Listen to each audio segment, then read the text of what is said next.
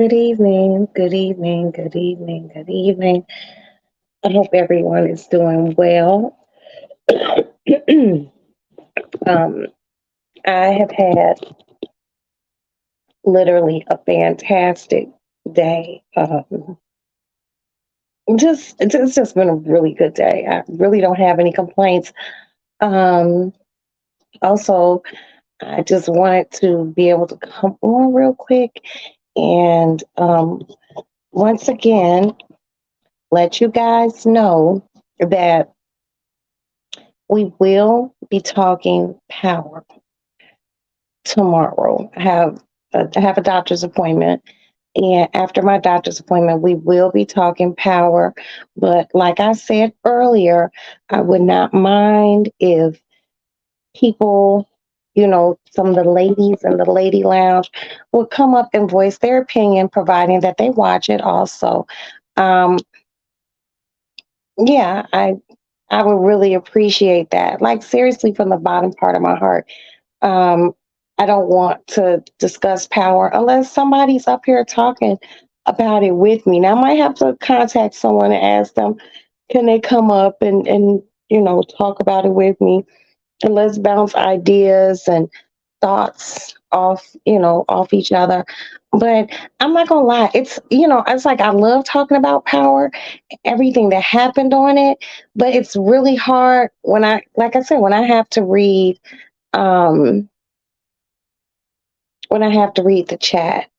And I don't want, hold on. My sister's giving away two freezers, one deep freeze. Oh wow.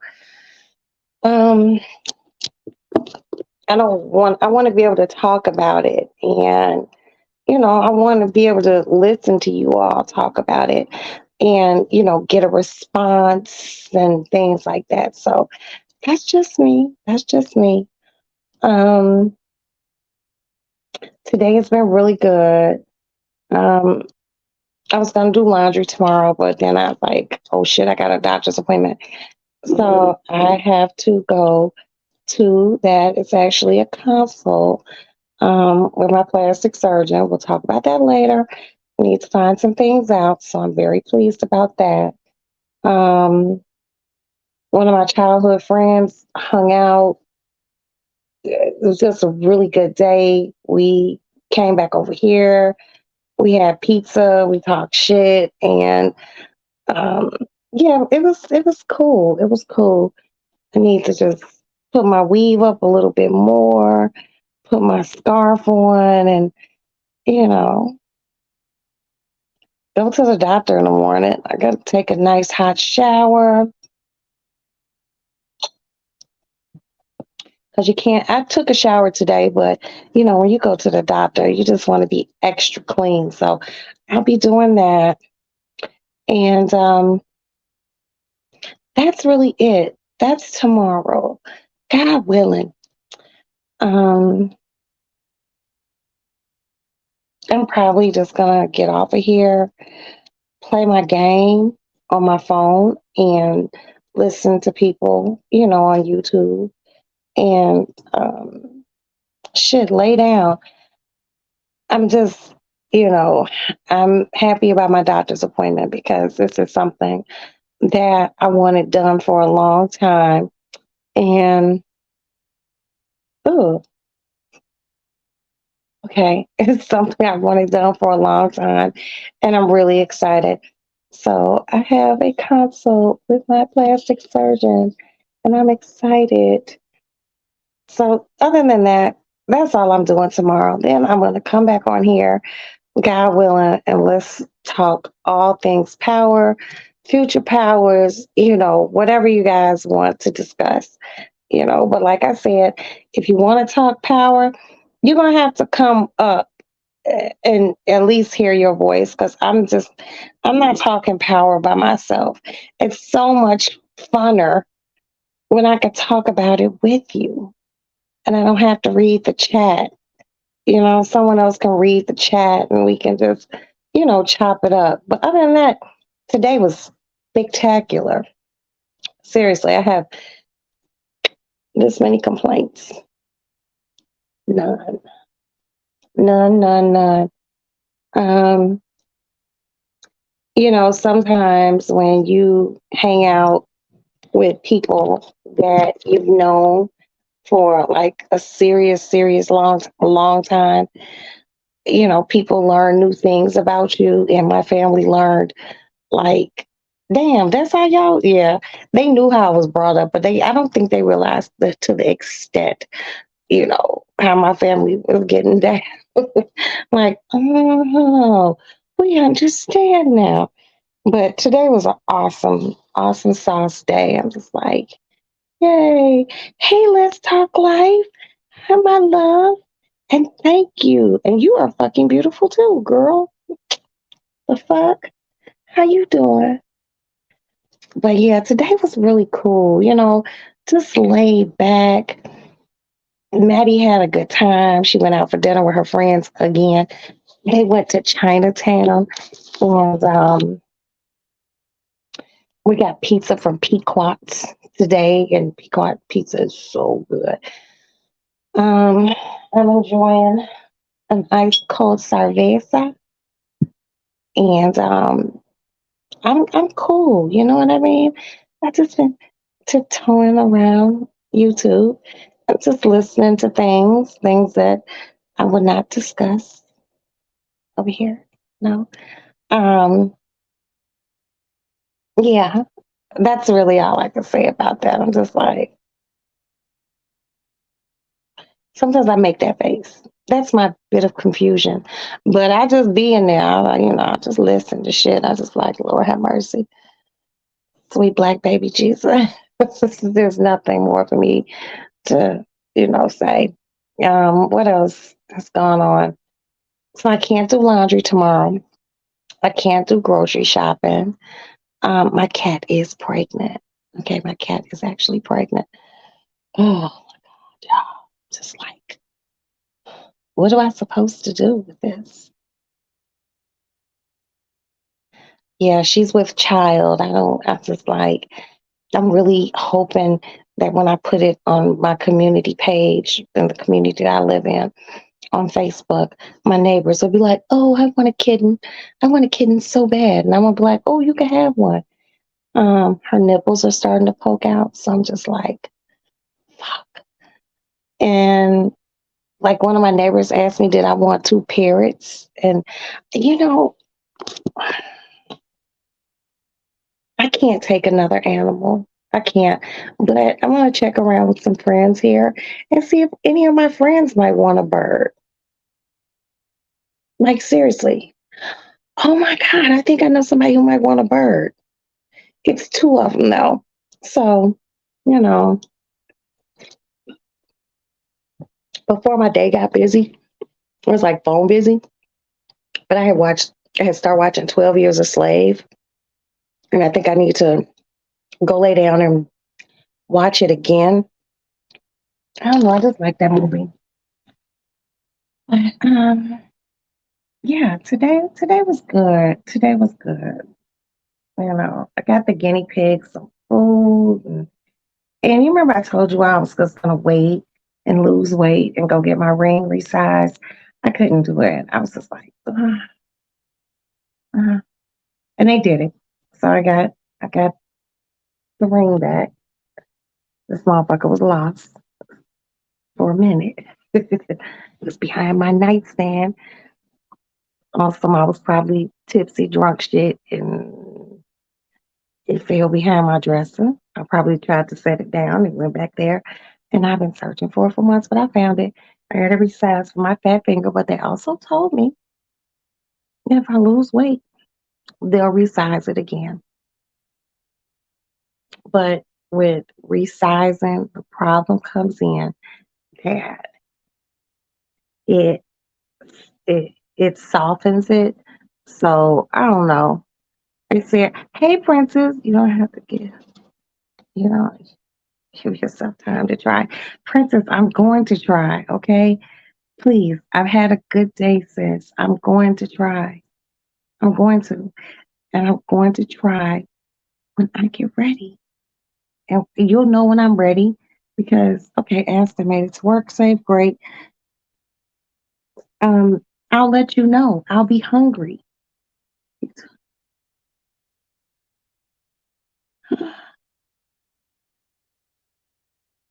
You much.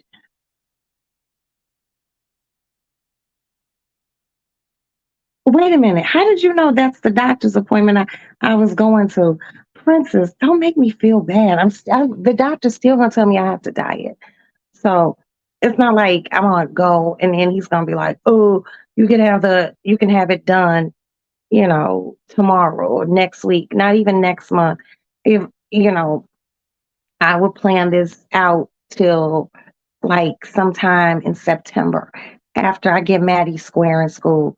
So this ain't something I'm doing right away, but I do have to go have my consult. And, I'm still going to curve and curtail eating certain things. I like to eat.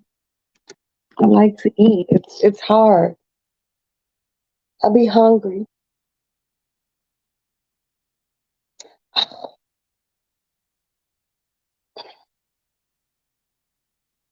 Hold on. Sorry, family celebration for one thing. Oh, I'm so happy. Okay, so I really love getting like DMs and especially good happy ones. And I just got a DM. And it's so crazy because I was just talking about I want to talk about power, but I want someone to come up on my you dig and talk about it with me. So a notification just came up. It was MovieBot. And yes, and MovieBot is all things power. So check MovieBot out, MovieBot. He gives breakdowns of so many different shows, and MovieBot is awesome. Please subscribe to him on YouTube, and you can also follow MovieBot on Instagram. So, yes, the princess has been listening. You caught me.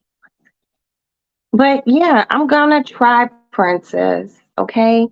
But when I tell you I want to go to Yardbird and eat, and then there's this other restaurant I want to check out during the summer and do some El Fresco dining and shit, it's just hard, okay? I'm gonna buckle down. I'm gonna do it.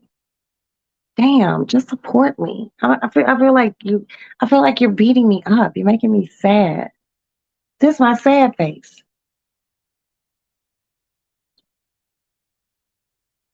Okay? Just give me a chance.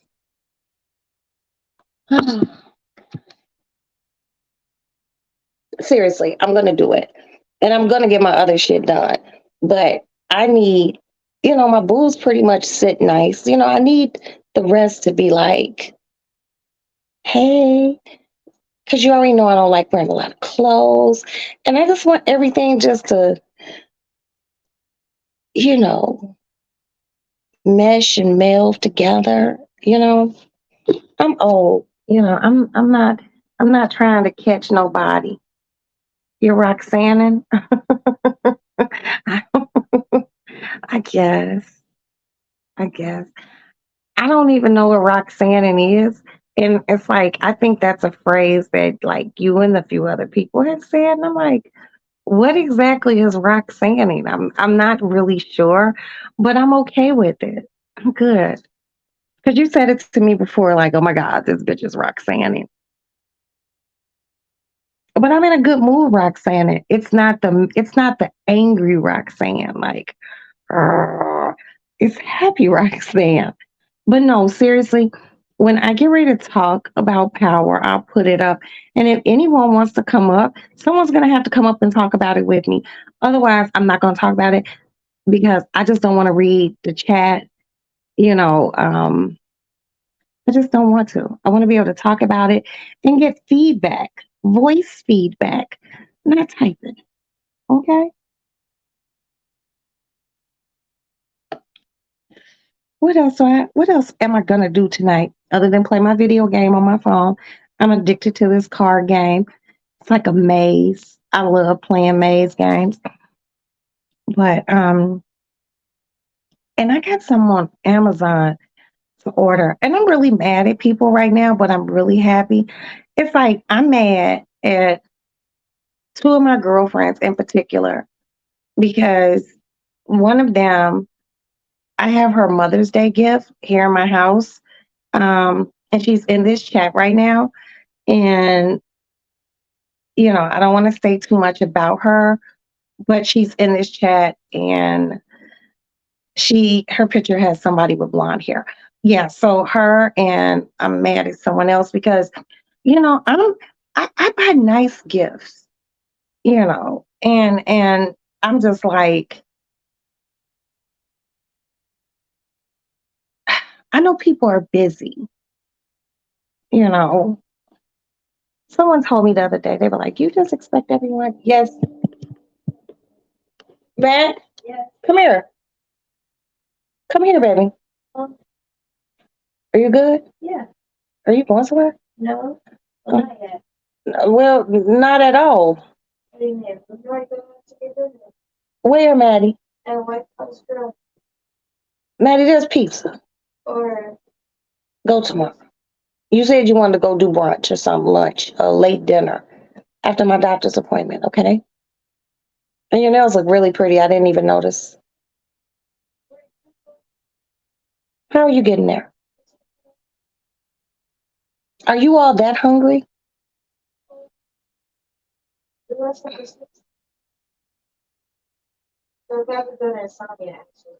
They're probably not open. In the morning for cookies? You better check the one down the street and even see if it's open. It's hard to explain, but no one can duplicate. Uh, I guess so. Uh,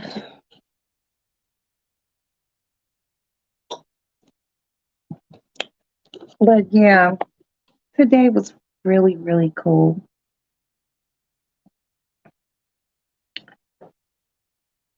Let's just go to this doctor's appointment. I think I gotta be there like 11 or something. What do I do? Okay. Hey, PMS. What's up, boo? Hey, girl. You know what, Princess? I know that you have your new place and you're getting things together and whatnot. And I'm really excited and happy for you. And I bought something for your studio. You know, the sooner that, the boxes are dwindling down, that's always a good feeling when you move and those boxes slowly start getting emptied and then you like open them up and lay them flat and you see a little pile of boxes start to get higher and higher. It's a real accomplishment because I know you said you wanted to get everything out and then, you know, do your kitchen design and I'm just really happy for you. You know what I mean?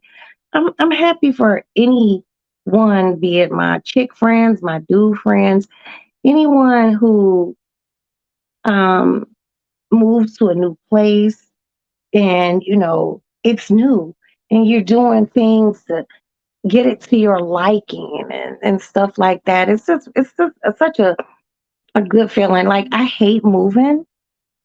Now I don't mind packing. It's the unpacking for me. Ooh, pardon me. It's the unpacking for me. But I've made a conscious decision that when we move out of here, I ain't packing shit and I ain't unpacking shit. I'm gonna pay someone to do it. I just don't feel like doing it. I want to be able to lay in my bed to the very last minute. I have everything packed in my room. I'll pack my own bedroom shit because I don't want nobody touching my shit. You know what I mean? But I want to lay in my bed to the last minute and be able to, you know, lay and watch TV. But yeah, I mean, okay, I'm gonna tell you one thing. You know about all those candles when I picked Maddie up from school. But my other gift for you, you're gonna be like, oh wow. And I think you might like it. I really do. I really do. I'm just like, because I bought three of them. And you know how fucked up I am and how I shop. It's so hard for me to stop. But I think you'll like this. I really do. You'll be like, oh, and it's so you. It's so you. Oh, I just want to tell you what it is, but I'm not going to.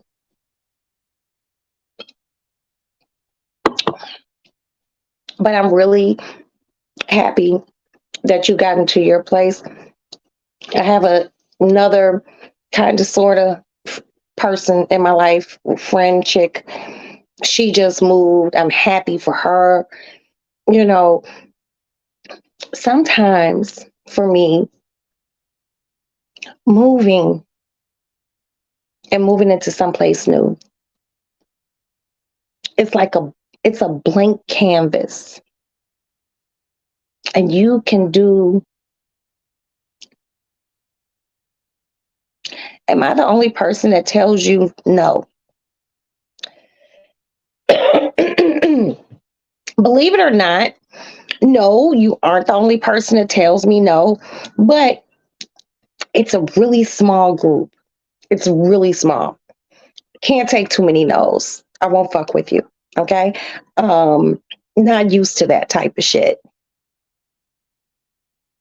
Like sometimes when people like strangers like doing something outside and they be like, no, I almost want to argue the point. Like, the fuck? But I don't. I'm getting better with it. I mean, it only took 52 years. What the fuck? No, I really don't know that word too much. That's other people's word. That's not mine. And there are certain people that I know are going to tell me no. I know.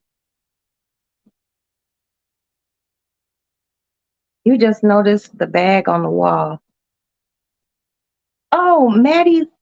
Oh, yes, girl. Princess did that for Maddie's prom. Well, graduation party. People tell me no and I start Roxanne. Yeah, I probably do. I just be feeling like, why tell me no?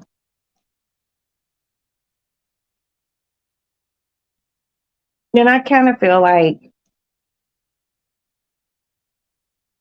when people tell me no,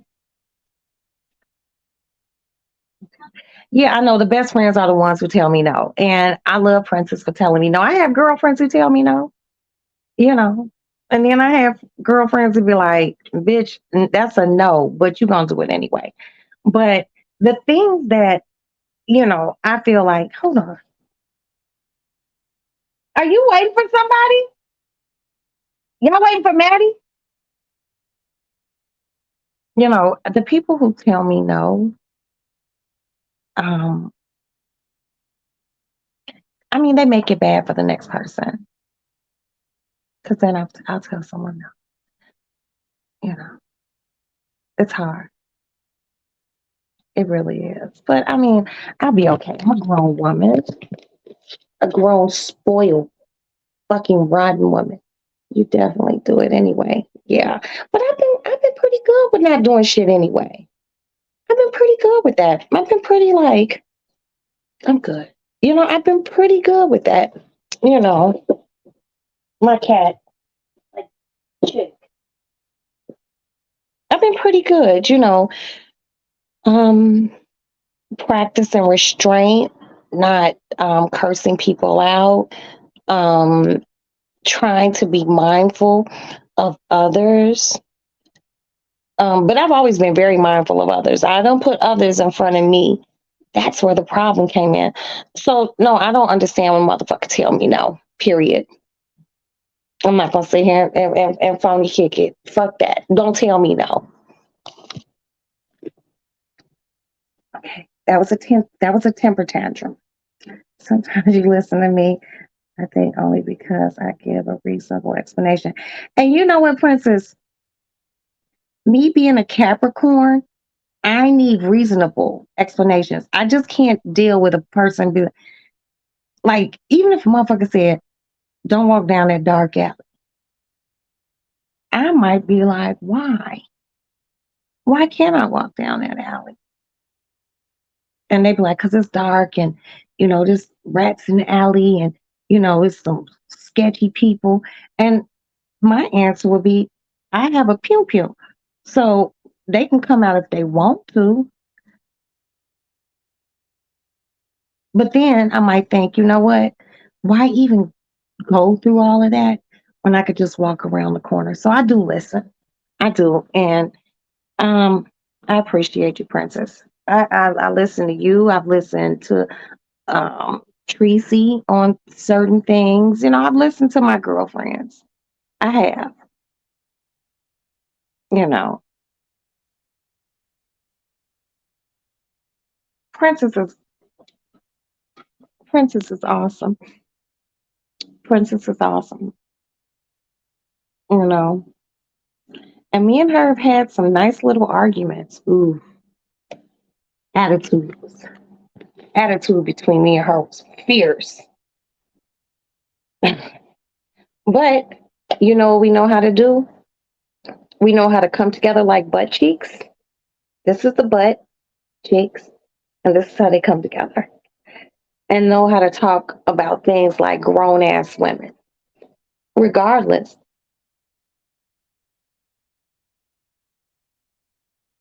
What you doing, Matt? Regardless of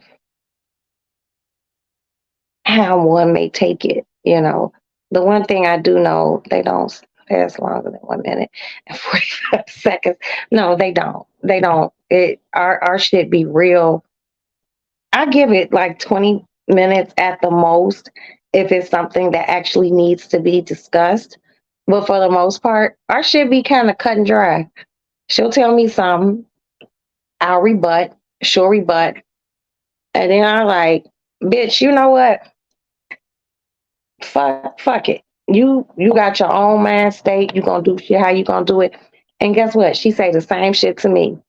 See, if motherfuckers could just do that, you know,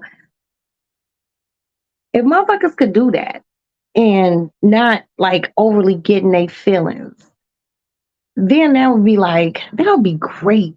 But I don't know. I know that my mouth can be real greasy, and I know her mouth is fucked up. Uh,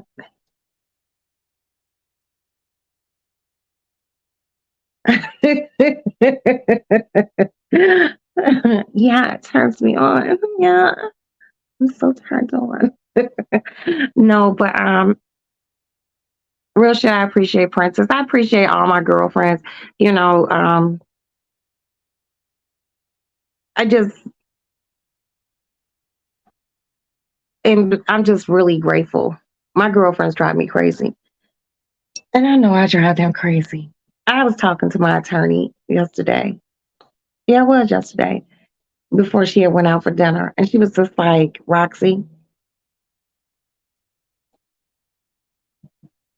never had a client like you. Now you're family."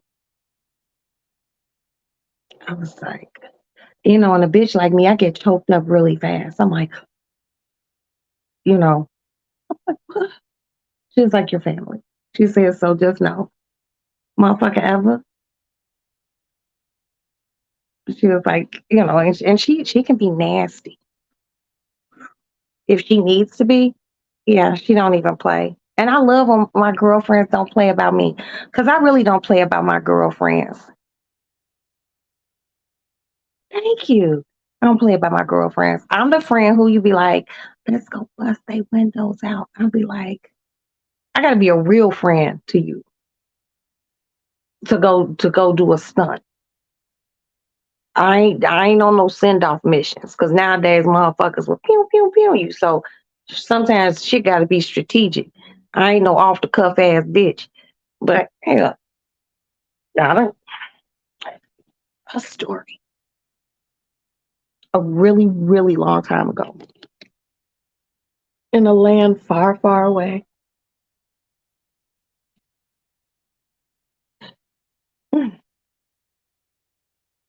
Me and a family member. Hold on. Lock that gate, baby. Okay. Hi, Yafe. Me and a family member went, she was having problems with a gentleman. Mm. She was having problems, major issues. But we were young, you know. So I thought it was like the end of the world. So when she was just like, gotta get him, I was just like, okay. And she's like, let's go do this, that, and the fourth. I was like, no, you can't do it like that. Like, he'll know we're coming. I said, well, wait. She said, what? No, we got to go do this now. No, suspicion will be on you. I said, let's wait a week. Okay. So within that week, the bitch was going crazy. She was just like, I was like, and don't call him. You can't. She's like, but Roxanne, we need to go do this. And, she's moving her shoulders and shit. No, bitch. Take it down a notch. Patience. It's not the fastest motherfucker in the race. It's the one who paces themselves to win the race, especially if it's a long distance race. This was long distance for her. And we waited. And I mapped everything out for her. And then we executed it.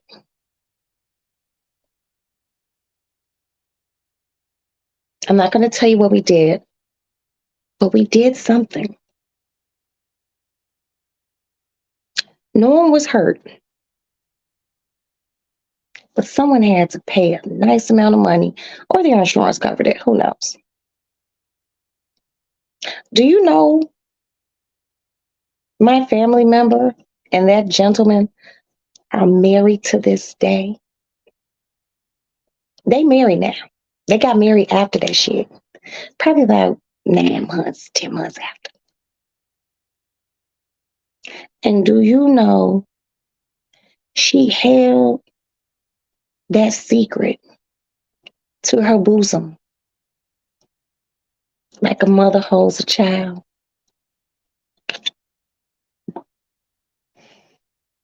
So back in maybe February, late February, March,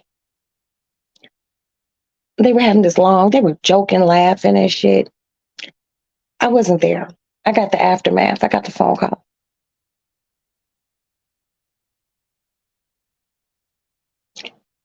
And she told him, you remember such and such and this, that, and that? He was like, yeah. And she was like, yeah, me and Roxanne did that. They called me up and he was like, Roxy, you raggedy motherfucker. He was just like, I would have never thought. I was, and that was the element of surprise. I told her, don't talk to him, girl. Don't talk to him. Even if he called you, and he was calling her too. This pre-cell phone, so that's how long ago that shit was. He was calling her. The bitch was getting ready to be weak.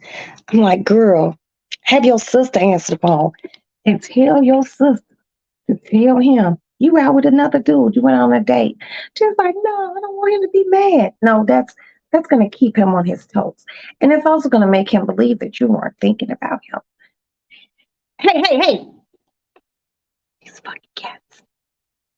And it all worked out, and she ended up married to him. See how I help? And he was like, I would have never thought that. He was like, man, he thought it was like he thought, because he was like, we was younger, and he was like a super hoe. And he didn't know what chick had did it. But see, my family member was like his main chick, but she was the one getting hurt the most. And then he had to go through some shit. And then he realized like, damn, I love that girl. She didn't have to get pregnant and none of that shit. And they got married, and they've been married longer than I have. They're probably 31, 32 years. So it's always been an element of surprise.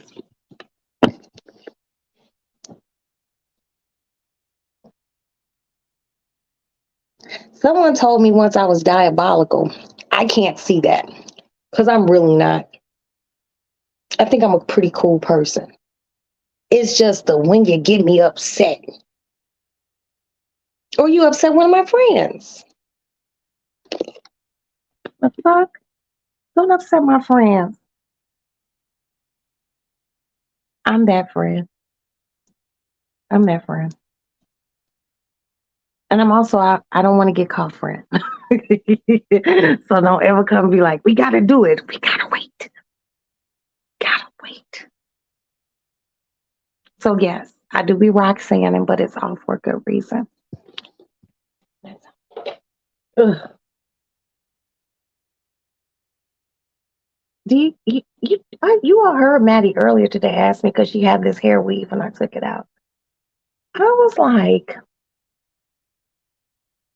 huh? No. I'm just gonna get her own. I'm so in love with this hair. The other hair was from the same place, but it got colored and it just lost, like, it wasn't this curl pattern. I love this curl pattern. So I'm just really happy. It's just that, I don't know, it's dark color hair. What else is going on? Oh, I bought a bottle of vodka today, right? So you all know how I get down. So I was minding my business. I was in this place called Benny's Beverage Depot. And I was gonna get my old standby Tito's. But then I seen this gold bottle. I was like, oh, that is pretty. I didn't even pay attention to the top of the bottle. Hold on, I gotta belch. What size is Maddie's shoe? Oh, I don't know. Let me go ask your niece. Because a bitch like me, I wear 10, so I don't know.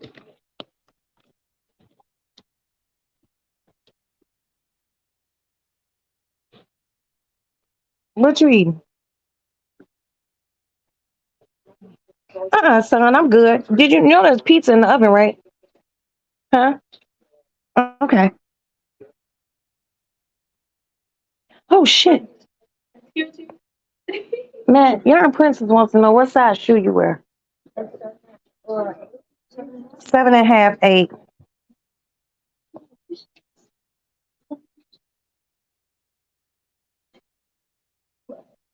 Are you talking about your mama? No, I'm talking about my friend.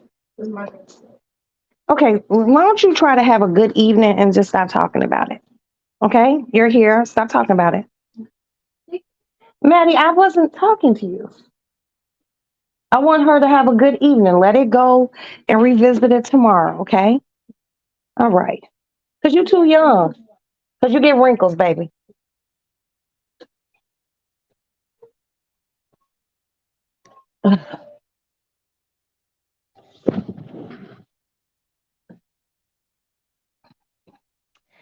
I just wonder,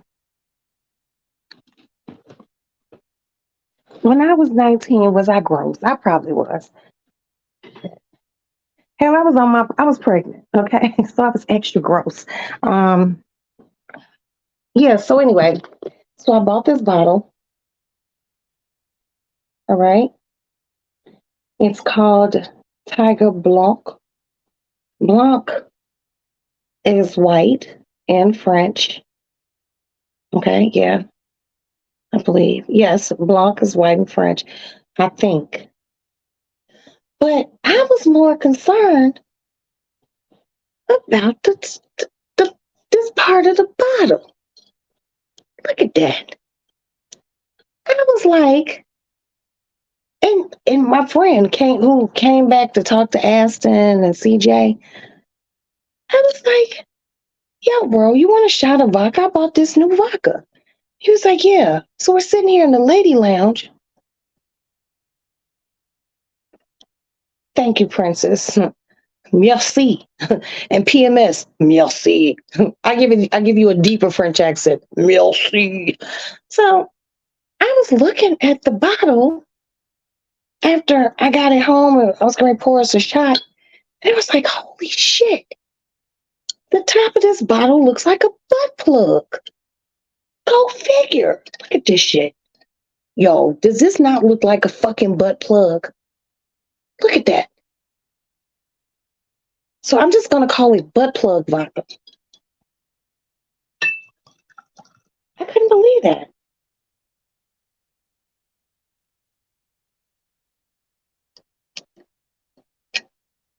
It's a butt plug.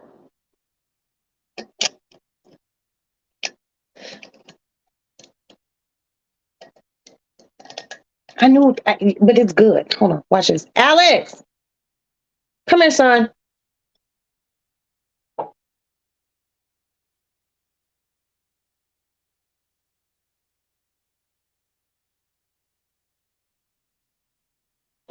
Yo, you want to see some sus shit?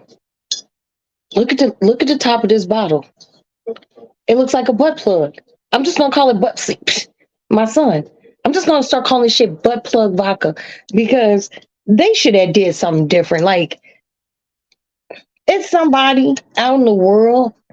I guarantee fucking you, who bought this vodka and was like overly freaky and was just like, oh yeah, I just yeah. So yeah, and this came with the bottle. The bottle's beautiful. Look at that. Look at that. But then it got a butt plug on top of it. It got a butt plug. I was just like, camera. Jeez. Oh, you said that was your voice. We'll see. We'll see. Yeah, I was just really shocked. I'm like, because homie's sitting right there, and I'm like, yeah, I got this new vodka. I picked it up, and I'm like, I'm taking like the little safety strip off, and I'm like, yo, I'm like, bro. He was like, I already know what you're gonna say. He's a white dude, so he talks like that. He's like, yo, I know what you're gonna say, Rocks. I'm like, bro, that shit looks like a butt plug. He was like, I didn't want to say it. I wanted you to say it first. I'm like, holy shit. So, I mean, it's actually a good vodka. It's very smooth. Um,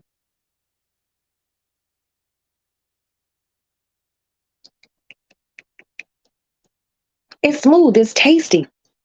It's just that it got this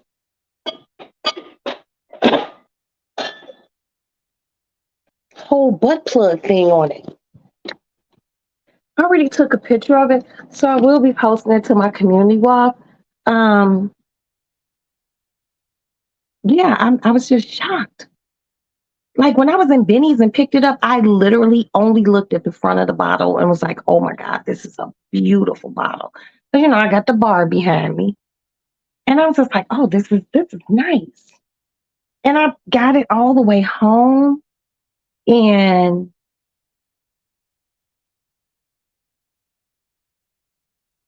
it looks like a butt plug. So I have questions. Okay, like with anything, there's always a design team. And there might be one person that's a design person, or then there might be three or four people. And these three people or four people, they work for this vodka company and they say, hey, we want you to design a bottle to put this new vodka in. We want it to be beautiful. We want it to be provocative. We want it to be this, that, and the fourth.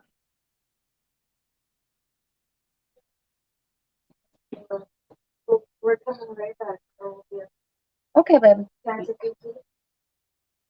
Yeah. Okay, my keys are hanging up like on that table where the thing is. So they're sitting around, people who do things like that, they know how to sketch. And someone sketched that top. I wonder it couldn't be just me. I wonder if when they sketched it, did and sometimes they sketch it and they'll be like, it looks one way on paper. Then they send that picture to a fabricator, like a glass fabricator, and the glass fabricator will make the prototype bottle that they present at board meetings and shit like that. I wonder at any given time that anyone say, does that supposed to look like a butt plug? Does that supposed to? Because that shit looks like a butt plug. Look, I know what a butt plug looks like. That looks like a butt plug, a little bitty butt plug, the beginner butt plug. That's a different story for another day. But butt plug vodka is really good. I just wish, or maybe, just maybe, they wanted it to look like a butt plug. And that shit is not Tiger. It's Tajir. Come on, my French lovelies. House of Princess in PMS. Okay, it's spelled Tigre. Not that I will be able to hear either one of you tell me the actual French name. I know it's Tajir. Is that Tajir White? Blanc is white. Okay. So I don't know. PMS, you might have to call the house and tell me. Um, just very Frenchly. I won't put your voice on here, but I need to know, why am I drinking a glass, a shot glass of vodka, and the top is shaped like a butt plug? I'm all for whatever you like. I ain't gonna judge it. Who am I to judge anybody on anything? But I feel some kind of way. Tarjay? No. Um, PMS, call the house phone. Cause I'm not getting it, sis. You can just tell me in French and then we can hang up.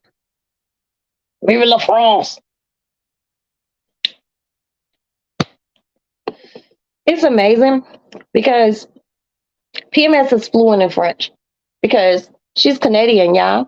You know, and Princess is somewhere in between Spanish and French. She's like C and we, you know? No, it's Tigre. Tigre. And you can write it a million times. Viva Quebec. Okay, Viva Quebec. That is our French Canadian sister, y'all. Shit. But I know you know how to pronounce that shit. Come on, PMS. Just call the house and tell me how to pronounce it. Because I'm drinking something with a butt plug on top. I mean, at least I should be able to pronounce the first name. I knew one part was white. Is it like white butt plug? Like, what is it? Hey, Val. Girl, Val. Ugh, Val, Val, Val. So I don't know if you're just getting here. And I love you too, Val. God damn it. And you know what? Um, I need you to check your DM. I sent you an article, a very interesting article that I want you to read. Yeah. I don't know if you've seen it the other day, but can you just check that out? I know you was busy. You and your family was doing the snack colorization thing. I'm like, I didn't get invited. But yeah, you all look very happy, and I'm happy you guys had a beautiful, beautiful time. You know, I be seeing people do that, but I don't think I would want to do the colorful thing. I think I would want to do like everyone bring something pink or black. But there's not a lot of black foods. Today they asked me to a try and mentor a Spanish girl in school. They have said racist things to her. And Princess, look,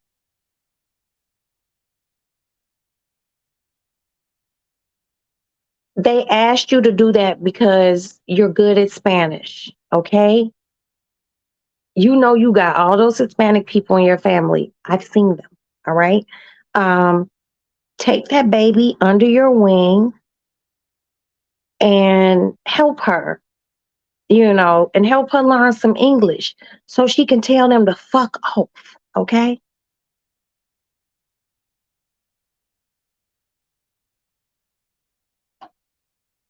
Mean ass American kids. See, that's the problem. That's the problem.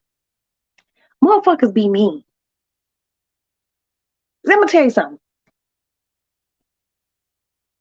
You said, wait, show me the bottle. Okay, I will open my laptop. Okay, tell me when you're ready, PMS. See, that's the problem. It be mean ass parents. See, my kids got a shitty streak to them, but my kids ain't shitty. And you know why? Because I'm not shitty. Now, you got this little Mexican girl at your school, probably here because, they bring in the migrants and people into the United States, and that should be fine. That should be fine, but she don't have to get teased. Stand up for that baby and teach her some English words. And like I said, one of the biggest ones, tell them to fuck off in English.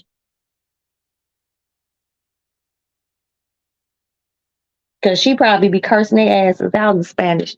She probably be like, Tinga tu madre.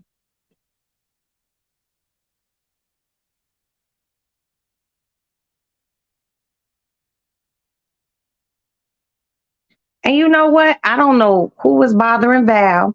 And I don't know if anyone's bothering you, Princess. But you know what, y'all? Block it.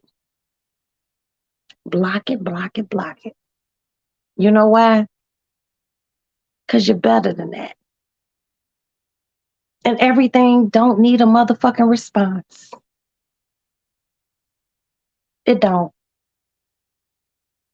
If it ain't paying your motherfucking bills, it don't need a response. It don't wake you up every morning. That's God.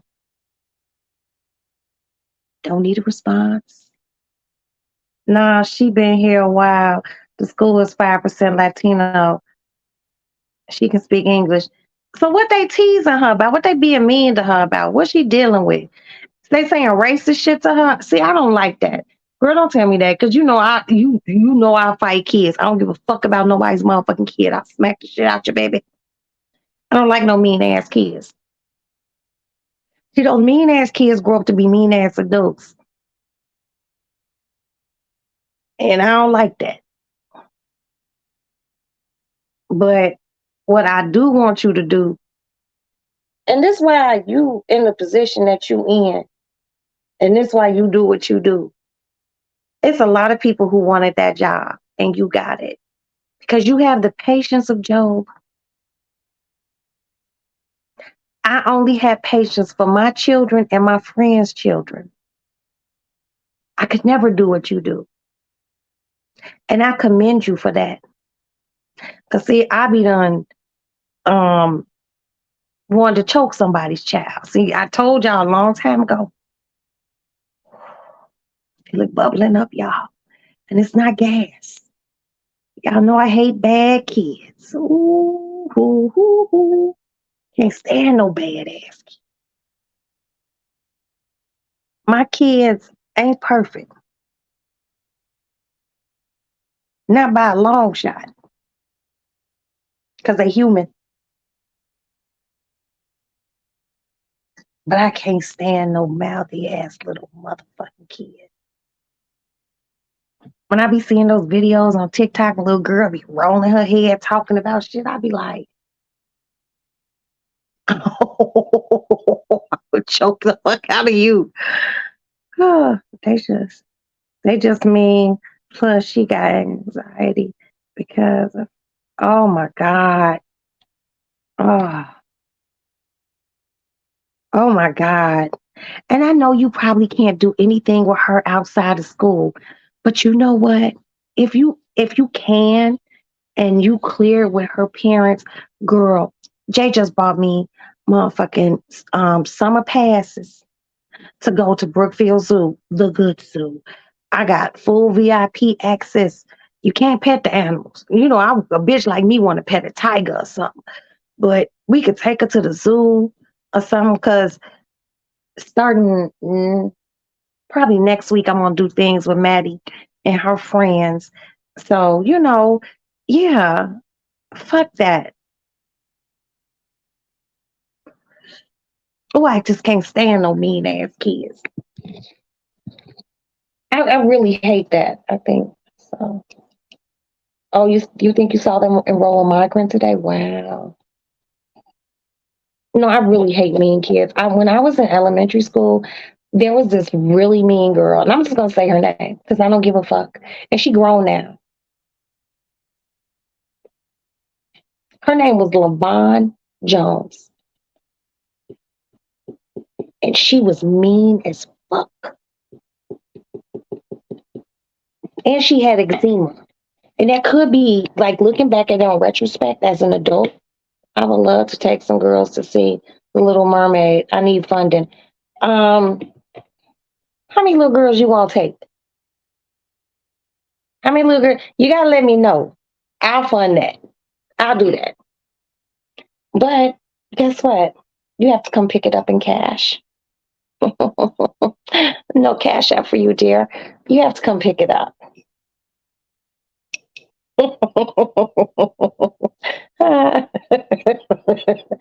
Wow, yeah. But I got you on that. Find out like how much it's gonna cost, and I will give you the money for it.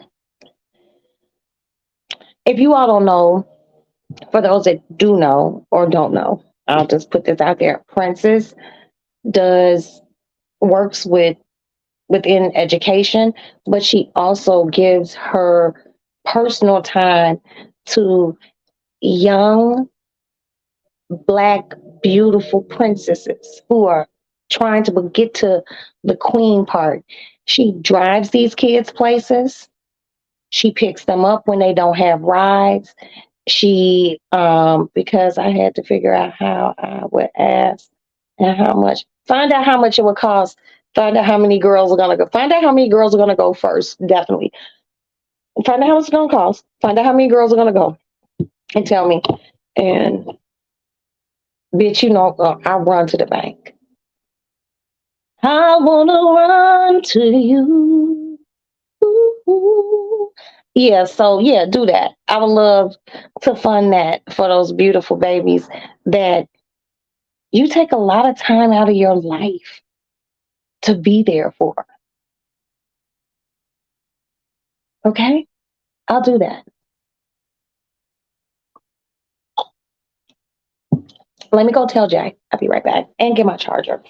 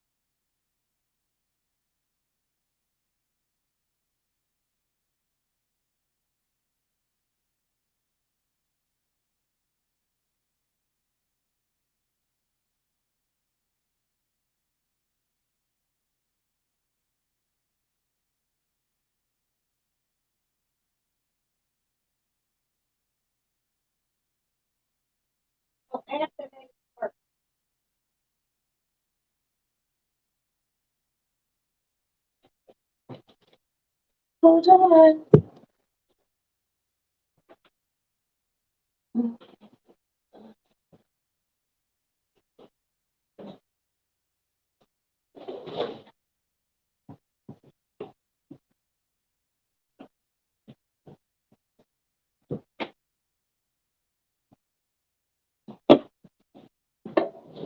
Oh, I'm back.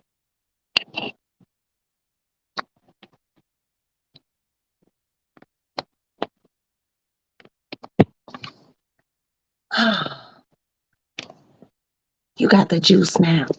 Okay. Okay. Open my phone up all the way. Ah, I got the big screen now. Hey, y'all. But, the concert asked me if I consider going to the concert today.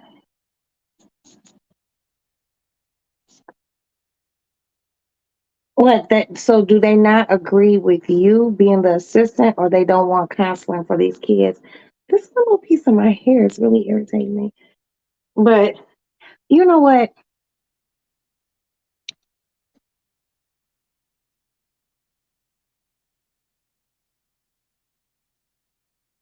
You got a new toilet light. I'm interested. Do tell. But no, Princess, I think you have a calling. And I don't think everyone has a calling. There are some people who have a calling and don't know how to get to their calling.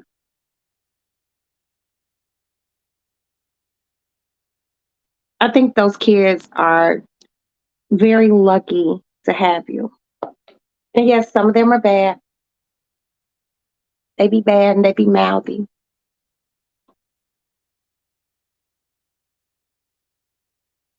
And you the right person. I always tell people God puts the things on certain things on his strongest people who got the strongest shoulders that can handle there's certain things I can handle like a fucking champ. Then there are certain things I'd be like, "Ugh," and I don't know how, you know. But you working with children is awesome. It really is. Because me, oh, oh,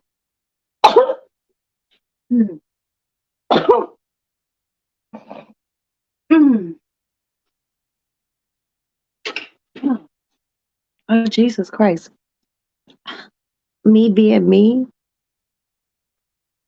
oh, I feel another sneeze coming on. Okay. Me being me, I can't deal with children, you know. It's just like for me, there are two sorts of kids in the world, and people be like, "Oh, Roxanne, but sometimes kids have issues," and I understand that. I just can't deal with mouthy fucking children. I don't like smart ass kids. You know, I don't like no grown ass kids. I just like I'm so ticky when it comes down to kids. That's why I'm so happy that none of my friends, because we some old bitches, no one has no little kids. You know, like it would be, especially if they were bad. I would just be like, I told y'all a long time ago. One of my girlfriends, she would come visit me, not here. It's when I lived out south, and she would bring her child, and he wanted to sit under her, and we were having grown woman girlfriend talk. And he would cry, and mama, mama, nana, mama, da, da, da, da. And I'm like, get out. She's like, I was like, no, you have to go. She's like, why, Roxy? Why? I was like, because this little motherfucker, you one room over. Here's the living room. Here's the kitchen. And then there was Maddie's room. And then Ass's room. And he crying like you gonna leave him. Trust and believe me. I had to tell little homie, baby, I would not let her leave you here. Okay? She don't believe in spanking. She's not a spare rod, spoiled a child motherfucker. I fucks kids up. I'm the wrong house. Don't ever ask me to babysit your badass kid, grandchild, because I'll tear their asses up. And I'll let you know. So don't be mad because I had to pop them on the legs. And if you want to fight, we gonna fight. Then I'm gonna get you arrested. It's just that simple. Okay? I got too many goddamn children. And I don't believe in abusing children. But shit, some kids just need a good popping. That's why all these kids running around crazy as hell. Ain't nobody pop their ass. I talk shit with Maddie, but I am not Maddie's friend. I am Maddie's advocate. I am Maddie's fan. I will facilitate all things good for her.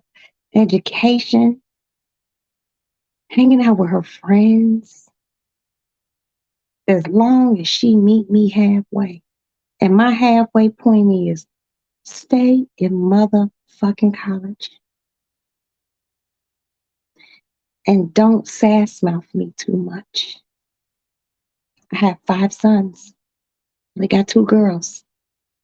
And I will punch any of them in their motherfucking mouth. This is why I can't deal with other people's children. Because I just be like, and you gotta break them when they little. How you break a puppy? I hate to say it.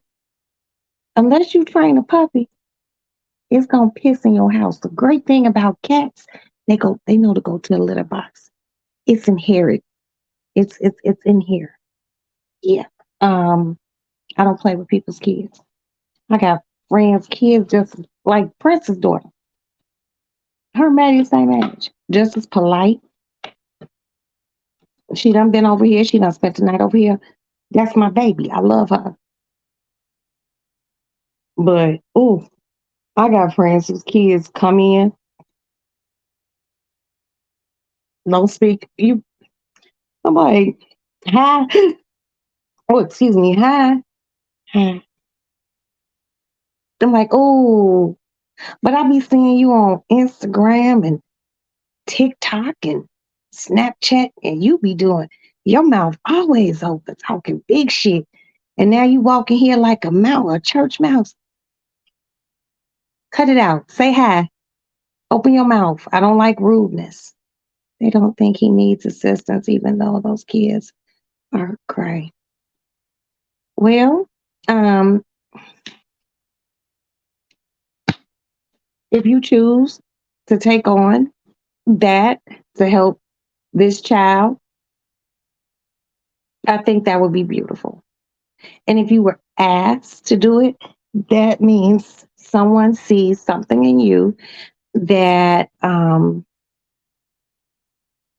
they feel like you're capable of doing that and handling children and whatnot. My kids. Yeah, you got good kids. Your own kids are great. I don't know about the other ones that you work with, but you break them down little by little. You give them these life lessons. And I'm not gonna minimize it and say these little lessons. You give them big lessons for little people, and they realize how they should and shouldn't treat people. And I think that's beautiful. Uh-huh. I really do. Hold on, y'all. Let me turn on my flamingo and my R. Hold on. Ugh.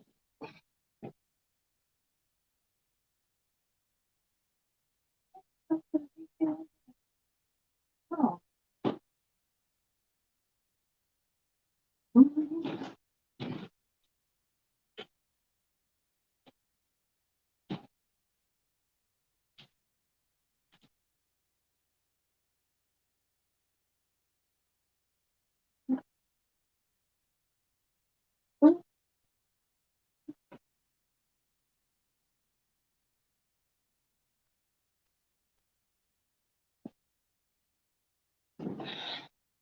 I bought these.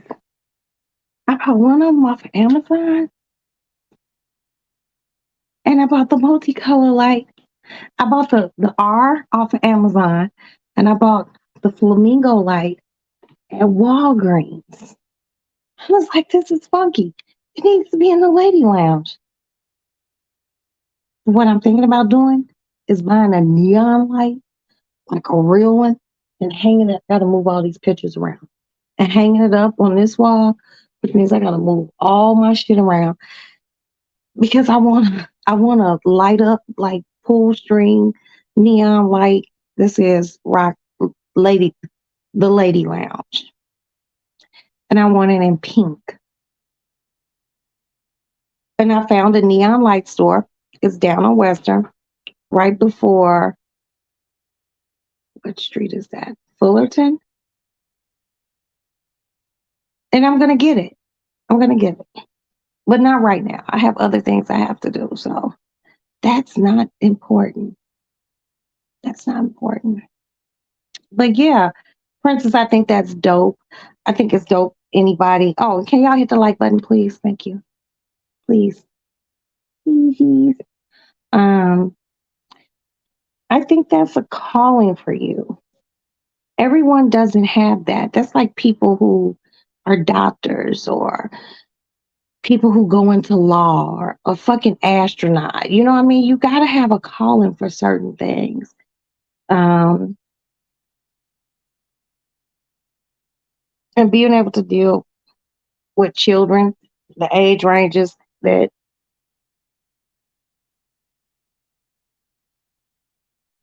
you deal with children is amazing. Always pat yourself on the back, B, because I couldn't do it. I couldn't. I couldn't.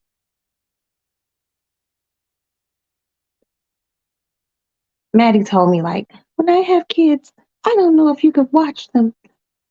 I'm like, why? She said, because you would pop their hands. Okay. You still alive, right? I ain't never seen a good hand popping. Fuck a kid up. Now you locking kids in closets and shit like that. Yeah, little homie gonna be fucked up. But a good hand, leg, good old leg popping because they did something wrong. Okay, this thing is this light is distracting me. Hold on. Okay, off on. I just wanted to stay still. Hold on, y'all. And my nails so long, I don't know if I could do it. Oh shit. Okay, that's better because like that flashy thing, it was gonna make me like get upset. But yeah, I don't know when it happened that like parents got scared to like pop their kids and shit like that. I remember parents used to come up to the school. I think I want a little disco ball in the studio. I think that would be dope. I think that would be dope. Yeah, I think I like that. Here's the disco ball.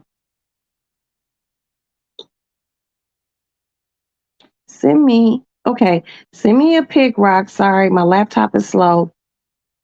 Okay, I'm just gonna show you the bottle and you can call me and tell me the correct pronunciation, the very French way. Because I want all that French. Ah, la français. Oh, mon Dieu. Yeah, I want all that. Um, hold on, let me get the bottle as soon as I finish this. But yeah, anyone that can work with kids is awesome. Awesome. I just can't. I remember when I was a teenager and I was a lifeguard. I was a lifeguard at this beach here in Chicago. And I just really would get mad because it was always some hard head ass kid. So when you would be in a boat and the boat, you're supposed to keep it just stationary. It might be two boats, it might be one boat. And no one could swim past the boat because it gets deeper and in Lake Michigan there's a drop off. There will always be some slick ass kid who think because they could swim underneath water, they could swim in a lake. Lake Michigan is a very beautiful, dangerous beach. Um, there are a lot of undercurrents, undertows, even when you don't see them. And you have to know water and been, swimming in it and shit to really know how to circumnavigate swimming in that lake. There will always be one badass kid who would fucking go under the water, swim past the boat, and they done made it out there far enough where they got to come up for air, and then they try to put their feet down, and there's nothing there. So now I got to jump out a boat, go get this little raggedy motherfucker, and swim into shallow. And when you are saving someone who is drowning,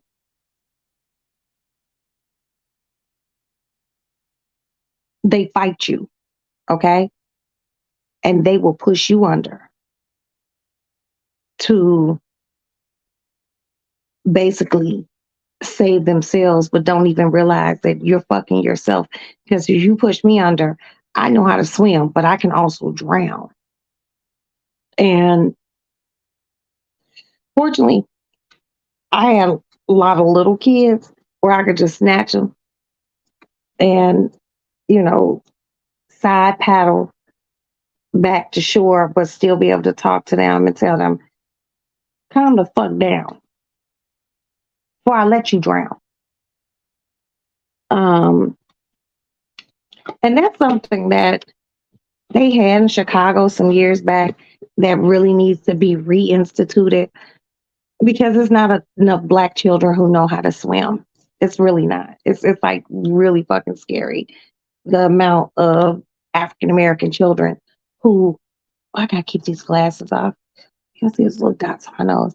It's like a lot of African American children don't know how to swim in the United States.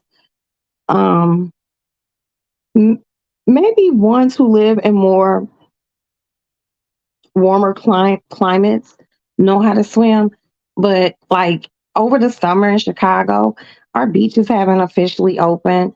And oh my God, my glasses are so dirty. Our beaches haven't officially opened, and nor have our park district swimming pools. But when they do, I guarantee that on the news we'll see like 8-year old drowns, and and there are lifeguards there. But it'd be like so many fucking kids that one lifeguard or two lifeguards might be distracted. You're dealing with kids too. And I'm not going to lie to you. These newfangled, Mo used to be a lifeguard. Okay, that's my baby. I have to work with college kids at the end of the summer. Oh, okay.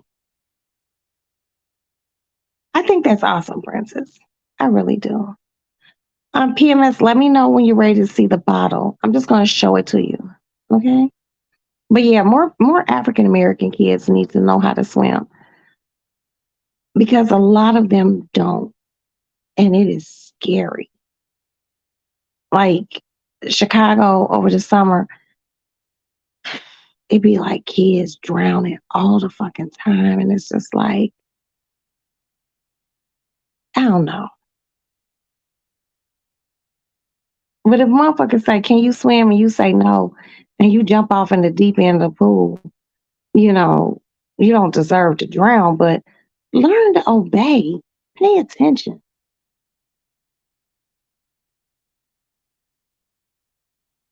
Pay attention. Okay, PMS, you have to let me know when you're ready to see the bottle with the butt plug. Oh, AT2, you been in here?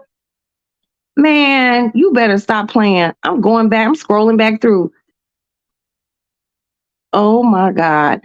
Good night, AT2. I love you. Um, and if you was in here, AT2, you could have said hi, nigga. You just gonna say good night.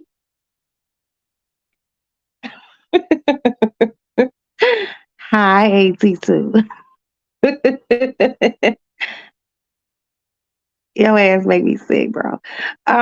They can't swim because they don't have a place to swim.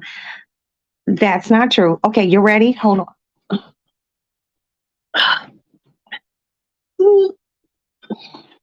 Okay, here goes the butt plug bottle. All right.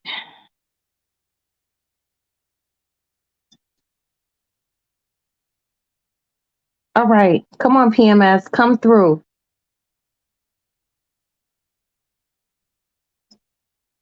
Can you see it?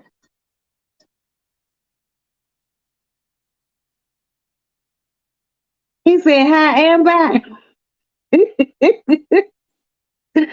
Well, hi and bye to your ass too. Wait, there we go. Oh, maybe I should turn it this way. Maybe it goes this way. I don't know, but here it is.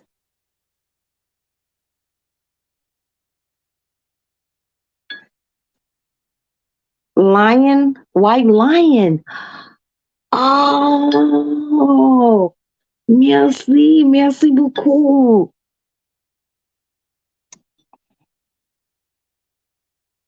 Well, I be damn.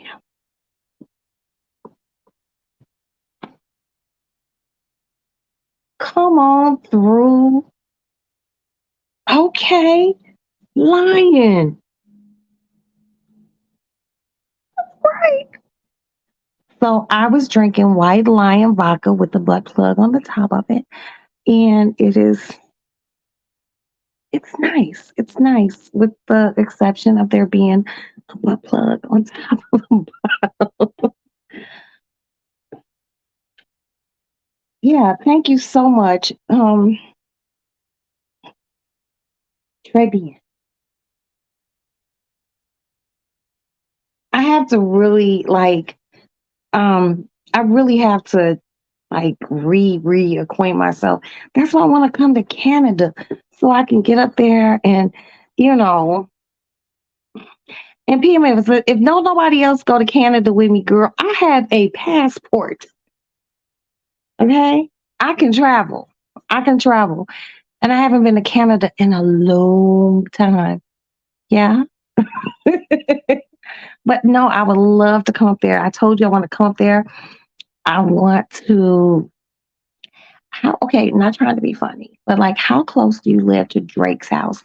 I know it probably sits way back off a road or something, but I'm willing to ring the doorbell. Just like, hi, I'm Roxanne. Can I come in? And be like, call the police on this bitch. But no, I want to come eat poutine. I love it. I love, oh my God. You all know I'm so Chicago. Okay. I love Chicago. It's my first love city, but I love France. And, Canadians speak French. You know what I mean? Yeah. Yeah. It's just, I don't know. It's just been so much going on that I just can't even find time for myself.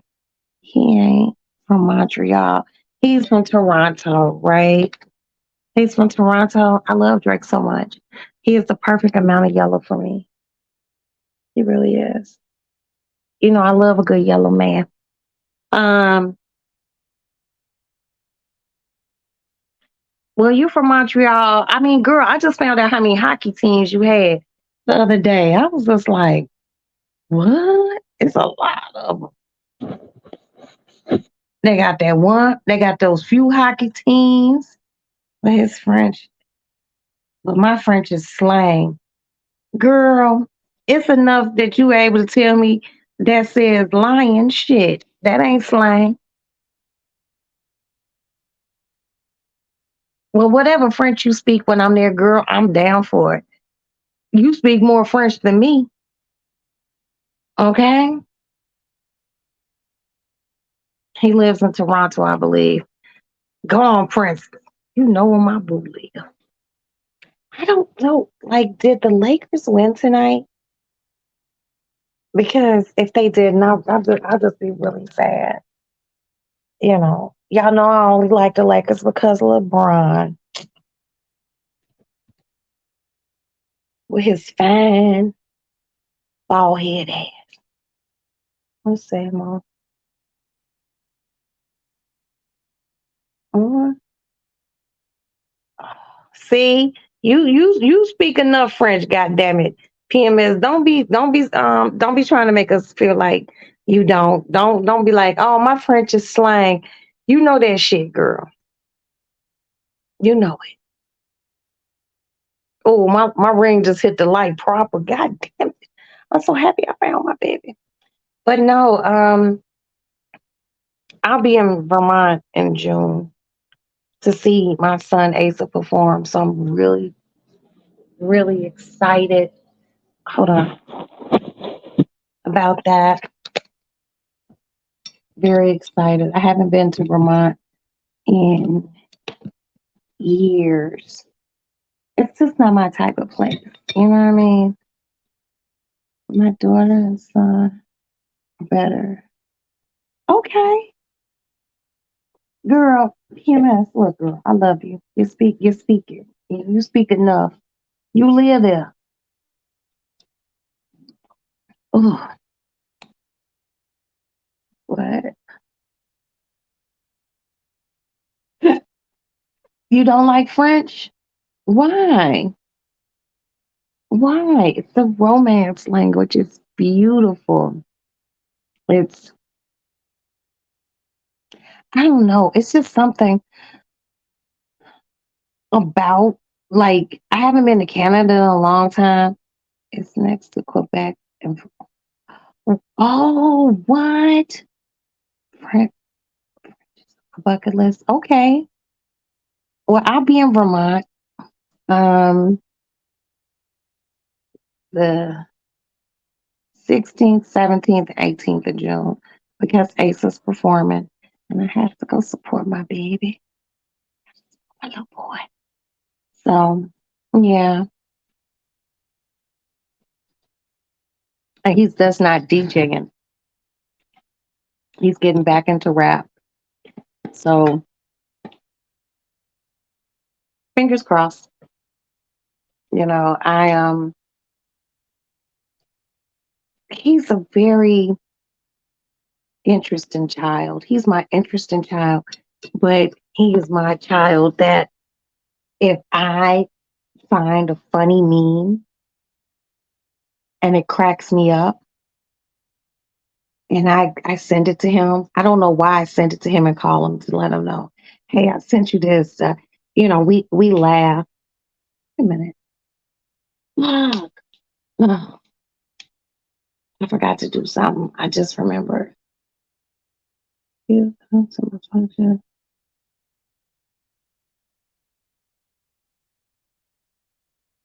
Be black and bling. If you come to what function? What function are you having? It's black and bling. I can do both, like black and bling. Girl, let me know. I'll come. Shit.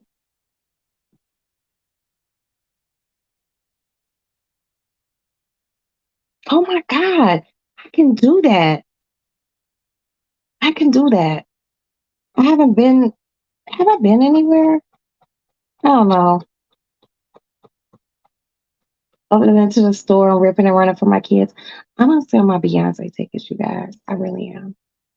Your birthday? Yeah, I'll come to your birthday. I told you I will be back on time for your birthday and I will come to your birthday. Because you're not having a picnic. I mean, not picnic, you're not having a barbecue. So I'll be there. Okay, I'll be there.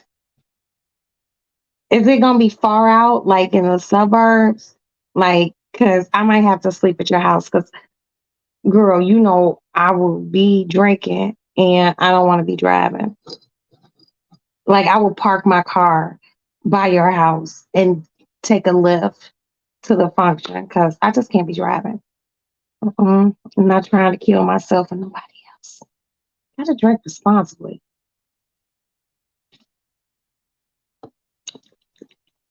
And then she also, Princess is a Gemini. And you know what's so crazy? Everybody says that Geminis are crazy.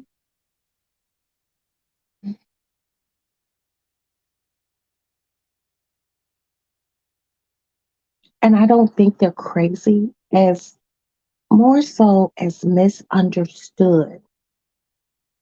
Because I've met some miraculous Geminis, especially some women. My father, my stepfather who raised me in the south suburbs, but not far. Okay.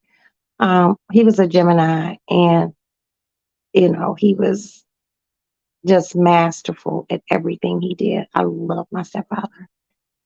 Half the reason why I don't understand the word no is because of him. Blame him. I mean, okay. Um, but I have some like my goddaughter's mother, she's a Gemini, you know, but they be moody, like they like sour Geminis are like sour patch kids. First they're sour, then they're sweet. You know what I mean? I gotta belch. Hold on. Excuse me. Um, yeah, that's what Geminis are. Sour, then sweet. Ooh, I don't know. I'm a Capricorn. So I'm just like, I'm better than you. Okay. Like in Harvey. Okay. Yeah. I'm a Capricorn. Um,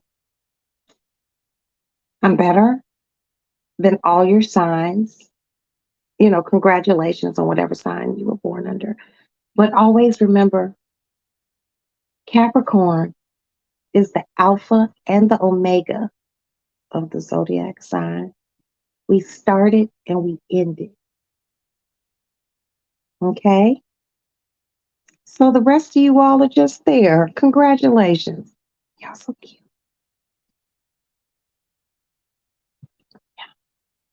I'm a human sour patch Kid. Yo, do not make me go get a shirt made. I might get that made for your birthday. Just a little t-shirt, because you really are a sour patch kid. Because you can be on the phone talking real nice, and then you get real weird. I'd be like, whoa, hey, I got another phone call. I have to go, and I have to get off the phone with you. Because that Gemini shit sometimes be a bit much. I'd be like, the fuck? You funky ass Gemini. But y'all do have a funky ass attitude, but y'all okay with me.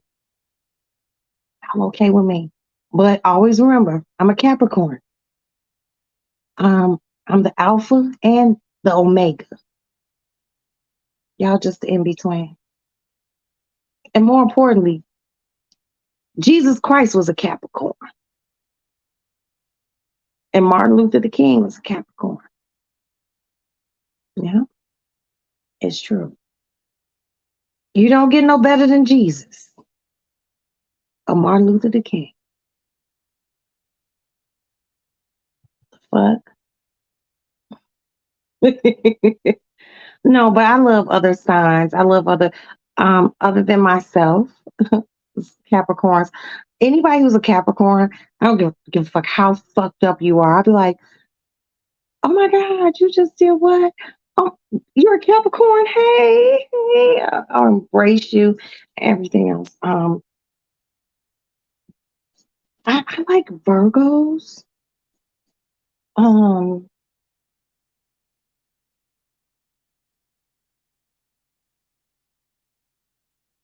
I like Pisces. I get along with Pisces. Um, Aries, like Aries men, are the worst. They're horrible. They're horrible.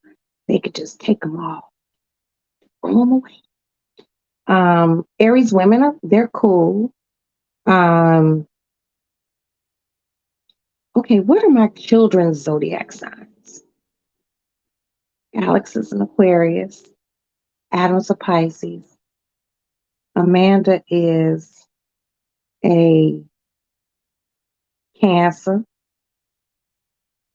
Ace is an Aquarius. Jack is a Scorpio. Aston's a Libra. Maddie is a Taurus Gemini. She is a cuss. I'm sorry, PMS. Okay, I said Aries women were fine. Throw Aries men away. Okay.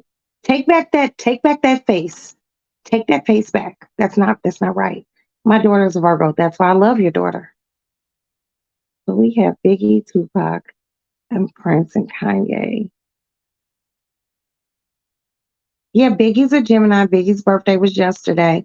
And if Craig had still been alive and we were married, we would have been married 28 years. Yeah, crazy. But I mean, I don't know. Gemini men are they're just different. I can like Gemini women are like way cooler. But my like I said, my father who raised me, my stepfather, he was a Gemini. He was an awesome fucking man. But he had Gemini ways. You know what I mean? And you know, people have ways about them. And people be thinking like that zodiac shit, be like, oh, that's just bullshit. No, it's true. It's true. You know, I think sometimes certain things are just like in the stars, man. It's in the stars. And, you know, I just know that off the rip, there are just certain signs that I'm gonna clash with. Like Sagittarius, men or women. There is something that we butt heads because something about their sign, they are dishers, but they can't take it. And they don't like to be wrong. Unfortunately, we even have Trump. Wah, wah, wah, wah, wah. Um, like said, like if I had to say, like I could be probably cool. I could be cool with Sagittarius, but their acceptance level of them being wrong about something, it's like they got to know they're wrong and then like come back at a later date and then be like, yeah, I was wrong. Like, what's the problem with just not like admitting that you were wrong from the get? Does it hurt? Does it hurt a little? Oh, I hope it doesn't hurt too bad. You know, but I mean, I'm a shitty ass Capricorn.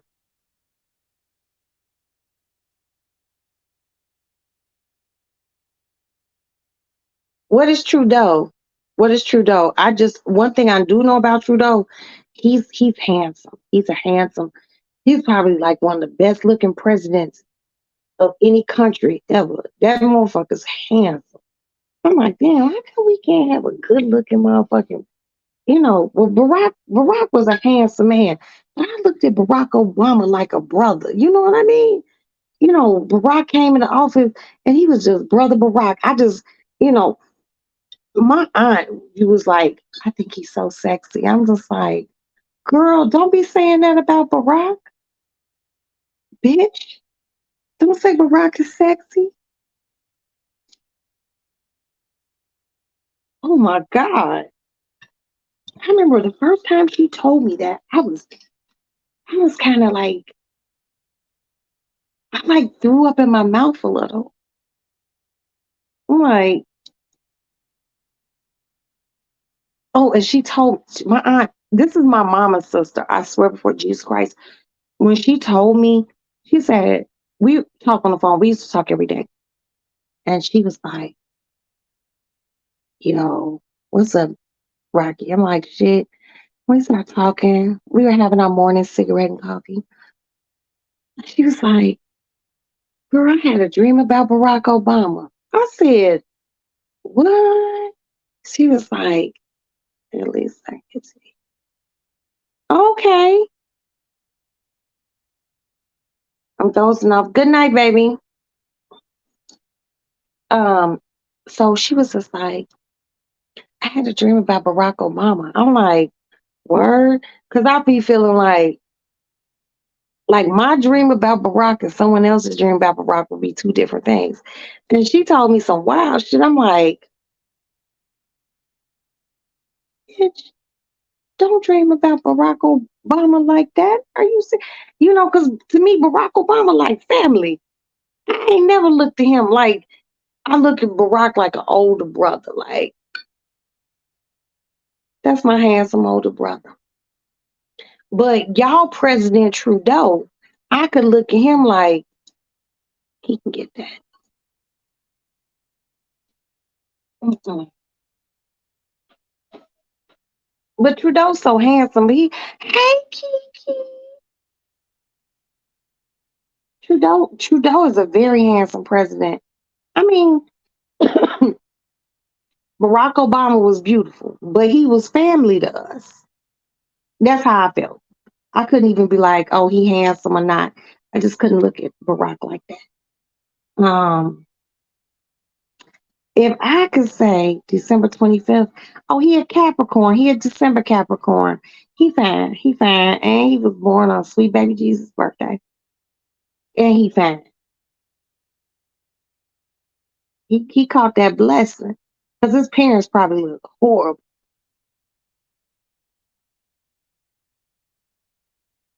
Now, y'all know who I think is really sexy.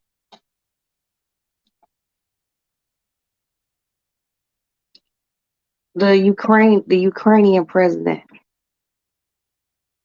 Zelensky, or whatever his name is. That motherfucker fine to me. He very sexy to me. You know, he ain't never overdressed. That motherfucker look like he always ready to fight. And I just find him very sexy. Did you talk power yet? I'm not okay, Kiki. I'm just gonna tell you because you wasn't here, sis. I'm not talking power unless somebody come up on the panel with me to talk about it. I'm not talking about this shit by myself up on here no more. You motherfucker gotta come up and talk with me. Because I'm not gonna talk about it. Because I can't talk and and and read what people are saying. I need a co-host. I'm not doing it by myself. We love you, princess. You get on to sleep so you can get up in the morning and go take care of those children and guide them into learning and love. Cause you got learning and love for them. All I got is a switch. Okay? I got a good switch.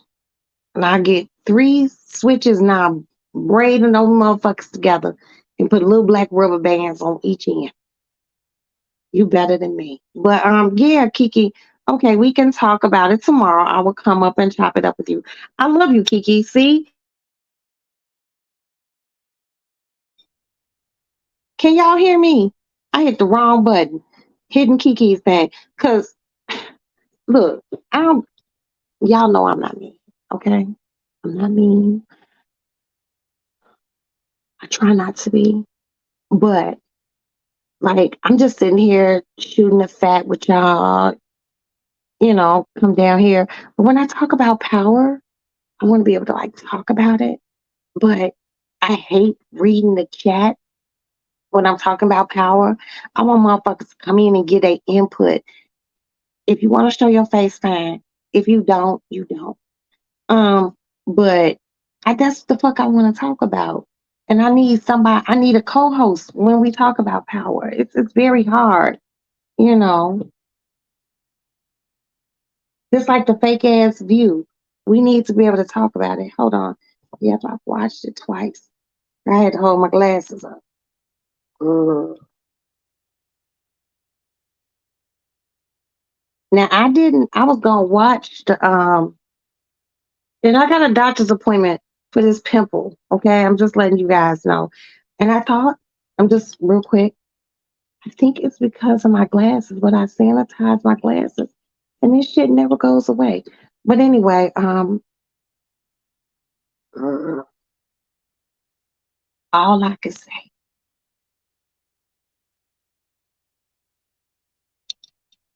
is Tasha shot Monet. And I love Mary J. Blige. I just don't like her character. And she ain't gonna die, but I hope she do. But she not.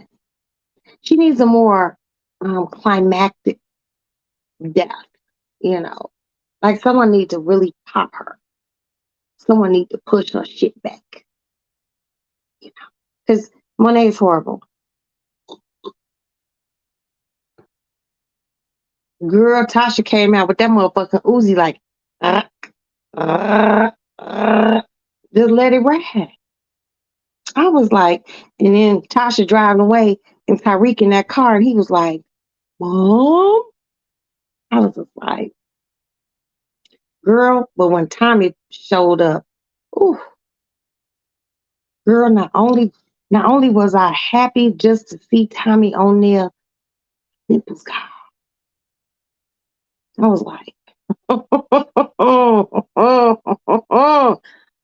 well, yes, I was like, I don't know. Tommy is just so sexy to me, but it's just a role.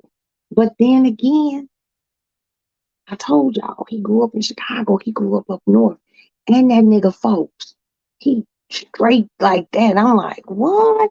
He folks. He all blue and black. hmm I don't even think he folks. I think he GD. Because he definitely ain't doing BD. So I don't know, but he from up north. He from up north, and I just feel like he's a great actor. But I think this whole his role as Tommy, he got that shit, honestly. Growing up where he grew up, I know where he grew up. And it's really crazy because there's, like my homeboy today that I grew up with, white boy, grew up around nothing but black people. They got a different skill set when you've been around black people from birth. Not you moved into the neighborhood and you was like 11, 12. I'm talking about like you've been around black people since y'all could play outside together at 3 and 4 and 5 years old. So his role as Tommy, I think he done he seen some shit here in Evanston. Most motherfuckers in Evanston come outside. They come this way. They come south. They go downtown. He probably had friends out south, some friends out west. So he was around black people because you just don't be able to act like he too convincing. He too convincing, okay? Hold on, Kiki. I gotta highlight everything you say, girl, because I love you. Um, I just think that Tommy's acting skills, and his name is not Tommy, real name. His acting is fucking stellar. You know what I mean? Okay, Maddie's on her way back home. His acting skills are stellar. It's just like how Al Pacino,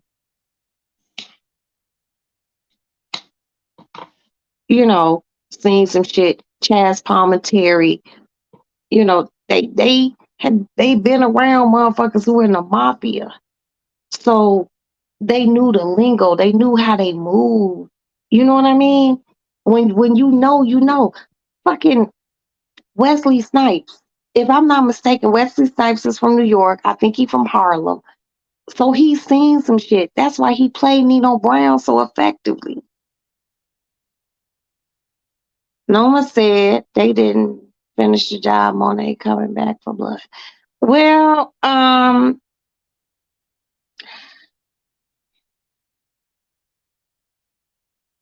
Monet got to get well and get out the hospital first. That's one. Two, if she don't know Tasha shot her and she think it's Tyreek, My thing about that is, see, unless you watch the leak release of episode 10, all I can say is, you know, when they see you got, I can't even say nothing, B.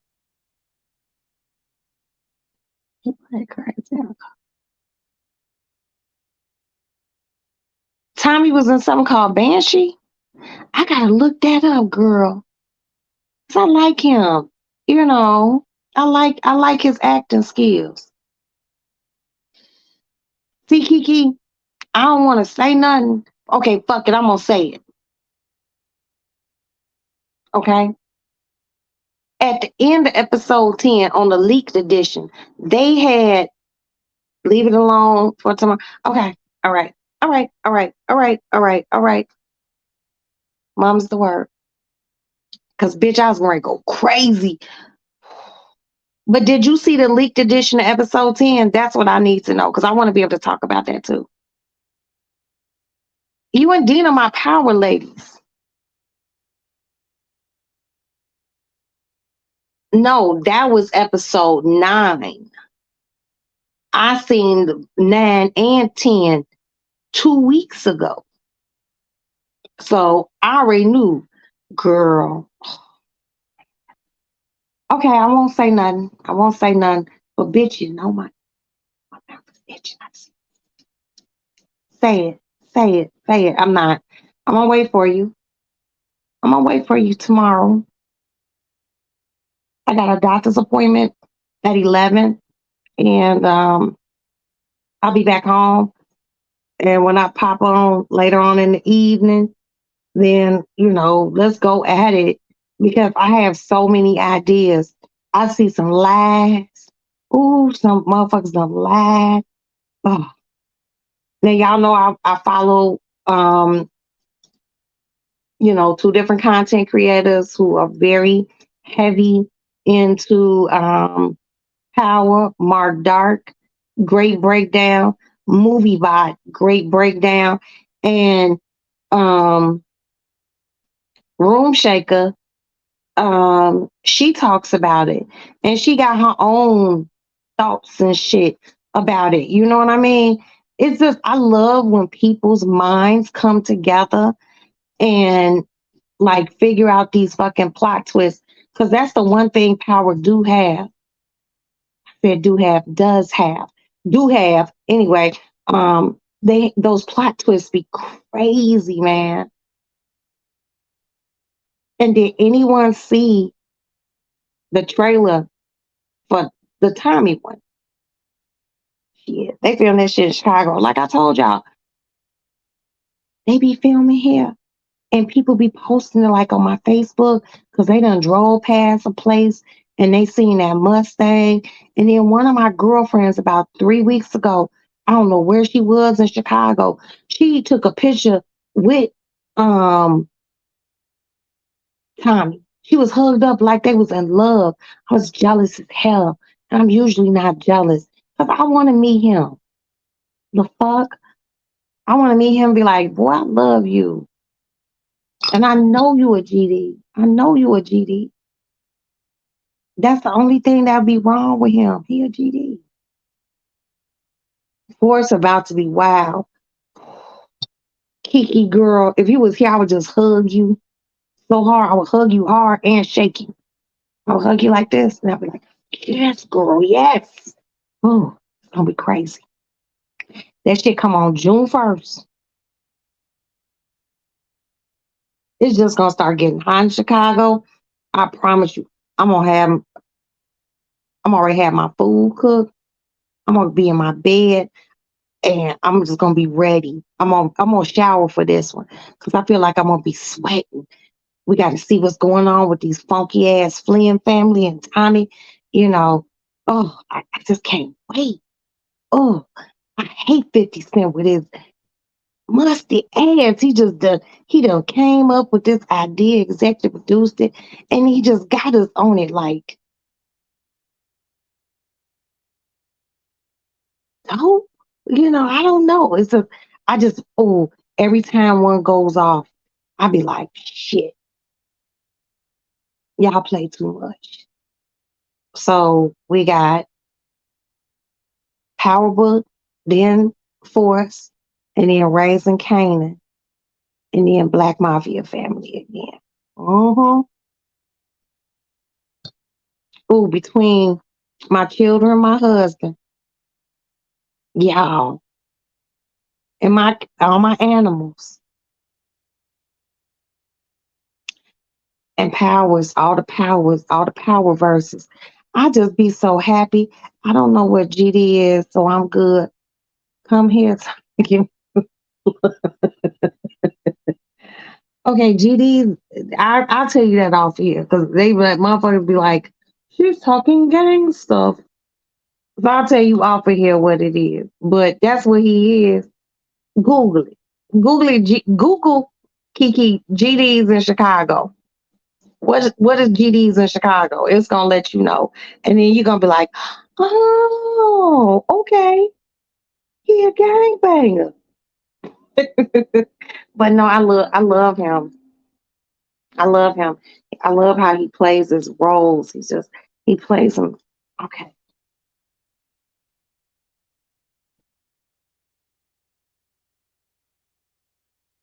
he plays that role so well. He plays that role so well. But there's a lot of things that get filmed here. Can you hear me now? Can you hear me now? Let me know, Kiki. Can you hear me? I'm not going to say anything else until you say you can hear me clearly.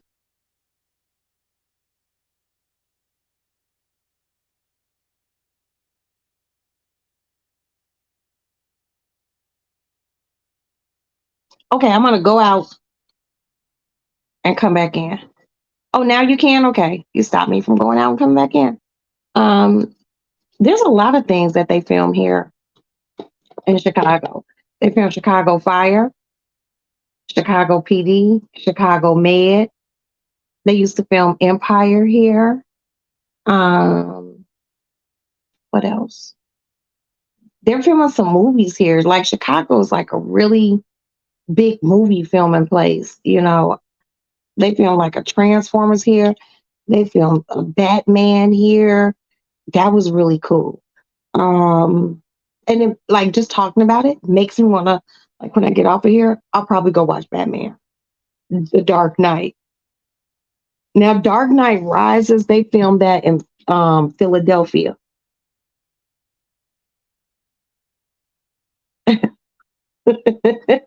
Okay, Kiki. No, Google it, Kiki, please, please, please. Okay, because if you Google it, you can see where he gets some of that swag from. I promise you. Can you do it for me, sis? Please, pretty please. Yeah, but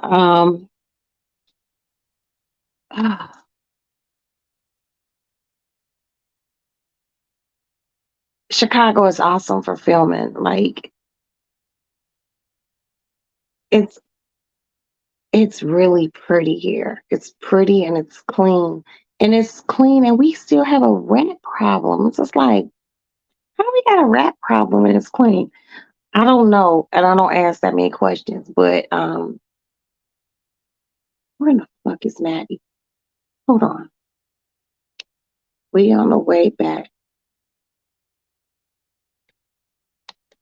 Okay, she says she on the way back. Like, she better not make me call her. I'm gonna call her because I don't want to be worried. Hold on.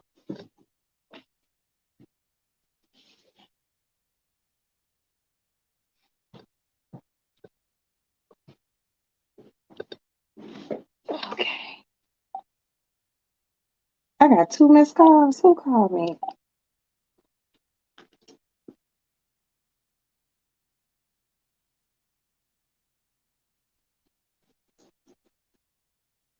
Hey, how are you guys getting back? Okay, baby. You got the house key? All right. Love you. Bye. All right. Okay, they in the lift. All right. Hold on. I gotta go pee.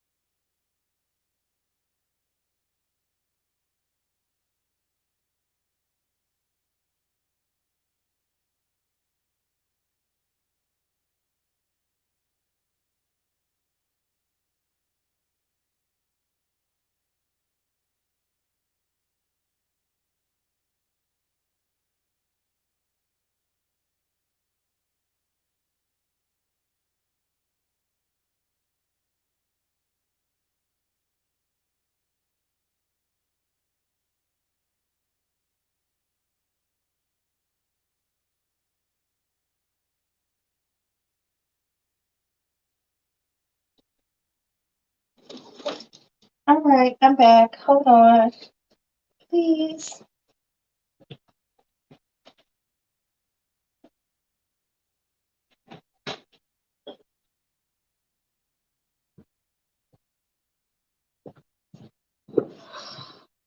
I'm back.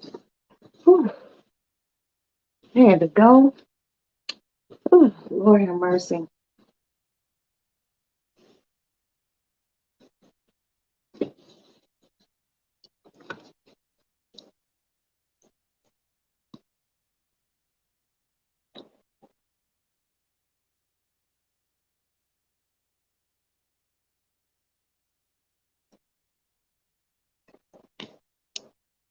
Mm, there. Look, freshen up on that lip gloss.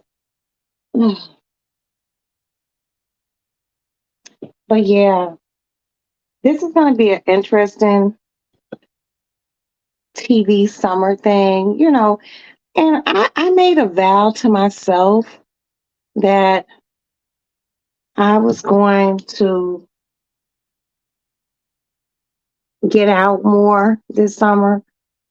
As long as I'm at home, to watch my shows, because I'm a real stickler about my shows. Tuesday nights, I watch Finding Your Roots on PBS with Dr. William Henry Gates. It's about celebrities tracing their roots back. I like things like that. I love all the powers. I don't watch any of the new Law and Orders. I only watch the old ones. Um, I watch a lot of Investigation ID channel, First 48, shit like that. That's like this is really my shit. Then I watch movies.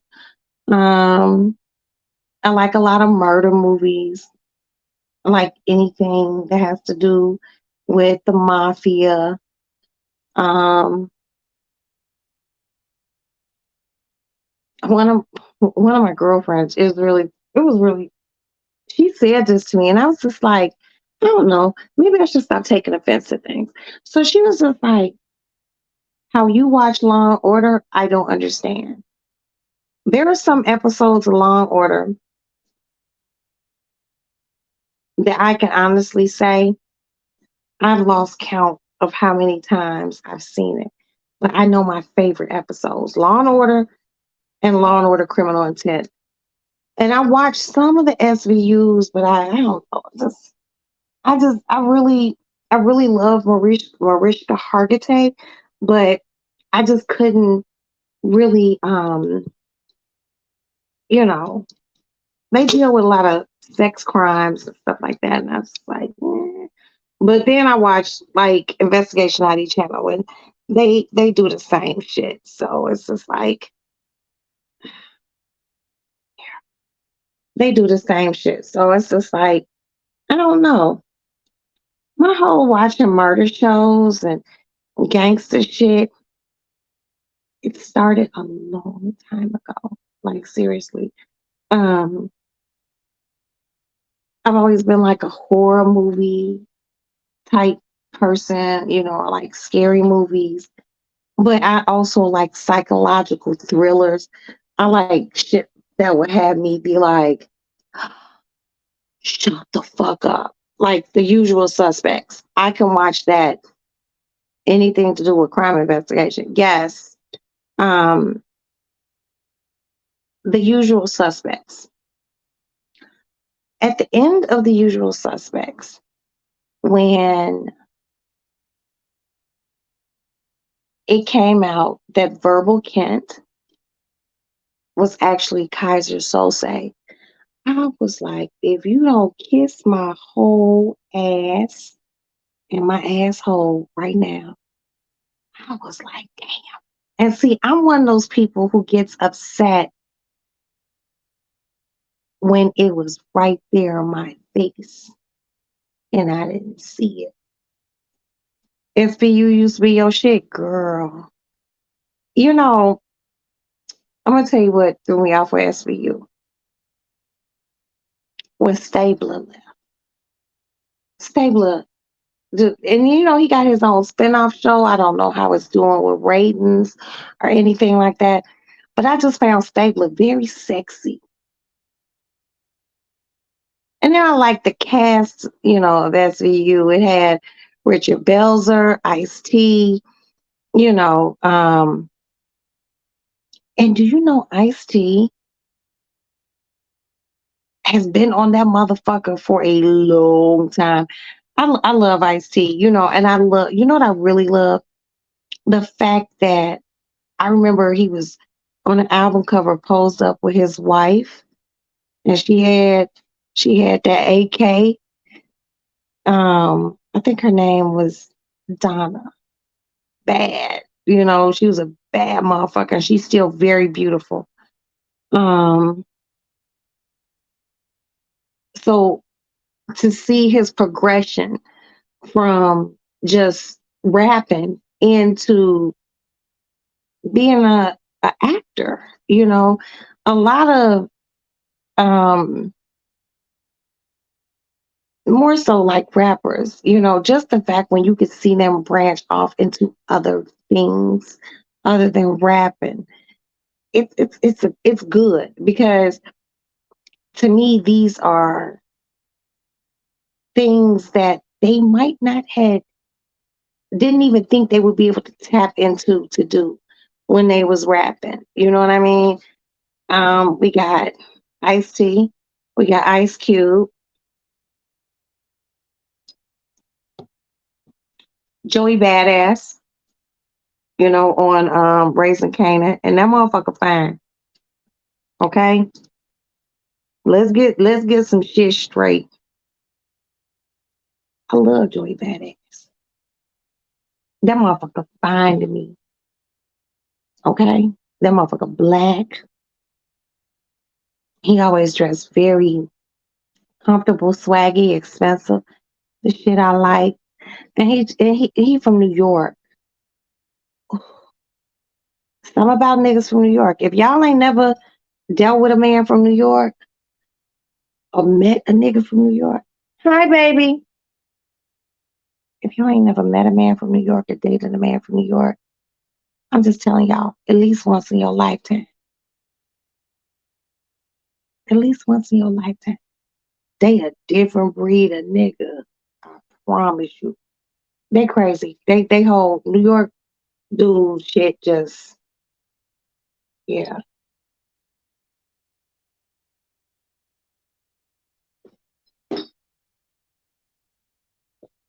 It's oh, come on. Yeah, New York guy shit is just.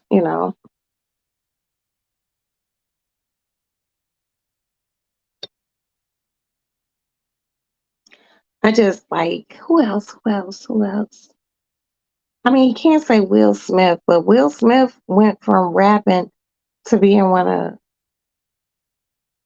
the premier blockbuster people. You know, hi baby. Will Smith did, all his Will Smith movies. Oh, can I take that pink Dorito right in my room just for the night? Or are you using it as backdrop? You can take it, Maddie. Okay. Okay. Sorry, Mama. I'm gonna put the R behind you so they can see that one. No, just cut the R off. No, it's good. fine. It's fine. It looks good. It's fine. Just cut it off, because then I'll forget to cut it off. Give it here so I can cut it off in the back. Is the R in the back? Okay. No, you don't want No, it? you're fine. You're fine. Do you want it? No, it's fine. You could take the no, Maddie. Maddie. It's fine. Okay. Love you, Mama. I love you too. Okay. Y'all all gonna sleep in the same bed? Y'all gonna just make it fit? Audie went home. I mean, Audie. I keep calling her Audie. When did she went home? Audie Yachonka. Audie Yachonka. Yeah, she's really nice. Yeah. She probably got sleepy. Yeah, she was sleeping. She was literally knocked out. So. Yeah, I mean, but like after I gave her the Benadryl, because she said she was, Yeah, so she went home to sleep. Did she make it home? Yeah. I texted her. I said, "Did you make it?" She said, Where does she live? Out south? No, like by Lincoln Park. Okay, so she lived north. Yeah. Okay. All right, girls. Love you too. Good night, baby.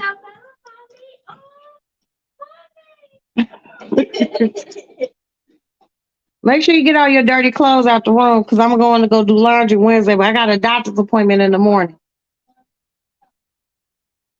Okay. All right. Um,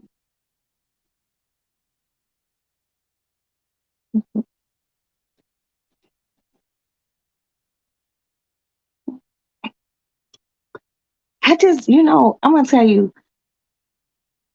I never was slightly turned on by Will Smith until I seen him. I don't know if I Am Legend came out first or Ali, but in I Am Legend, he was working out in his house because it was like zombies and shit, and it was just him and his dog in the house chilling. He had that German Shepherd, and he was a shirtless Will Smith, and that motherfucker was cut. I was like, God damn, Will. And then I liked him in Ali, and I was just like, he got a amount of sexiness about him. He just made me mad when he slapped Chris Rock. I was just like, why you do that, Will? You just, I was taken aback, but I think Will Smith is a handsome man. I do.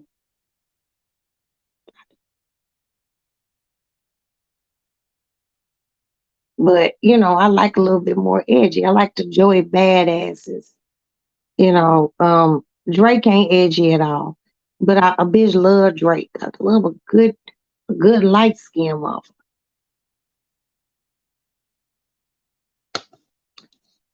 But I've never had a preference with men like complexion wise because I have girlfriends who like I can't date a motherfucker unless he look like a black crayon. I'm like, okay.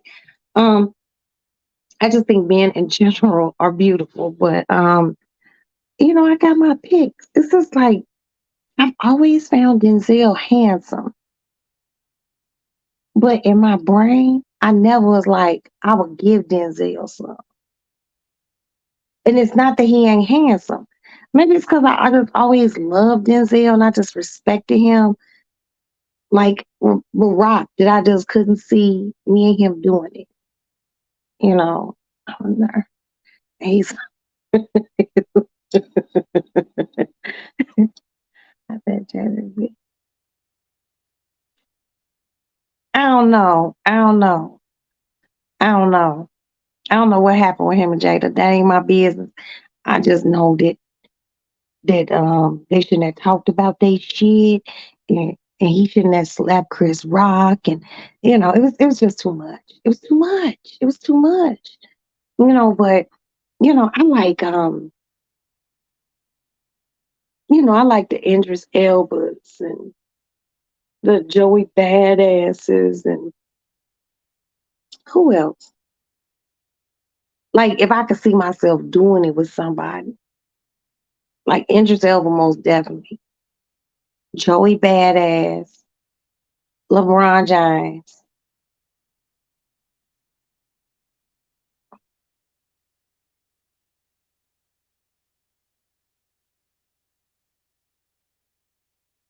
Michael Ealy. I really like Michael Ealy. I don't, Michael Ealy, Terrence Howard.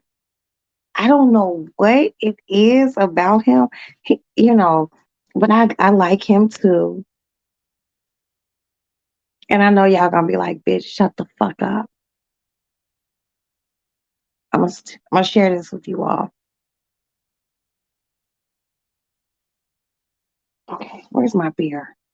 Because because I know y'all gonna be like, this bitch is crazy.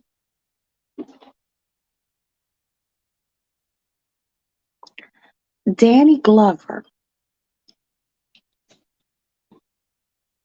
Yeah, I said it.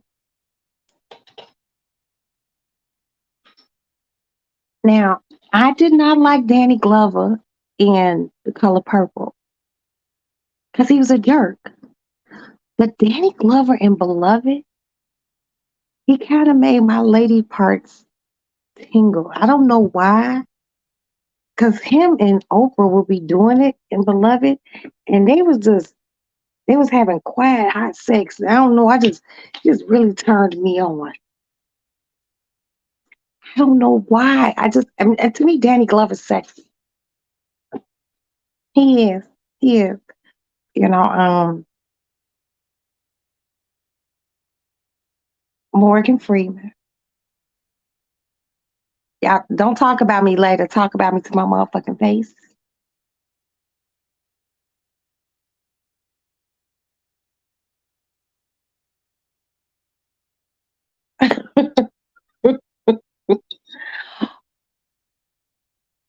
And you know who else? Delroy Lindo. I've always found him attractive. I'm kind of one of those, the person that nobody will find or like. I'm not the only woman who like Danny Glover. There's some other women out here my age who think Danny Glover is the cast me out. Like when Danny Glover, like the only movie I didn't like him in was The Color Purple. It took a long time for me to like Danny Glover again because he just did Celie so bad. I'm just like, oh, and then he was in other movies and shit like that, but The Color Purple just had me just looking at Danny Glover like,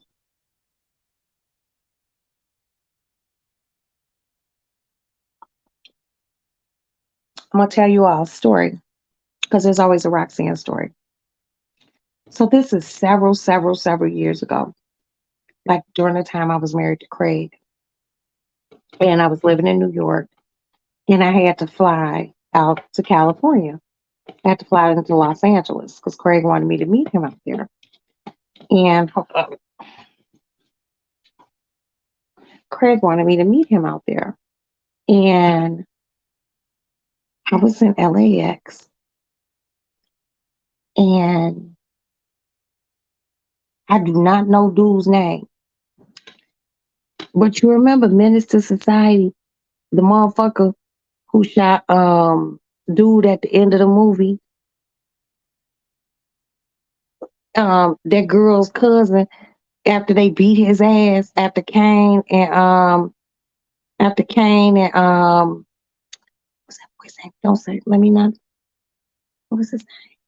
Old Dog. After Kane and Old Dog beat his ass because he thought he disrespected his cousin. How come I seen him at LAX and we had actually been on the same flight from New York to California? And I didn't see him on the flight because I sat in first class. Not trying to sound bougie, but just the truth. And we were both at baggage. And I was standing like two people away from him. And I looked back. I was like, hmm. And I walked over there and I was like, hey, how you doing? And it was like, hey, and you know, I I just top rope. I was off some champagne, okay? And I said,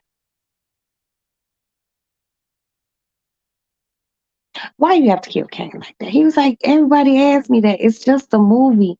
And it took me so long to just know it's just a character. But he did Kane wrong. But Kane never shouldn't have whipped that boy's ass like that either. You know, his cousin said she was pregnant. Kane wasn't hearing that shit. He disrespected her on the line. Her cousin came over there to stand up for her. Him and Old Dog. And that was his name. Was that his name in Color Purple? Not Color Purple. Minister Society. Old Dog. They whooped that boy's ass. They had them nigga on the ground. They was kicking him. He was like, they dirty worked him. So they came back blasting, but just the fact that he killed him, I was like, you was a raggedy ass nigga, and that's why I'm happy.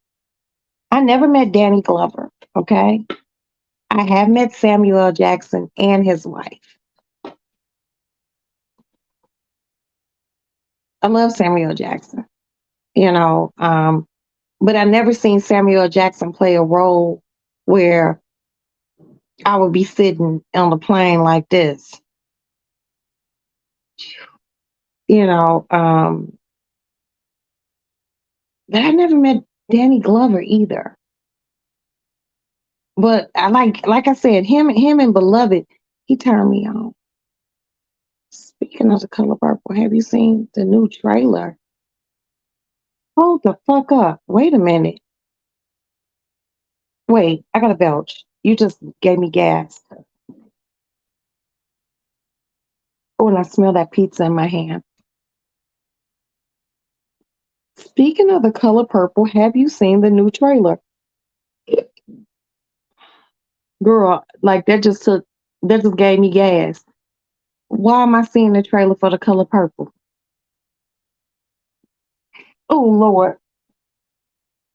Don't tell me that. Now I got hiccups. God damn it.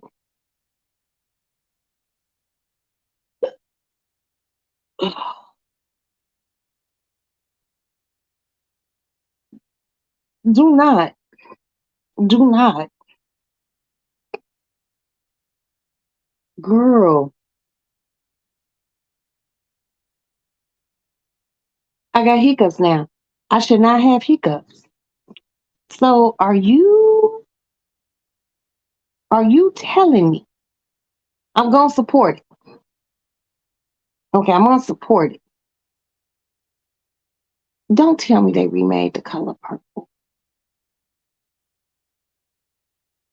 I know you're not telling me that, Kiki. Ah, man, like sometimes leave it alone. I know they ain't remaking The Color Purple. Or okay, let me just reread this. Speaking of The Color Purple, have you seen the new trailer? Shut the fuck up. I know you lying. Kiki, I know this. Oh my God. Now I'm mad. They're already redoing The Exorcist. The Exorcist had me fucked up as a child. I won't even watch the movie as an adult. So I don't know how I will feel like seeing a remake of The Color Purple. That's like remaking the fucking Godfather. Leave it alone. See, oh, got my weave itching, girl. My head's starting to shut the fuck up. Shut the fuck up. Girl. Mm-mm. The devil is alive. Oh, the devil is alive. Wow. Now you know I'm gonna go, you know, when I get off of here, I'm gonna pull up the trailer for The Color Purple. I'm a little upset. If it ain't broke, don't fix it. That is a black movie classic.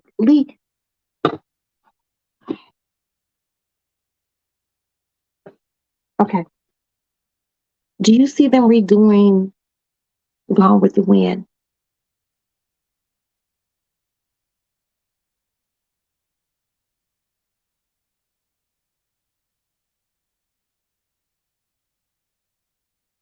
Certain things are great exactly how they are. You don't have to redo it. Only reason why I'm gonna watch it is because it is an all black cast and I support my black people. But if they not coming as hard as the first one, I'm cool with the first one. Now I'm a little upset. I feel some kind of way. Yeah, they okay. I'm gonna pull up the trailer. I promise you I am. Shut the fuck up. Why would they redo The Color Purple? Come on, man. That'd be like them redoing Scarface, The Godfather, The Graduate. Like, leave the classics as classics. You don't have to redo it unless they're going to put in more that wasn't in the movie. Because I read The Color Purple, I read the book, Alice Walker, and I didn't read it. I'm not gonna sit here and lie. I listened to it on Audible. I don't know, Kiki. I'm feeling, girl. Mm-mm-mm. I'm a little pissed off right now. That shit just changed my whole motherfucking evening.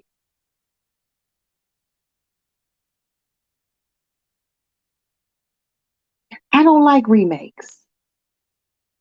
I don't. I don't. I'm what you call a purist, and it'll be out in December around Christmas. I'll go see it because I'm gonna support. But I don't like remakes. I don't. I really fucking don't. I'm really upset right now, but I'm gonna support it because it's people that's gonna be in that movie who look like me. But I'm not feeling that shit. It's like motherfuckers like get an imagination. Cause sit down and write a movie. Think outside the Hollywood box. There's a lot of talented people who can write, who have imagination. The fuck? There's only one Celie for me. It's Whoopi. It's only one Mister. It's Danny Glover. It's only one. What was her name? Lord, I can't even think straight right now. I'm so upset. Sugar Avery. Oh my God. Kiki, I can't. Oh, they coming hard. Kiki, if they not, when I girl, I'm gonna go look up this fucking trailer, and if it don't look fine, I'm calling your ass. I know how to get in touch with you. I'm gonna call you. Be like, girl, what? Damn, Suge Avery, she had the right amount of okay because it's so Fantasia's in it. Who Fantasia? It's Fantasia Seeley. Now Fantasia Seeley, I oh Fantasia Suge. It's Fantasia Suge. Girl, the fuck? Mm, I'm shaking my foot and everything right now. I'm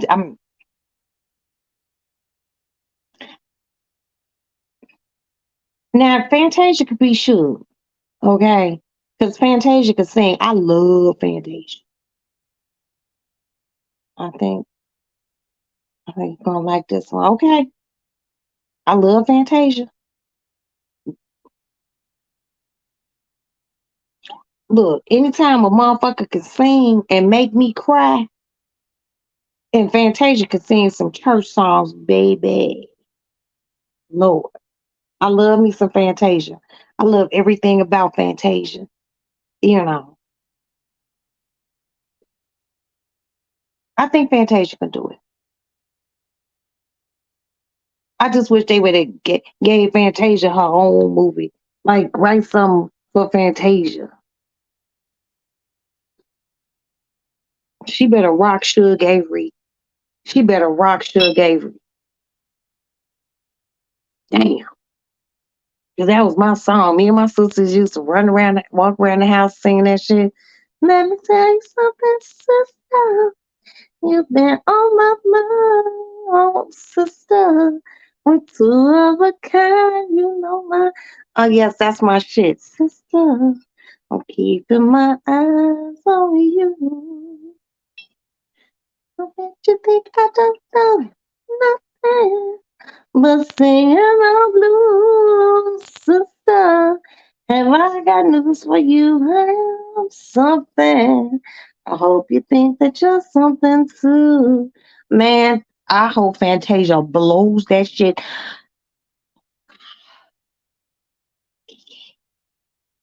Mm. So who gonna play Miss Seeley? Who gonna play Miss Seeley? Fantasia's playing Seeley. You can't have Fantasia playing Seeley. Now with that fucking voice. Oh my God.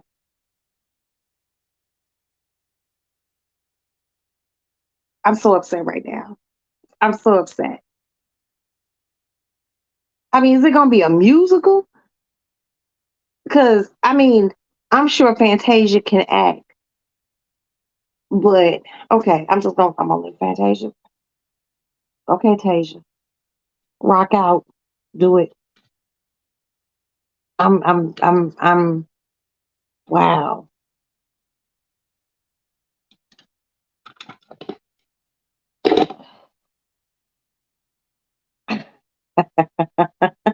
I don't even know what the fuck to say right now.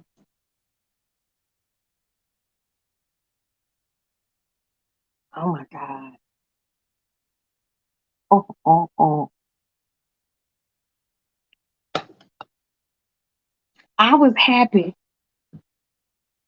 with Oprah and Whoopi and Taraji P. Henson and Suge. Okay, I can see that. I love Taraji. I really do love Taraji. Okay, I can see that. Fuck, man. I can't believe they're redoing that. Come on, like, but they black actors, and I want those black actors to get their motherfucking money.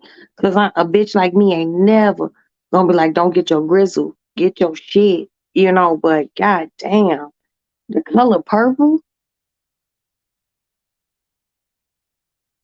Ugh, girl, you just got my hair all fucked up, Kiki. Mm. I'll be damned. I don't even know what to say. I'm really shocked. I didn't even know there was gonna be a fucking color purple remake. Like, what? Mm. Ooh, I'm gonna pull this shit up. I'm gonna pull this shit up. You made my lips dry, girl. Just, mm. Ooh, Lord, I'm having a hot flash. I just,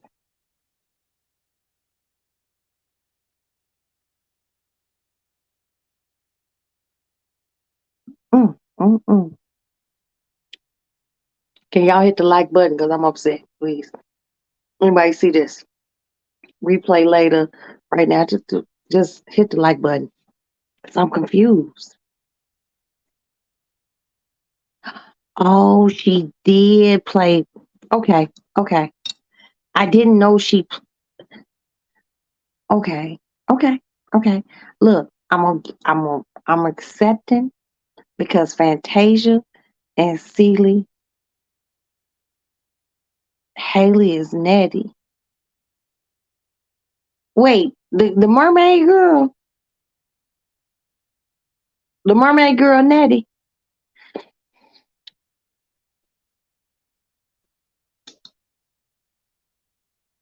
the little girl that played the mermaid, she Nettie. Is that what you telling me? Don't tell me that. I like that precious baby. I know you motherfucking lying. Haley, the mermaid young lady, is Nettie. Hold on. I'm gonna just Kiki. I'm just gonna put this link up here real quick because I'm upset. Shut the fuck up.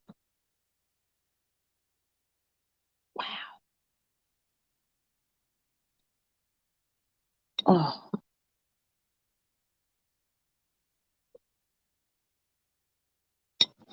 oh, girl, you got me going in circles.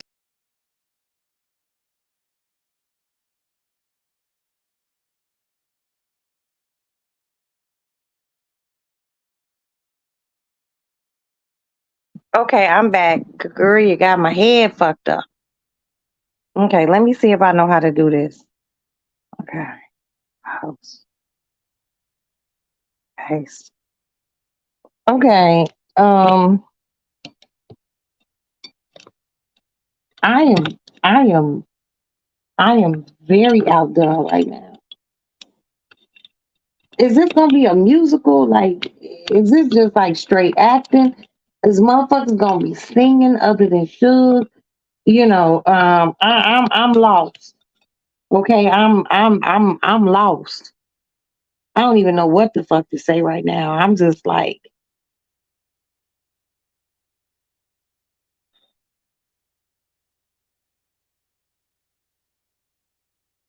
I know you lying. I know you lying. Kiki, get the fuck out of here.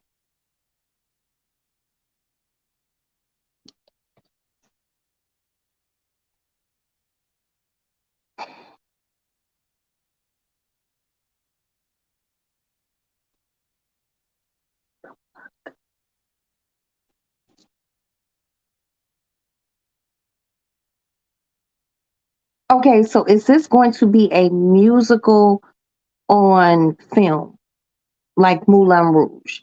Is that's what I'm trying to get at? Is this going to be a musical on film?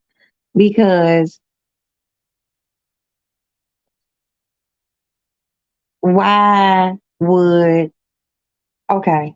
I don't even know what the fuck to say right now.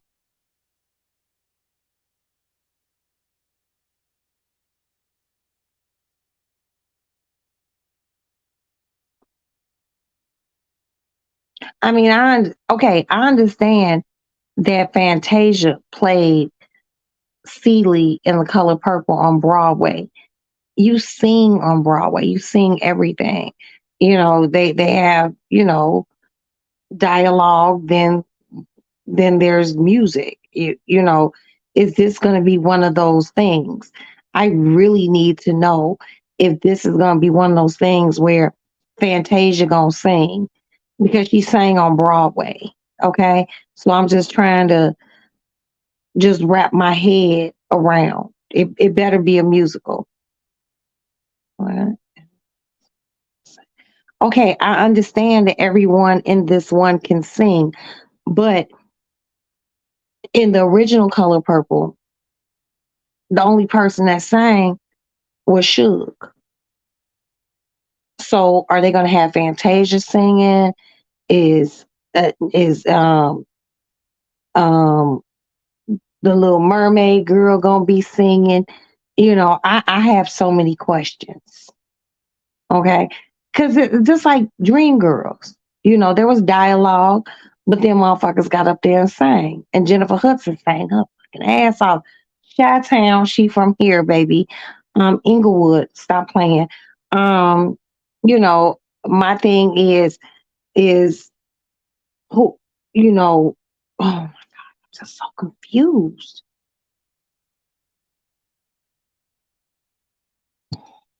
I'm gonna have to. mm,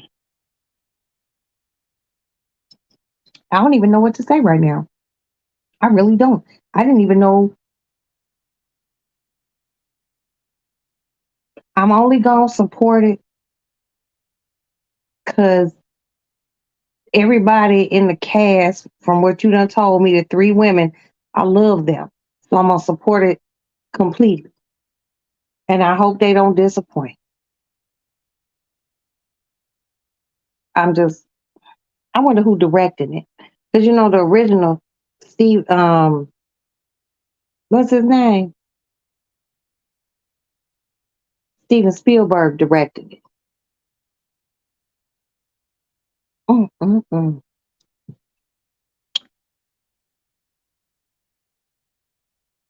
I believe it's the movie.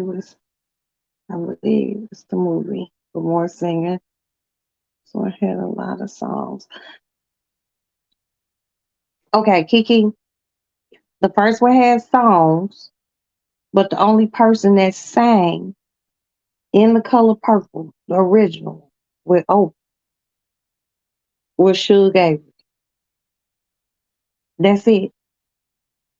There was her singing at the juke joint, and then there was when they were singing at the church.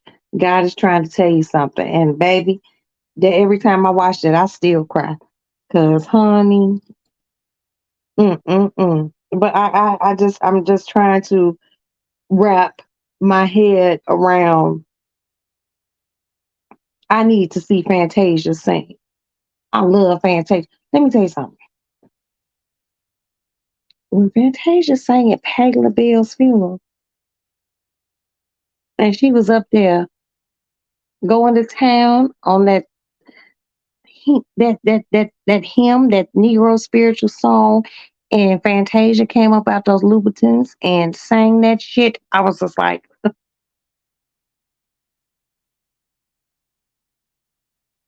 I have to see this. I'm very intrigued right now. I don't I don't even know what to say. I don't. I'm confused. I'm so confused. Someone hold me. I don't know what to say. I just, it's just like, yeah, it's a musical and drama. Okay, okay. All right. Then okay, I'm fucking with it. They doing a musical drama, I could do that. Okay.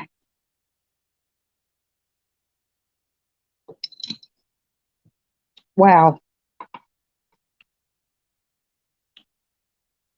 So I'm trying to figure out when I go see it,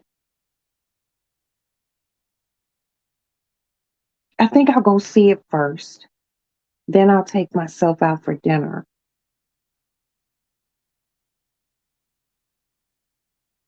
Because there's like the people that you've already told me. Um, what's that girl's name? Bailey, Haley. I love her. She's a beautiful young girl. You know, I love her. I definitely love Taraji, and I fucking love Fantasia. You know, never met Fantasia, never met Haley, but met Taraji. I can look on my wall and probably tell you. I met her at a Bulls game. It was a Bulls Lakers game, and she was here in Chicago, and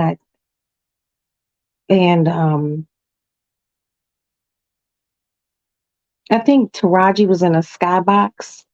Like I think I don't know, but I know I was sitting courtside, and during halftime, even during the game, you can go to the VIP lounge and eat all the food you want. And I was in there getting some food to eat before halftime was over, and Taraji P. Henson was in there with her husband. He played football for the Bears, I believe. And someone was speaking to her, and I was going to walk past her. I had just finished eating, and I spoke to her. I was like, "Hello, Mr. Raj." She was like, "Hi." I was like, "You look beautiful," and she said, "You do too." And she gave me a hug, and then I walked back to my literal courtside seat, and I sat down. Um, when was that? Hold on, let me check. Um, hold on, yeah. All right, here we go. Oh,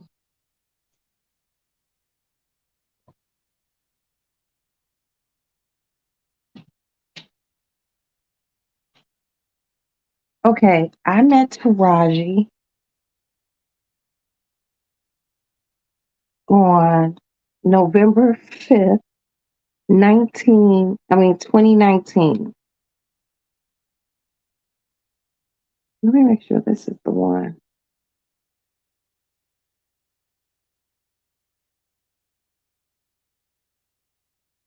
Okay, so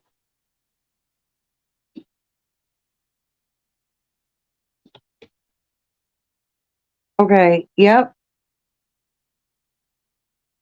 November 5th, 2019. So I went to a Bulls game and I bought a ticket because I wanted to go because LeBron was playing. And it was the Bulls versus the Lakers. And here's my ticket stub from that game. And that's the night I met her. And she was very nice. She was very courteous. And she gave me a hug. And she smelled really good. Yes. I don't, oh shit. I only I only buy tickets. And I didn't even I haven't even been following basketball. Um but last time the Lakers played the Bulls here, I didn't even get a ticket. I wish I did, but I didn't.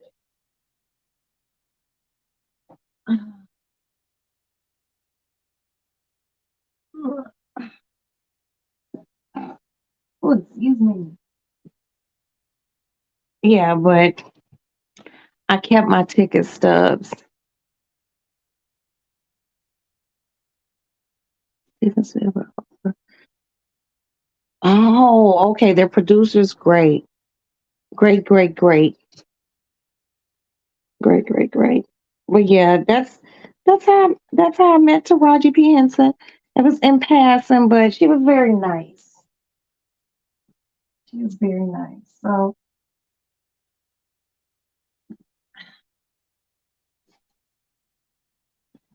I think she'll do Suge Avery justice. I really do.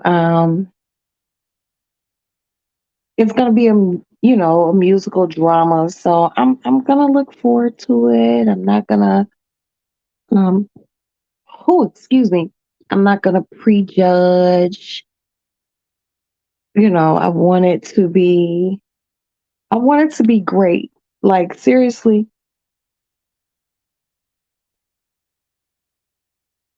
I'm taken aback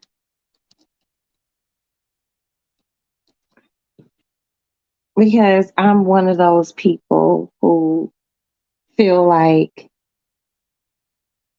when it's good, it's already good and nothing else should be done.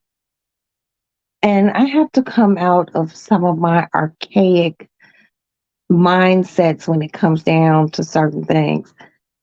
Okay, I'm gonna because The Color Purple was on Broadway.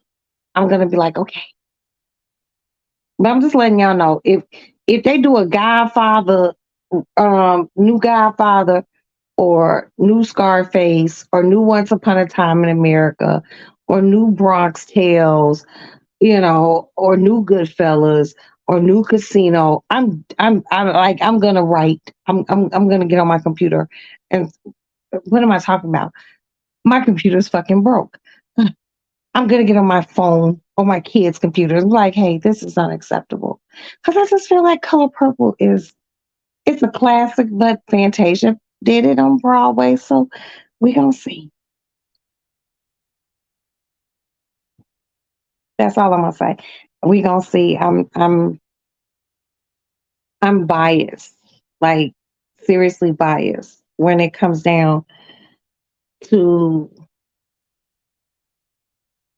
like I was laying in bed perusing Facebook and I seen that when I seen they were redoing The Exorcist, and I'm just like, what?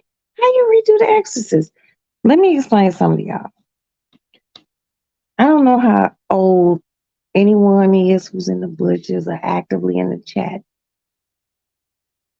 I am 52 years old. The Exorcist was the scariest movie I had ever seen. I remember the first time I ever seen the movie The Exorcist. It came on regular TV. This is like, you know, and I remember watching it Why my parents let me watch it, I have no fucking idea.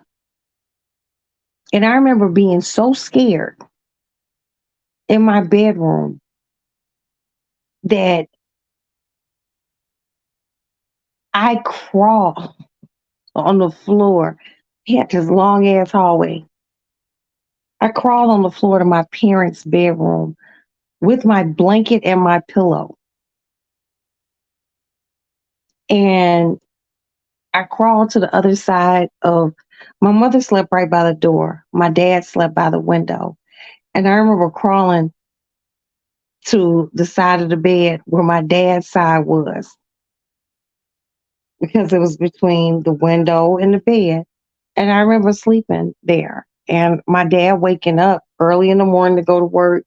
And my dad woke me up and was just like, "What are you doing in here?" And I didn't say anything. I just got up and went back in my room. But by then the sun had came up and I was comfortable with going back to my, it was just starting to come up. And I was comfortable with going back to my room to go to sleep because that movie scared the shit out of me. I was like, this little bitch crazy. You just, you know, this motherfucker, she got the devil in her. You know, she sings in a trailer. I'm going to watch it. I'm going to find it and I'm going to watch it. So just to know that they were redoing The Exorcist, I'm just like, can it get any more fucked up scary? That shit had me fucked up as a kid. I watched it a few times as an adult, and I remember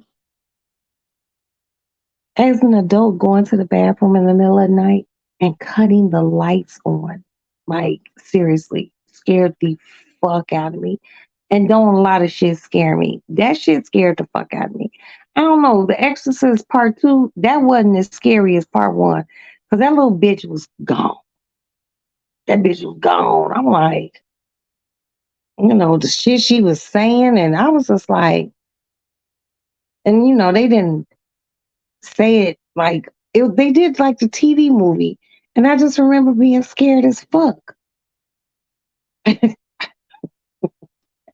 I remember like, I'm going to go to church every Sunday from now on.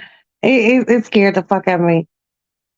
That's the devil movie. I wouldn't watch that movie for a long time. Extremely dark. Kiki, I was, as a kid, I don't know how old I was. And I think I might be a little bit older than you. When that shit came out, I was like, the fuck?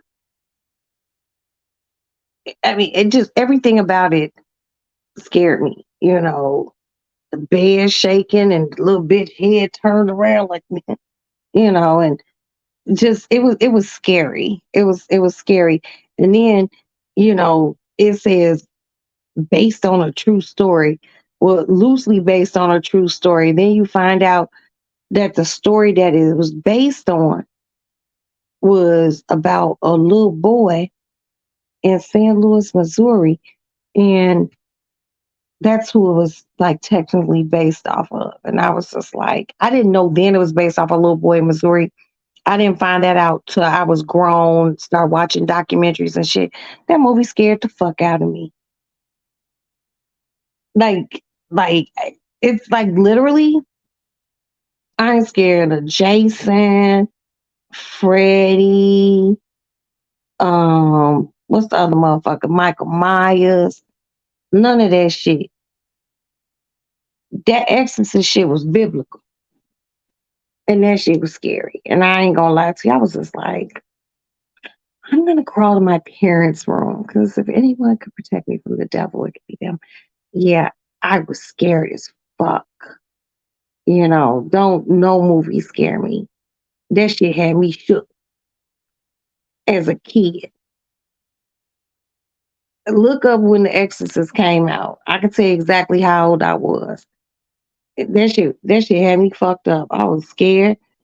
Them motherfucker. And I remember my parents they were, they were like, oh, they were redoing my room. And I remember we went to this furniture store and they had a four-post bed. I was like, I don't want that shit. I don't want that shit. Oh, excuse me. Children are protected. Why would child be born like that? Look, I don't know. That shit was scary. That's all I know. And you know what movie kind of sort of scared me? The Omen. With little old Damon on it. Damien, you know. That shit fucked me up too. But it didn't, like, I could watch that shit and still go to sleep, like, sleep good, like.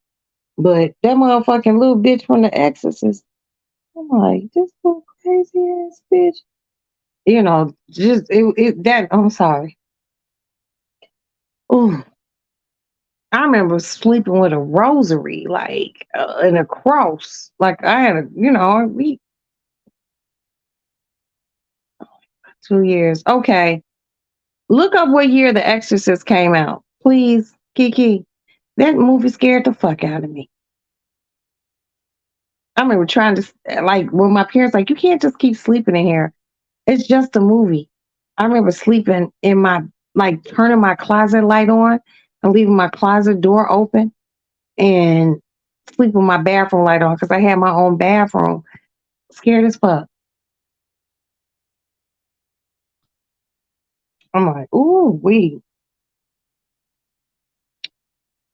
And just the fact that they say it was based on a true story as a kid, I knew how to read. I'm like, what happened to a kid? I'm like, oh. And I had headaches as a kid. And from what I found out was like my headaches were associated with my dyslexia. I don't know, shit, bitch reading shit backwards, brain hurting. Um, and I remember in the movie they took her to a neurologist and they doing shit to the bitch brain and shit like that. And I'm just like, I don't like this. And the little girl always said, my head hurts, my head hurts. And I'm my dumb ass, I'm possessed with the devil. I was a kid when I said that. You was deep in the movie then. If you seen that little motherfucker's head turn around, that bitch was sitting up in that motherfucking bed and she was sitting there and speaking in tongue and saying all sorts of crazy shit. And that motherfucker, that head went around. I was like,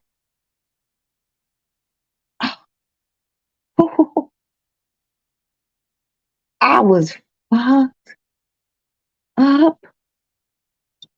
I was scared. I was scared. I was just like, like that Jason shit, that didn't scare me. But, Camp Crystal Lake. Because, first of all, I knew being a black child and having two black parents, 1973, I didn't watch it till you were 19. Oh, okay. So I was born in 71. So I was like 2 years old, roughly, when it came out. But I didn't see it till I was about 8, 9 years old. Because then they had finally put it on TV. Jesus Christ, 19. Damn, that shit came out in 73. Man, look. End of the day, that movie scared the fuck out of me. You know. And as you got older, we had a community movie theater that we would go to. I was not scared of Jason, none of that shit. None of that other shit moved me. It was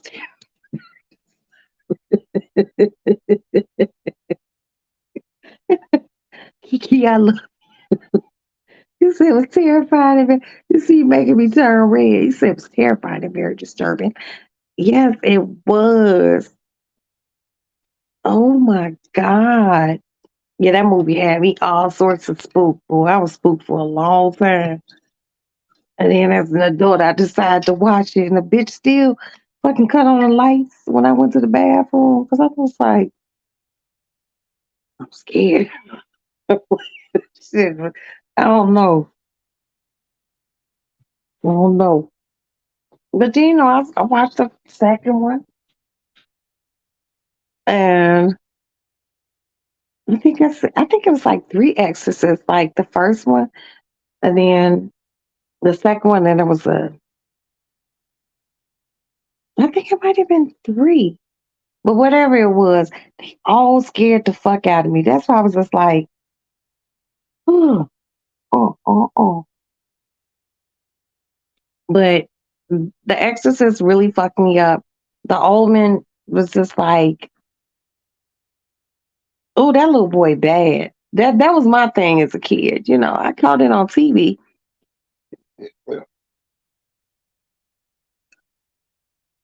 Oh, I taste that like the oregano from that pizza in my belch, and it's very horrible. Excuse me. Um, the Omen fucked me up because it was a shorty, little badass boy, and when his mama was like trying to hang a plant or some shit, and he was riding that little motherfucking tricycle, and she on that little step stool, and that little motherfucker came up the hallway in his little red bike, and he was riding the fuck out of his face was like he riding the fuck out, and he hit that motherfucker ever so slightly, and that bitch flipped over, and then she fell, and then that little nigga look got off his bike. And next thing the mom was in the hospital, and because they adopted that little nigga, and then that priest was telling his daddy because the mama was all fucked up and shit. Priest telling his daddy, look, he ain't normal, okay? He different. He different. And the daddy Gregory Peck was like, bro, fuck you. This is my son. I love him. He's like, look, nigga, he the son of the devil. He was born from a jackal. And like, nigga, please. And then his wife flipped over and all sorts of weird shit start happening. And next thing you know, they done went somewhere and fucking Israel and seen that shit was crazy. I was just like, this little bad motherfucker. And then his daddy took him to the church and had those ancient um knives to do what he needed to do, and he didn't do it fast enough. I would just had to do the jail time. He ended up getting his ass popped, and then who he get adopted by? His brother, Gregory Peck's brother, who was the president of the United States. Now I don't know if y'all remember back in the days when Ronald Reagan first got elected president. Everyone said he was the devil too, because his birthday was like 666. hmm And people were like, he has it in his head. I was like, I don't know, but I mean, we still here. We made it through, say no to drugs, crack epidemic, and all that shit. So if you made it here, I don't think Ronald Reagan was actually the devil. But that nigga's birthday was like six. They said it was 666. I don't know. I don't know. January, February, March, April, May, June. So they said his birthday was six. That's June 6th, 6 months, 6 months, 6 day. And unless he was born in 1906, if he was, that is so creepy. But could Ronald Reagan have been born in 1906? Oh, I don't know. I don't know. I just know The Exorcist scared me.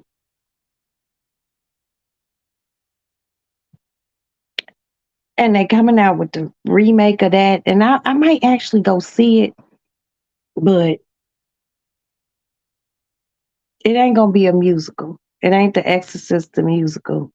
Devil, devil, devil. No, it's not that. It's not that. So I don't know. I don't know. But I do want to see it. It's coming out in theaters. Um, I am going to see Mission Impossible. Um, and that's coming out like in June or July, something like that. I'll go see fucking The Color Purple. But other than that, I'm just like, Jason. Wait, Jason scared me. Oh, are you serious? Oh, Kiki, baby, I'm sorry. Girl, my parents didn't send me to no sleepaway camps. Mm-mm. No, no. We would go with our grandparents in the summertime. Mm. I remember going to see one of those motherfucking um Friday the 13th with the motherfucker who was here in my house today. We were kids. We went up to the Hamilton Theater. I just never had, I'm just not a woodsy bitch. I've just never had the desire to commune with nature like that. Yeah, I don't, you know, I got friends who be like, yeah, we're going to get a cabin and da da da da. I'll be like, no, I'm good. I'm real good. Because for me, it would just be my luck, my black ass out there. And that's when, like, some serial killer done escaped or, he done, followed us from a gas station cause we laughed at him or some shit like that. I ain't got time for that shit. My blackness will not allow me to camp no more. I don't need no cabin. I ain't sleeping in nobody's motherfucking tent. If it's an RV, it gotta be like a tour bus and it gotta keep moving. I ain't on none of that shit. That's the one thing when you look at those movies as a black person, black people have a narrative of how they would handle those situations. Dead ass. The first friend, the first friend I would have rolled up on and have your neck like this, I'm leaving. Like, but then the movie will be up. But no one ever just left. Like motherfuckers done ran up on some shit, a dead body, or like five or six. Like I just and then always conveniently none of the cars ever work. No shit like that. I would just kept running and kept running. Like you wouldn't have been able to keep me there. That's just me. Fuck. All I gotta do is stumble on one dead motherfucker. I'm gone. I'm gone. I'm gone. These motherfuckers be wanting to investigate. They hear a sound.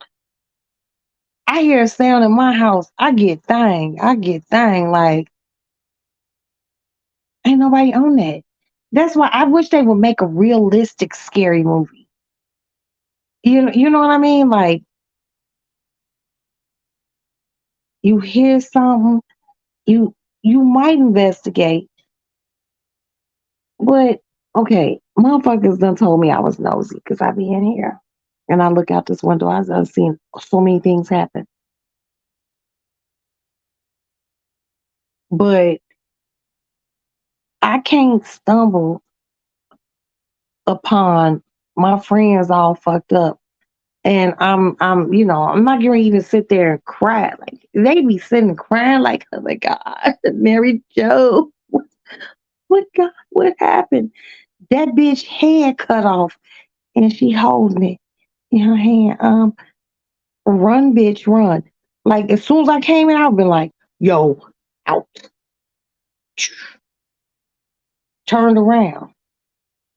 Turned around, had to leave immediately. That's why I'm just not out for up for that all that outdoorsy shit.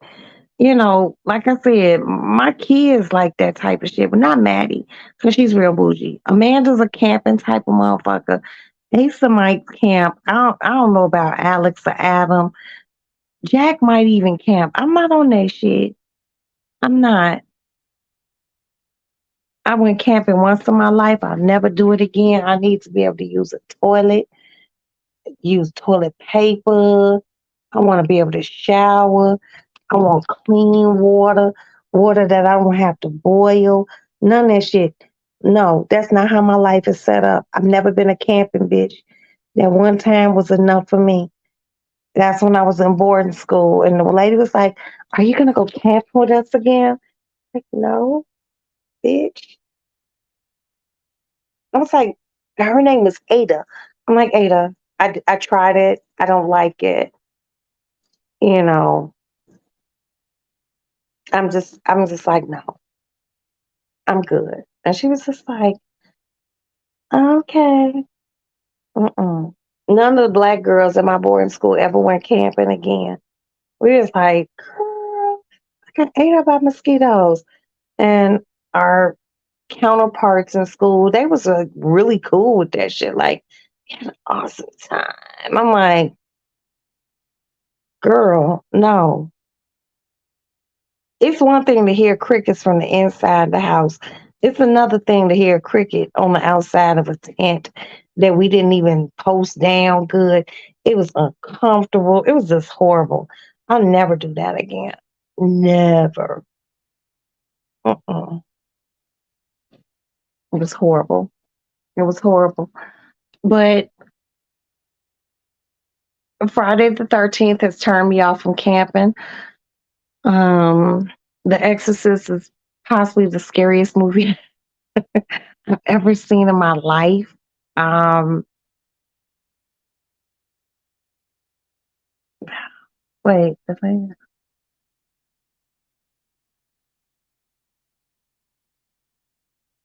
Wait, hold up. You said the funny thing about ORR, he knew my grandmother. They were actually good friends. Shut up.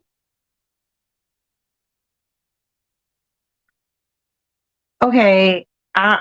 Oh my god. See, I just you. Oh, a story. A story.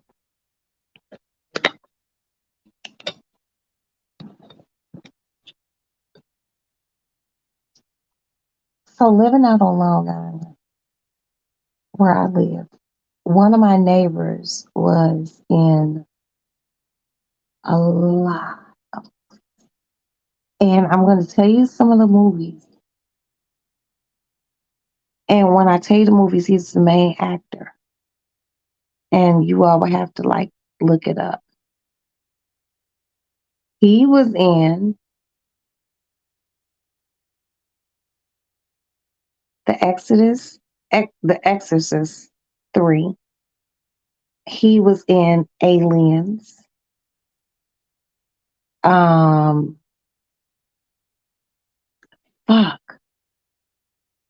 He's been in like he was like on an X File. He always plays like some way out, spaced out ass motherfucker. What is his fucking Jesus Christ?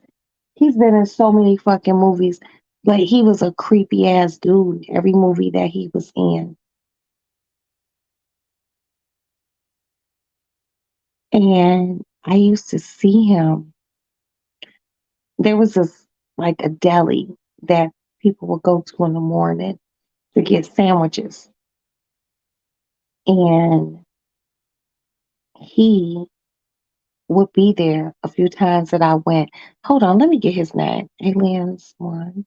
Remember first, second one. Hold on, I'll be right back. I gotta get this man's name.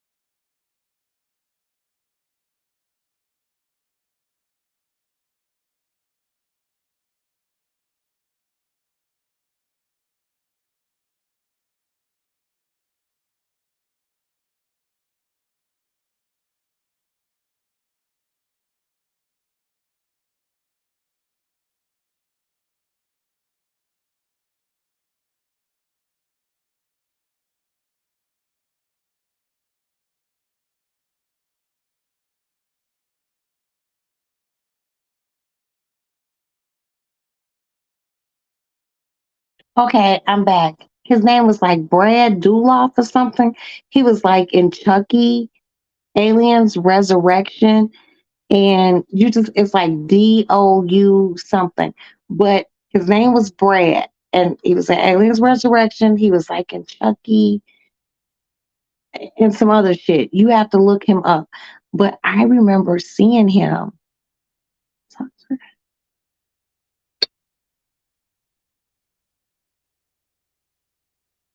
He, I used to see him at this deli getting breakfast sandwiches in the morning.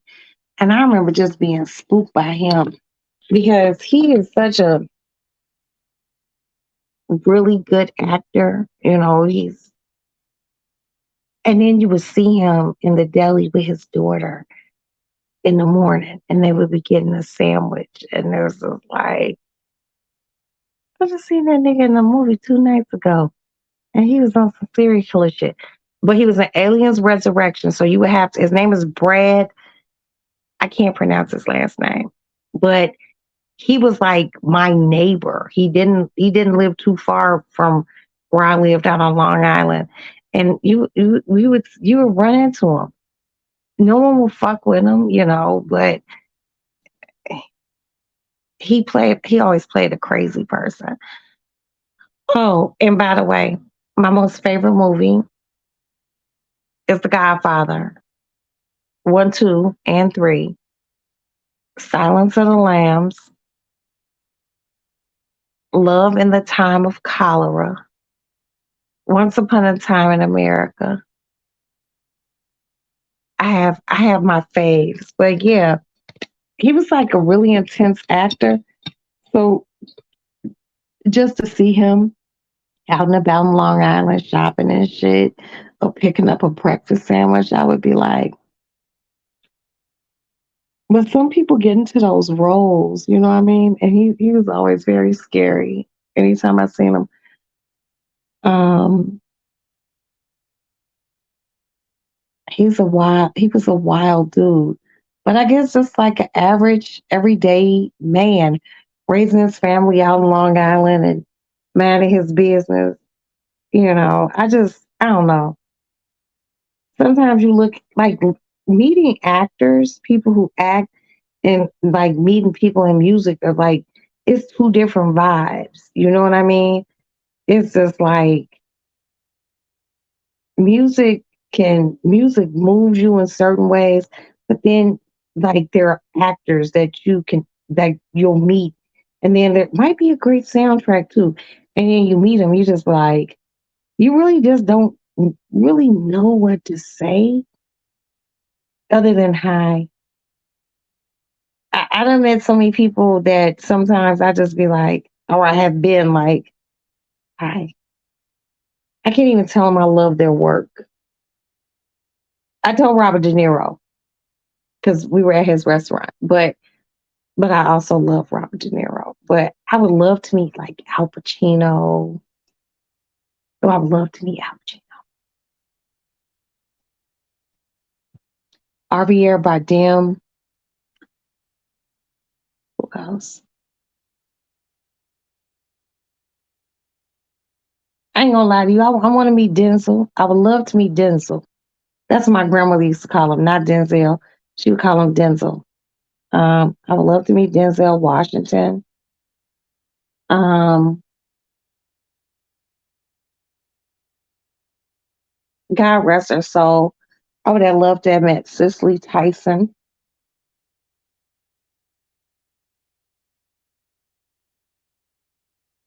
I've never, all the years I lived in Chicago, I never went to the Oprah Winfrey show. I've never met Oprah.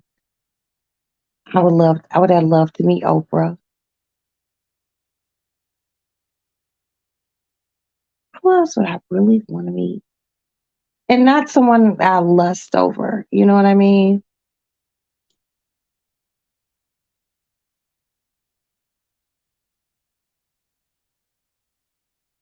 Oh, these are good. I would love to meet Meryl Streep.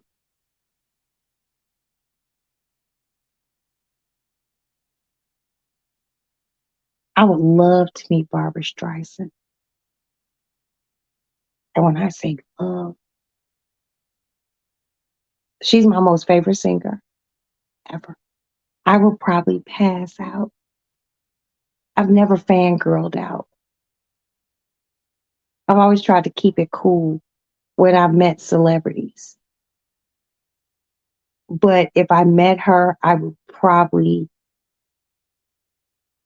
lose my shit. Everyone else I'll play it cool with. I done met some of the best of the fucking best. But her, I think I would probably fucking they would have to call an ambulance. I love Barbara Streisand. Love Barbara Streisand. Love. You know, I think I would definitely fangirl. Like it would probably be a few tears. Like, no, it would be a lot of tears because I wouldn't even know what the fuck to say. Like growing up, I remember songs. Like I would probably cry if I met Stevie Wonder. You know what I mean? Not probably, I would. Um, just songs that like my mother played Barbara Streisand, Stevie Wonder, Earth, Wind and Fire, Peebo Bryson. So like with meeting Barbara Streisand or Stevie Wonder, dead. I pat a bitch will probably have a fucking coronary. Like literally. I actually met Madonna and didn't have a coronary. I met her in the bathroom. And it wasn't even a meet. That bitch didn't ask me my name. That motherfucker said to me, yeah, I'm Madonna. I was like, which was some real gangster gut ass shit to say. You know, I'm washing my hands at the sink. This motherfucker come out of stall. It was just me and her in the bathroom. And I was in the middle of washing. I stopped. I'm looking in the mirror like, and I just kept looking at her. And she said, yeah, I'm Madonna. And I was just like, hi. I finished washing my hands and I left out. And I was just like, whoa. So I met some people. I met Holly Berry, and she's beautiful and she's tall. And, I didn't fangirl out over her. But I got some people that were probably like really like Barbara Streisand. Yeah, I would go there. It would be tears, like for real. Like I feel like I'm great dad. You know what I mean? I love her. It's like seriously, Stevie Wonder. Like I think I would be so happy and so excited. Oh, you would love to meet Cher? That would be dope. That would be dope. You know what? I think I might fangirl out about Cher too. I'm not even gonna lie to you. I think, yeah, like, and my mother didn't pay like no Cher music in the house or nothing like that. But just watching the Sonny and Cher show, and I used to have a Cher doll because Cher they had a Cher doll and a Diana Ross doll. I would probably go crazy about meeting Diana Ross too. I would like I don't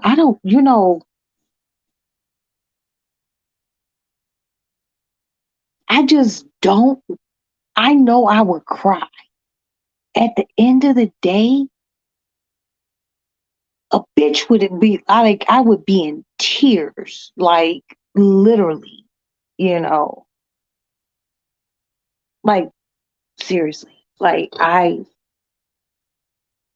it's just certain people who can push that emotional button like with artists, you know what I mean? But I definitely know like I would probably fangirl out over Celine Dion, you know. And I just look at being in situations in my life and running into people. And I was with my then husband, and I wanted to fucking go crazy. But I couldn't, because you couldn't be tacky. You know what I mean? You couldn't act like um you were overly impressed, so I always held my shit down real cool, like, oh, hey, how are you? You know what I mean? But like, I wouldn't give a fuck who was around. I meet Barbara Streisand, I'd probably go crazy for Matt Fantasia because I just love her. Um, but like Barbara Streisand, I would, they would have to call the ambulance, not ambulance, ambulance. You're gonna have to call the ambulance because it would be a lot of shut the fuck ups, like stop. And then my stomach would probably get weak. And if I get weak stomach, I'm gonna vomit. And she probably, what's wrong with her? And then I would probably pass out.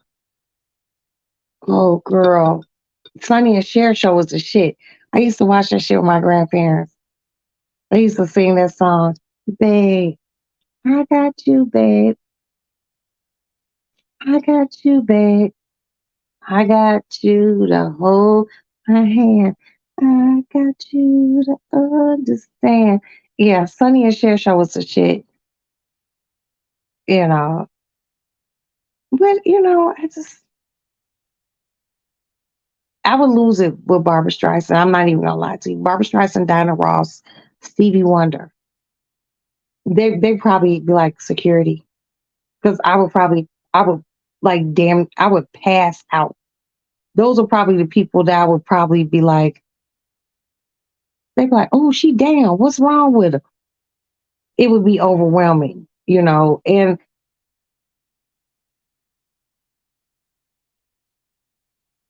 I literally stood this far, this far from Michael Jackson, and I couldn't fangirl out. And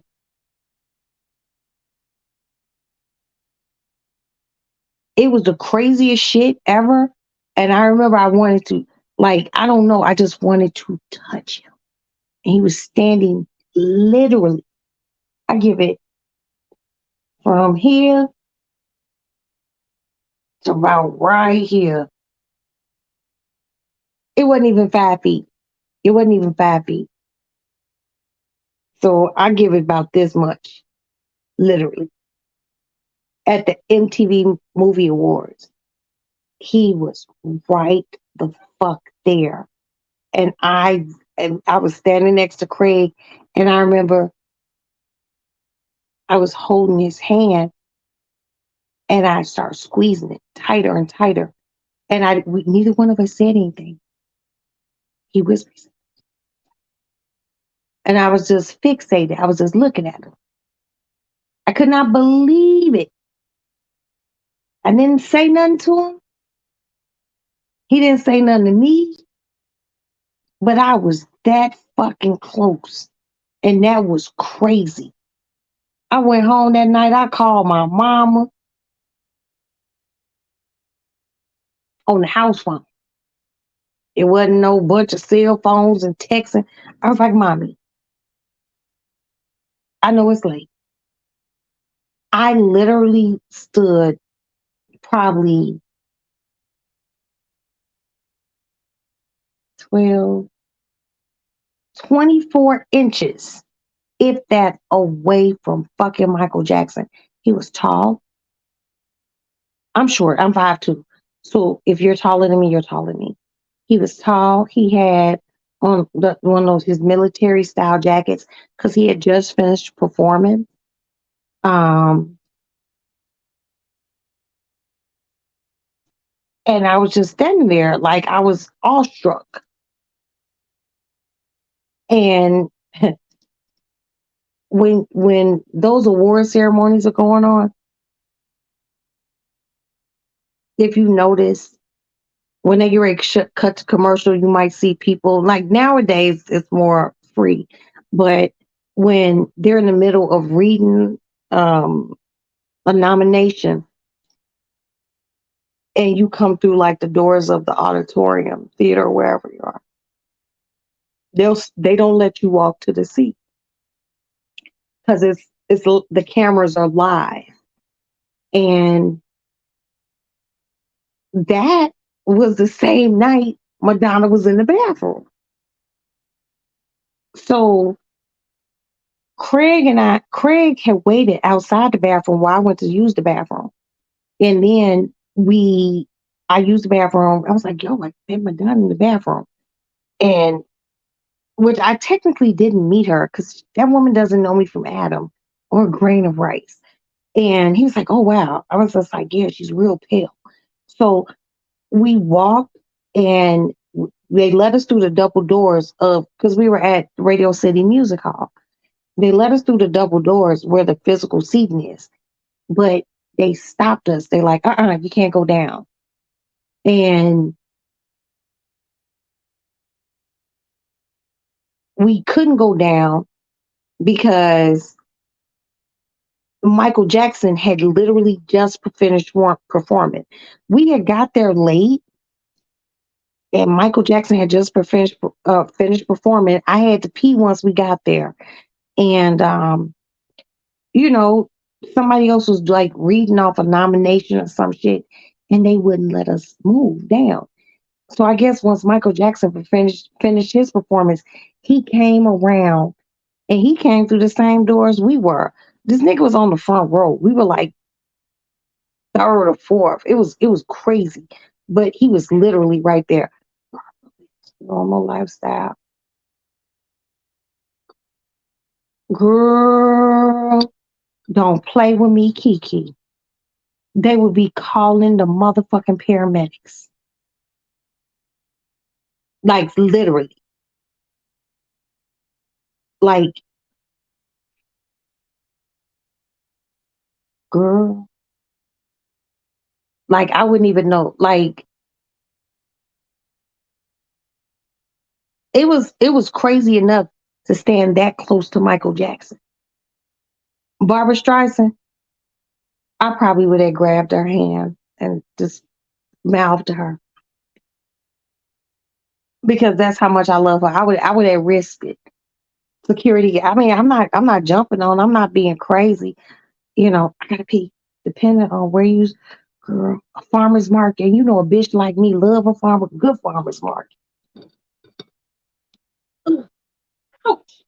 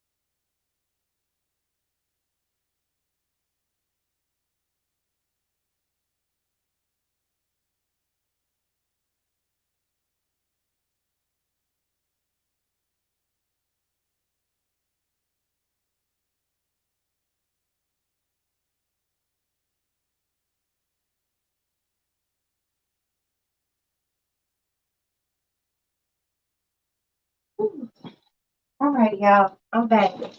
Y'all know that beer be touching the bitch bladder. Hold on.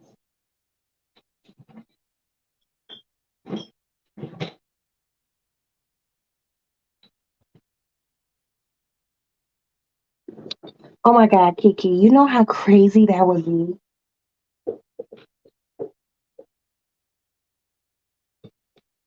Because I love things like farmers markets. So, like, Just imagine me like at a farmer's market, minding my business, like looking at like fresh heirloom tomatoes and maybe someone who's selling a good balsamic vinegar or someone who's selling fresh cheeses and Barbara Streisand is standing next to me. I first of all, I would be like looking and I look and I'd be like, I wouldn't look a second time. I would, but I would have to compute it in my brain. So I would be like, stop fucking playing. That's what I'm saying in my brain. It'd be like, stop fucking playing. It's it's Barbara Streisand. Are you fucking kidding me? Play it cool, Roxanne. Play it cool. Play it cool. Now, depending on what we were both looking at, like if we were looking at tomatoes, even if she picked up a, if she picked up a beautiful tomato, I'd be like, oh, that's a great looking tomato. And I, and she might say something to me like, yeah, this is a good one. Good batches of tomatoes over here. See, I think too much.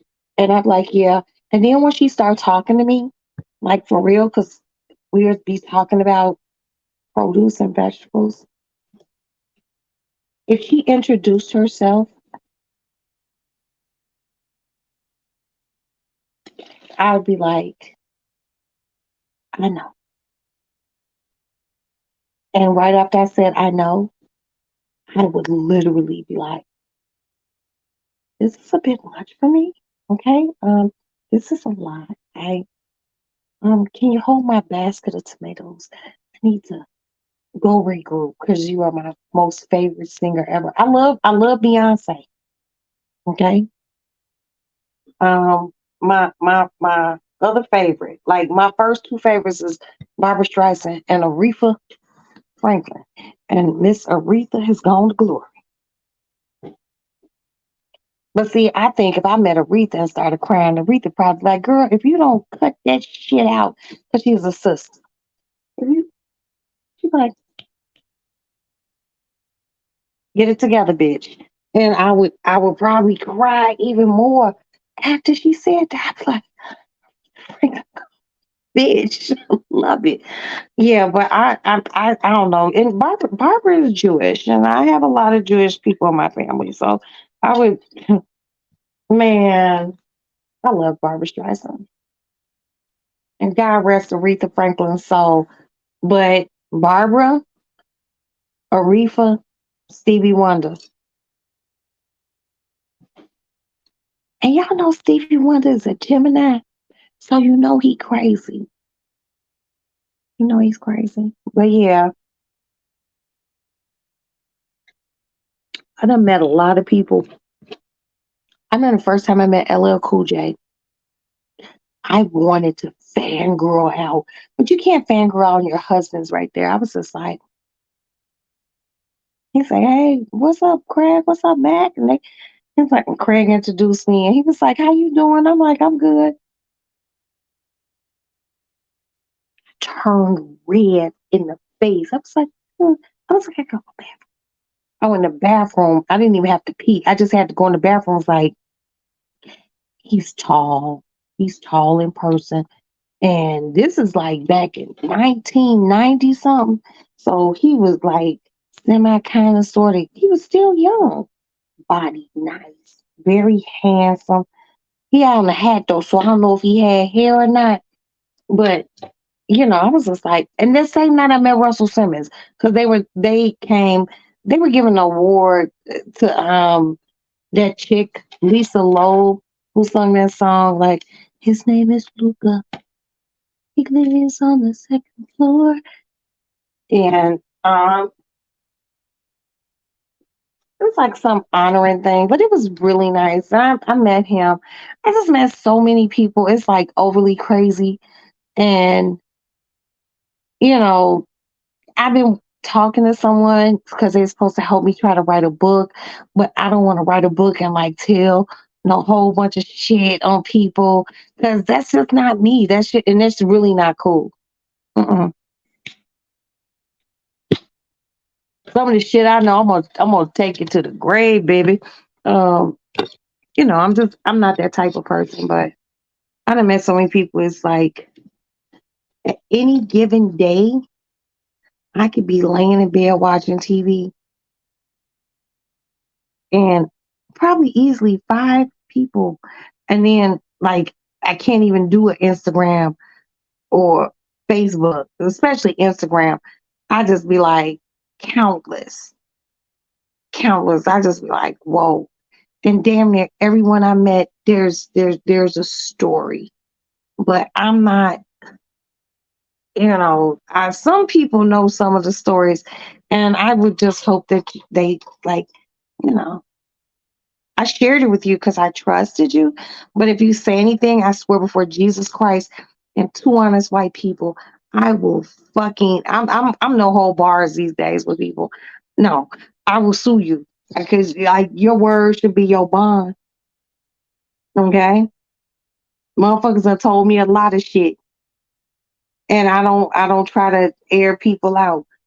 You know what I mean? But like the amount of people that I met and some of the stories that I could tell, I will always tell you all like these PG stories. Just know that real PG. I'll never go R rated. I can't do it for free because the one thing I can say, it ain't a lie. It ain't. I know what my eyes done seen.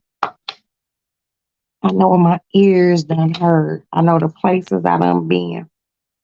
Imagine your children playing at the park.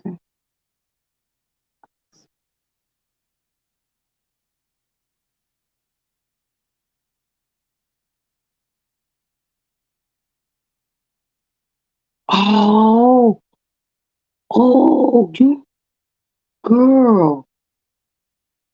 I love Jamie Lee Curtis.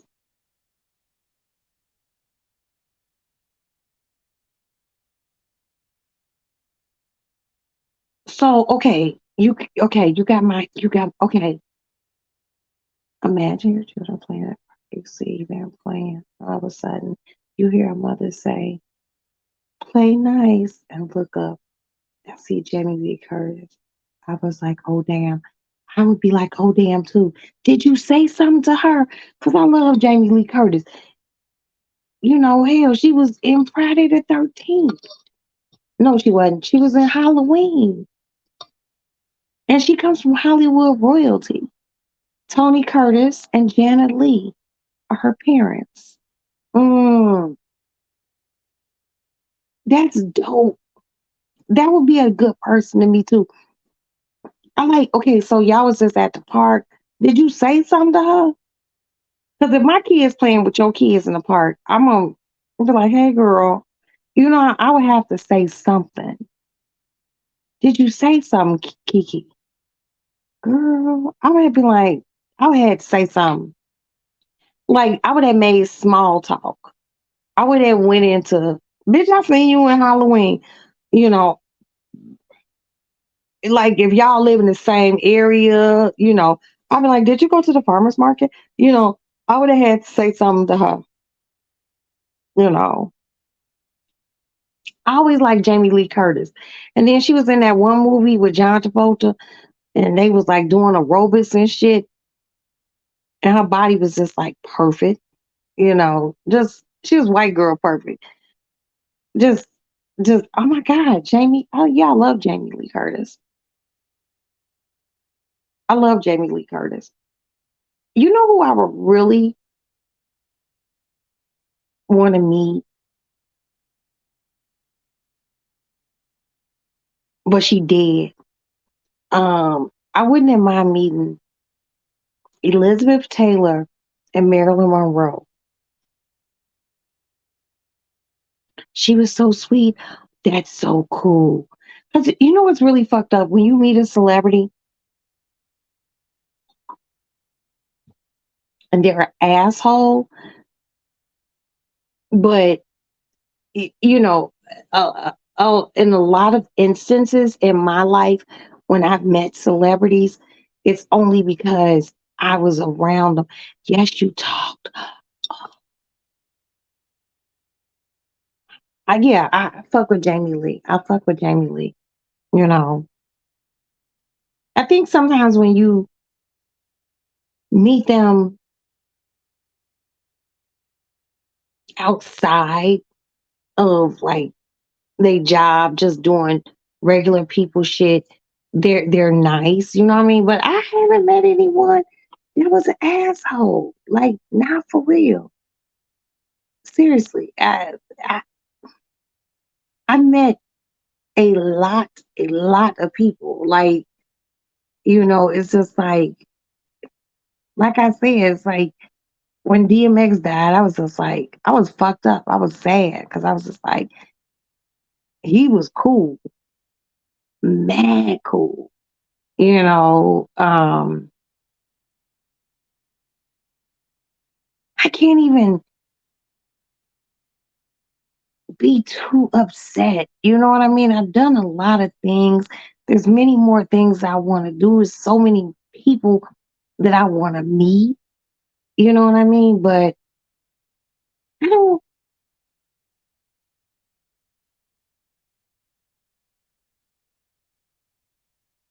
Barbara Streisand. Yeah, I would love to see her. But like who I want to meet and who I met, the who I met list is fucking ridiculous. Who I want to meet is small. Real shit. I met DJ Quick, and that nigga's hair. It nigga's shit was beautiful. Man, I met him because Craig had to go to the studio with him. I went back to the hotel, but the nigga's hair was beautiful, beautiful. Man, I would look, and if I had ever met Elizabeth Taylor, I've been like, can I try on some of your diamonds? Because that bitch had a crucial diamond collection. I would be like, please, please. Because my little bitty shit ain't shit. That bitch had fucking rings that was like this big. You know what I mean? I would have liked to meet her. Yeah. Or Marilyn Monroe. Because I think I would have been a good friend of Marilyn Monroe. You know,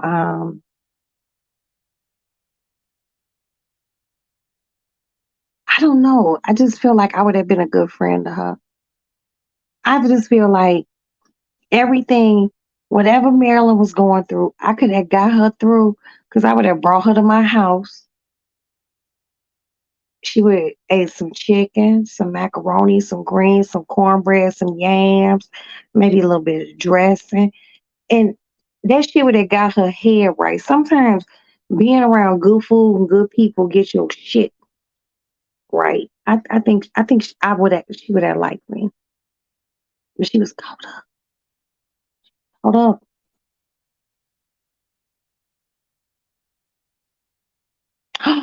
What?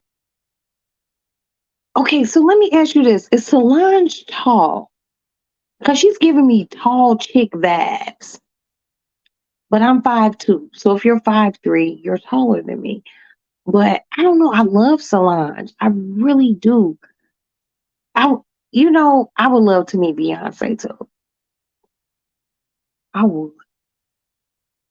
I ain't gonna lie. I ain't never met Beyonce. But I would love to meet Beyonce. She's so pretty to me. You know what I mean? I don't know. I just love Beyonce. I'm thinking right now. I'm thinking, like, would I fangirl out over Beyonce? No, I would want to play it cool.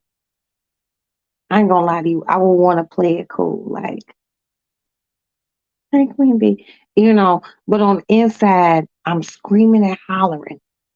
But like seriously, y'all, I think I gotta sell my one little Beyonce concert ticket. I shouldn't have bought that ticket. I shouldn't have bought that ticket. I got too many things I need to do. But I got somebody who is a potential buyer who will buy it over the price. Um, I got too many things I have to do, and I shouldn't have jagged that. I shouldn't. I shouldn't. But he said he thinking about buying it. You know, um, I'm hoping he does because I'm not. I need to do the other. I need. Yeah, give me my $3,400 back. Let me get that. He told me he would buy it from me for 35. I spent 34. So, and that's one fucking ticket. That was just me. But I got a daughter in college and I just didn't think wisely. You know, as soon as that shit came, they said Beyonce tickets going on sale. I'm like, I'm going. And I I shouldn't have did it. Period, point blank. I got a daughter in college, but I gotta shoot this video. I gotta pay for the rest of the fucking video. Um, I gotta go see my son perform. I got a lot of shit going on, and I just really jagged. Okay, so you're taller than me. Hold on, let me fix my.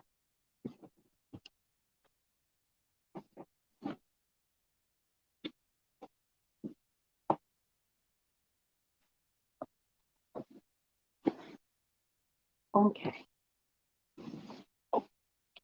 yeah, I did it and got that ticket because I knew I could, but I don't need it. I love Beyonce. I watch it, and I was seeing people saying I'll catch it on because it'll probably come on HBO. Then I felt like, you dumbass bitch.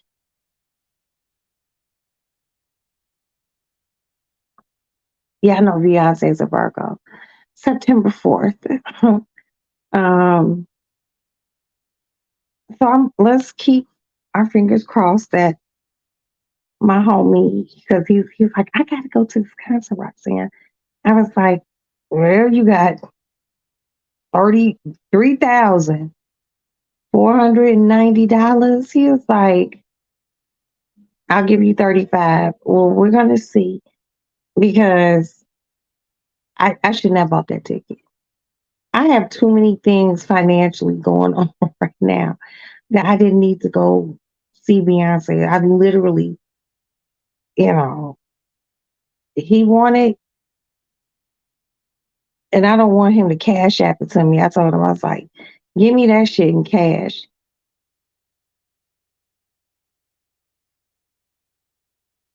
What was the max? Wait, 34 was too much. 15 was the max. Girl, I seen tickets for 20 some $1,000. For that, I would need to perform on stage with Beyonce.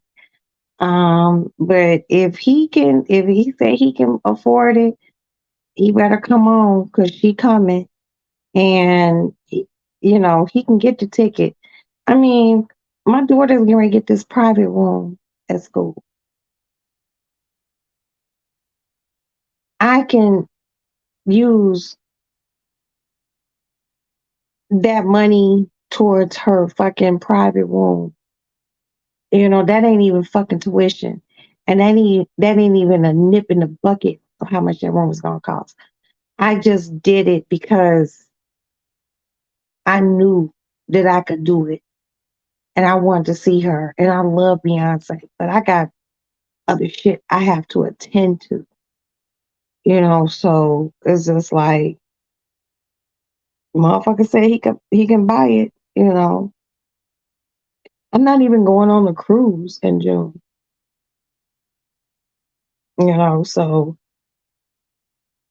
I have to stop being impulsive because I'm very impulsive when it comes down to spending. And I will spend when I know I shouldn't. And I do it because I know I have it to still do, but I have to jump through hoops. And that's a different story for another day.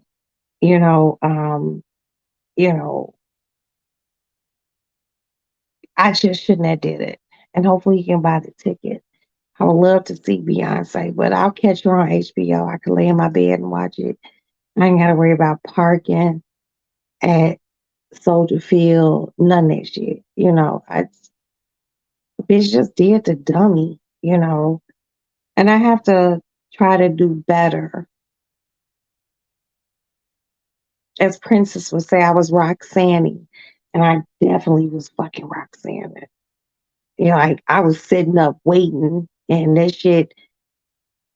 And Jay didn't make it any better because he had me. He's like, "Get it," and now I'm just like, "Nah, we got other shit to do." I should have thought about.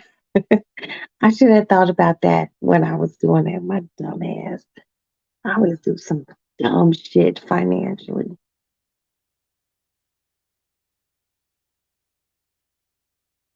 Wait,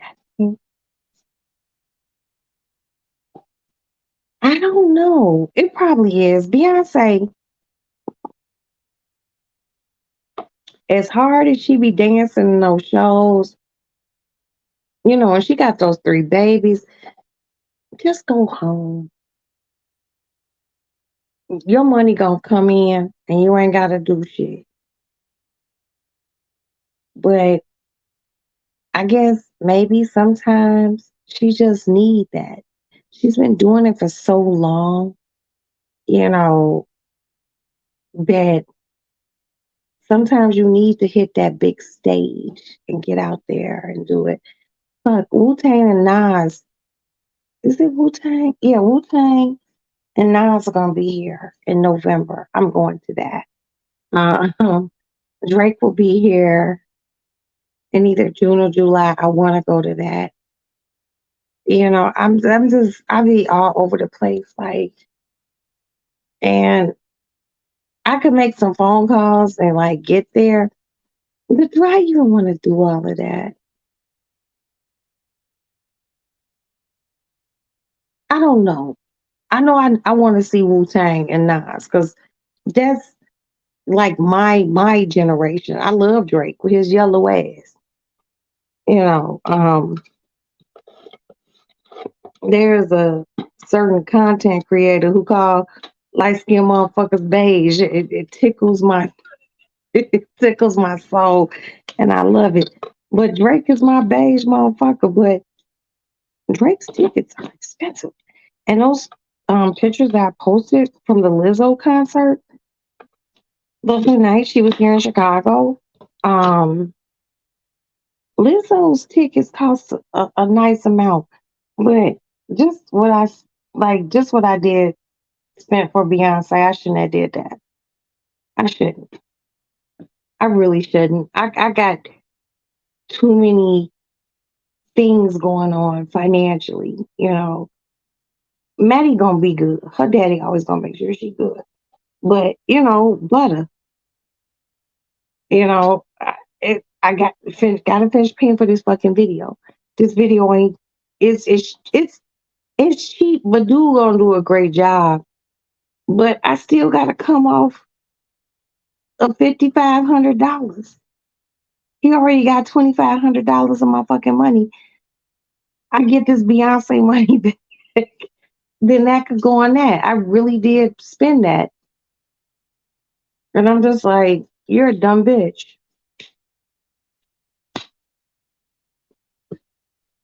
I have friends like, yeah, when they put it on HBO, we gonna have a watch party and shit like that. And I'm just like, and listen to them, they're like, and anybody who bought a ticket is stupid as fuck. But you kind of want to feel it, but I don't know. Beyonce been working. She was a kid. Yep, exactly. She has. Beyonce been working. Beyonce wanted it, and that motherfucker worked. Her work ethic is fucking stellar. You know, I hope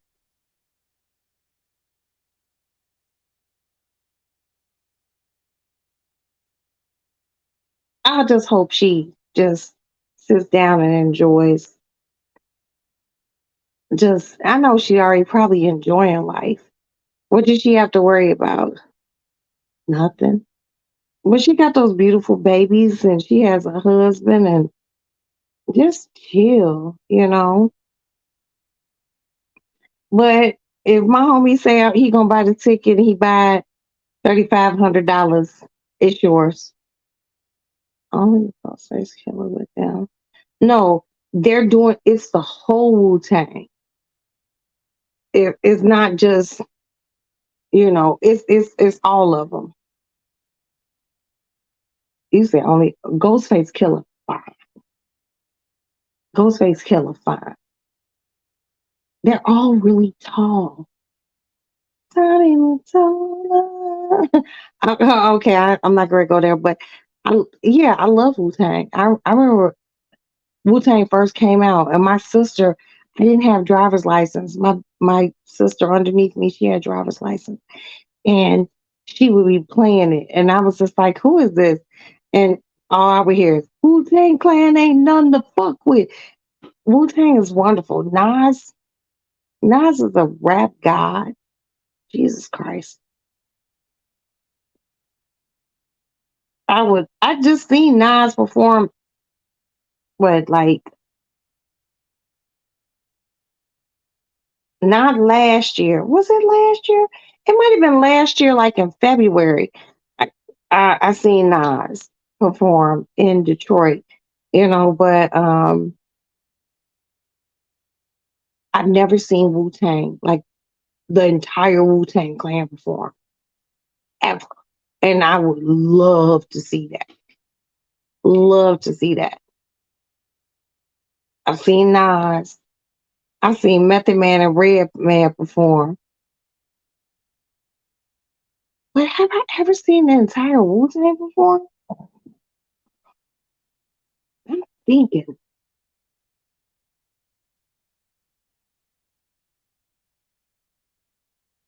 I'm thinking. I think I might have,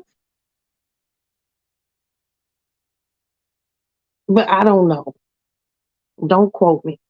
But I wouldn't mind. I want to see that. I want to go to that concert. And it's literally right down the street from my house. I would love to see that. I would love to see that, especially with all of them, you know. And there's so many of them. Can anyone name everyone in Wu Tang? If you can actually name everyone in Wu Tang, please let me know. Okay, Ghostface Killer, RZA, Old Dirty Bastard, Method Man, Inspector Deck.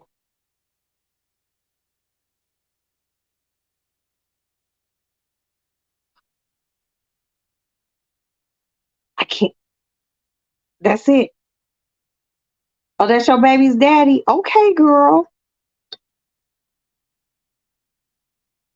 I can only name five in Wu Tang, and it was like 390 of them. If anyone could name everybody in Wu Tang just off the rip without Googling it, you's a bad motherfucker.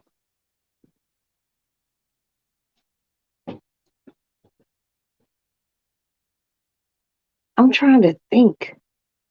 Like that's it. That's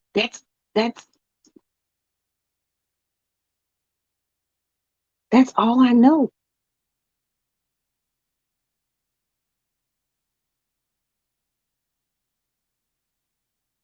But Riz is so dope, man.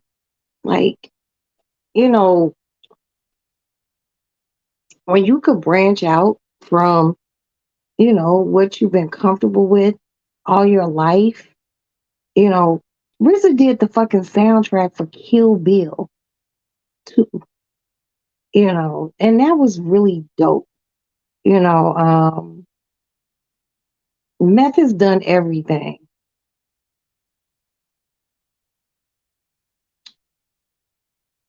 I wish ODB was still alive because he was something else.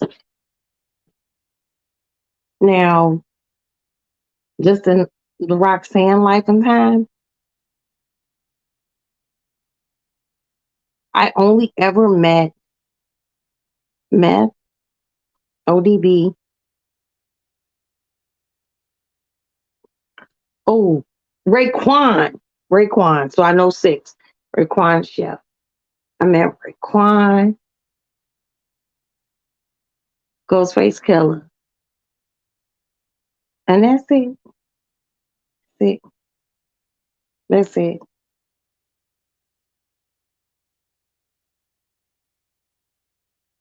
But it would be great to just see them all on stage. Like, that's just crazy. I would be just, I really hope I don't have to worry about buying a ticket for that. Like, I don't know Beyonce, never met Beyonce, but like, that's something that, okay, it's midnight. Got it. I love you. Good night, baby. Um, yeah, I would love to see that. If I had to choose between Drake and the Nas and Wu Tang, I'm gonna go with Nas and Wu Tang. Period. Point blank. Nas? Are you fucking man? ODB. Where's that?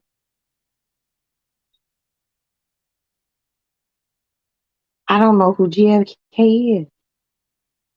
See you. There's so many of them. But those brothers banded together and had one of the coldest groups ever.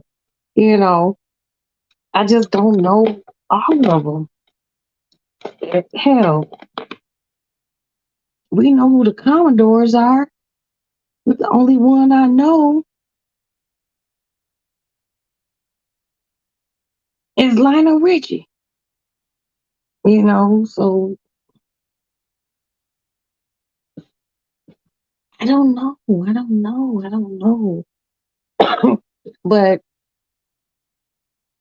I believe that I can get to that one. I can get to that one without even paying. Because that's rap. You know, Beyonce just at a different level, and I love Beyonce, and I love Jay-Z too. So you know, but I'm gonna have to. I like keep y'all fingers crossed that he be like, okay, I got the money. Buy this fucking ticket. Method Man, Raekwon. Oh, you got the spec. Oh, see, our girl Kiki always comes through, but it's a lot of them. You said that's all you have, and good night. Get well. You said you gotta get up at 5.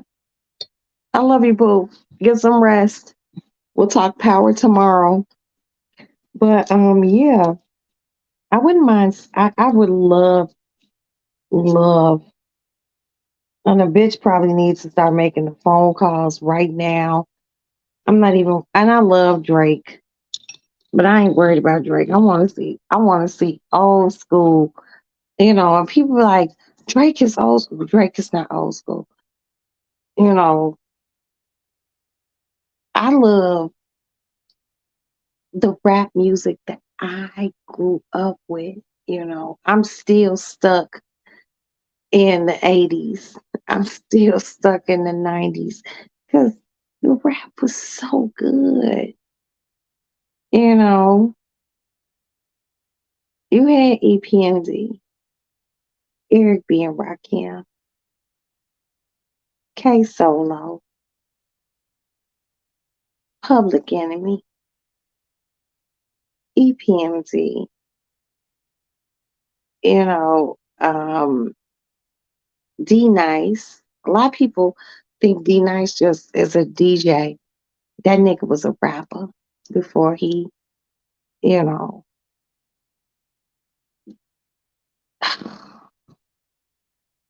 rap was so different. Like music was so different. And that's what like I love about Butter. He tells a story with his music. It ain't that bullshit drill rapping like I'm gonna kill this, all that extra garbage. It's a story. It's something you could vibe to. Now that my son said he's coming, he wants to do music again. He has a vibe, storytelling. And that's what it was. You could listen to songs and you could see it.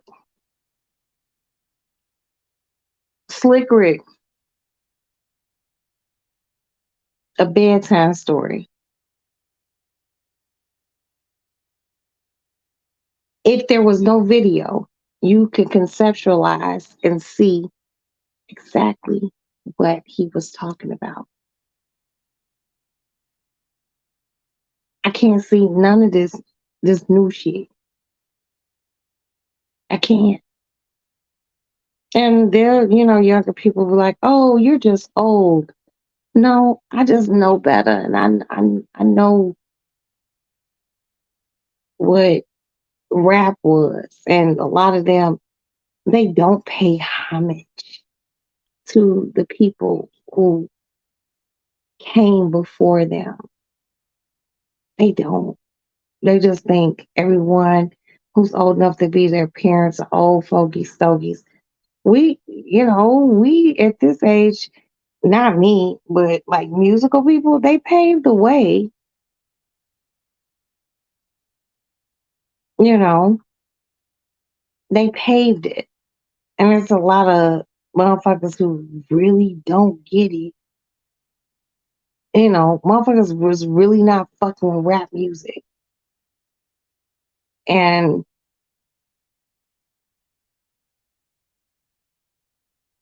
there's a lack of respect,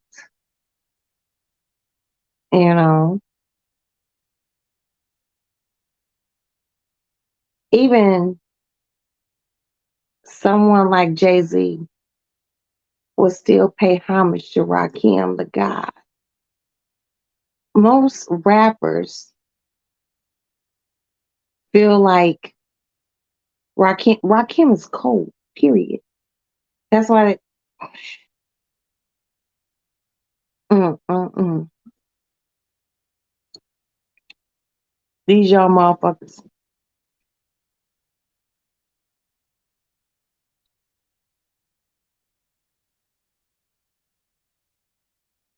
The one thing I could say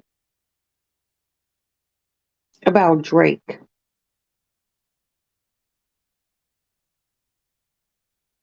I can listen to Drake, especially with his earlier music, and I could close my eyes and I could see it. If I can play it out in my head, that's good music. When I can't play it out in my head, what lyrics you spit, you are a flash. You're like a little few drips of hot water and oil. You're gonna sizzle, and then it sizzles out, and then that's all it is. It's about longevity. It's about reinventing yourself. And a lot of these older brothers who have been in the game have. And salute to them. You got Meth on Power. You got Eric B on Blue Bloods. You know, you have Ice Cube, who's been in movies. Ice T, who's been in movies and on SVU. You know, don't count these old heads out. You know, sometimes listen. And, you know, most of the people who follow me, and I'm just learning how to pull up like age, demographic. It's a bunch of old motherfuckers. And I'm cool with that because I'm an old motherfucker. And youth is sometimes wasted on the young. If you don't learn anything from your youth and you carry it over into your older days, mm, okay, whatever. It's something wrong with you. The fact that homage isn't paid to other motherfuckers like back then, like Lil Kim. I love Lil Kim. But Lil Kim paid homage to the female rappers that were before her. The MC Lights, the Queen Latifahs, the Moni Loves, the Roxanne Shantays, Roxanne, you know, she paid that homage. That's why everyone still love Kim.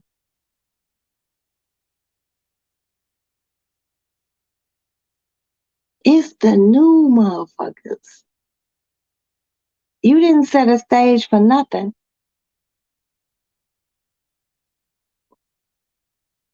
Other motherfuckers prepared that table. So you can sit down and eat comfortably. Be nice. It don't take shit for a motherfucker to say thank you. But people make it really hard because they let pride, you know, come in and, you know, they feel like I shouldn't have to say anything. Yeah, you should.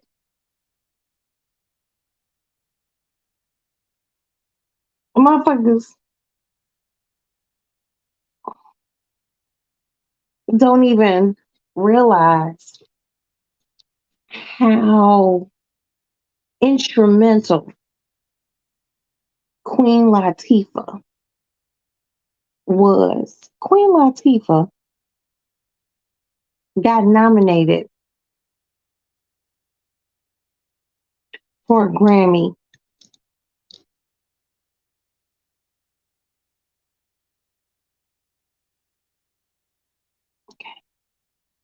Okay, because when I get ready to go to bed, I do this and I tie my scarf down.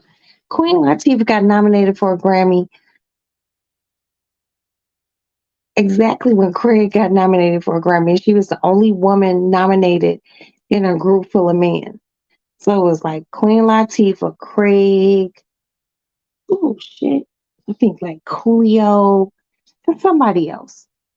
And she beat all the guys and she won. She won for the song Unity and she deserved it. Um,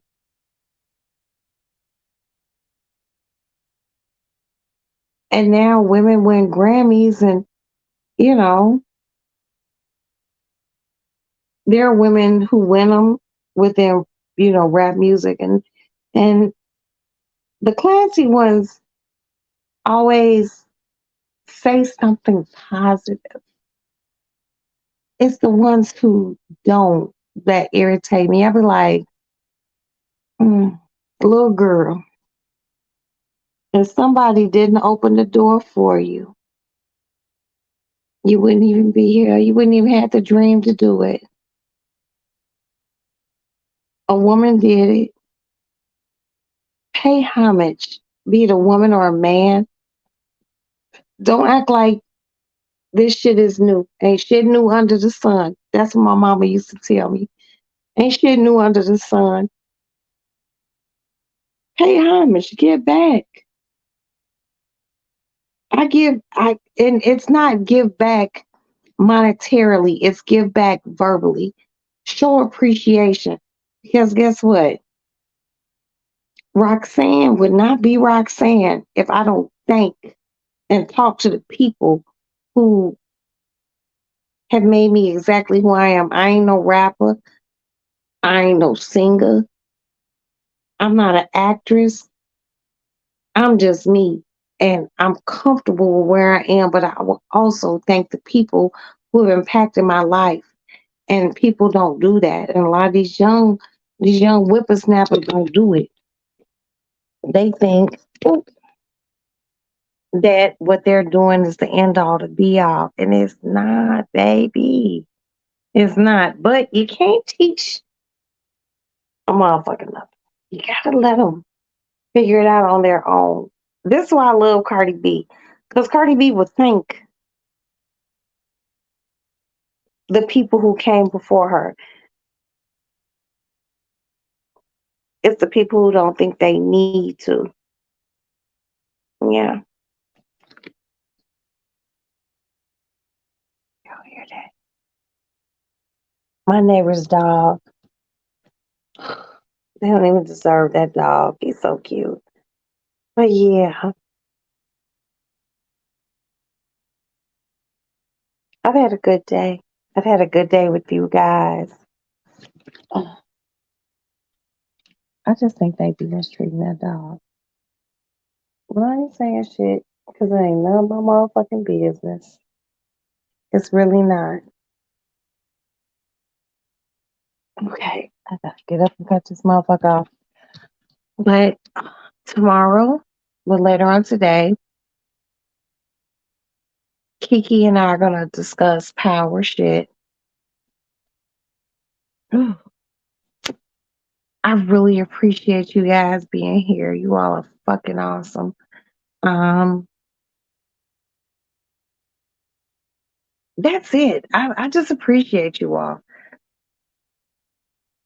I know who is here. I know Kiki. Thank you. Hold on. Let me do a thank you.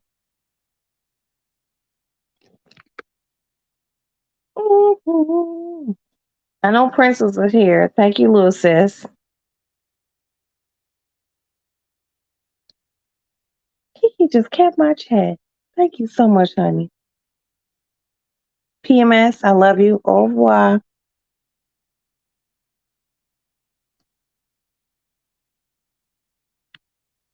And that's it. And everyone else was in the bushes. I just appreciate you being in the bushes. Water them with a like, please. Um, I appreciate you guys. Oh, here come my cat. Hello, honey. You pregnant? My cat's pregnant.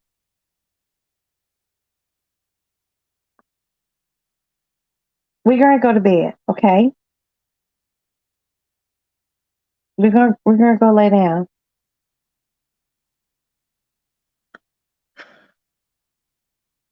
My cat is like a 40-year-old mother. So, but I love you guys. I love you all. I appreciate you all. Um, we'll have power talk tomorrow with Kiki.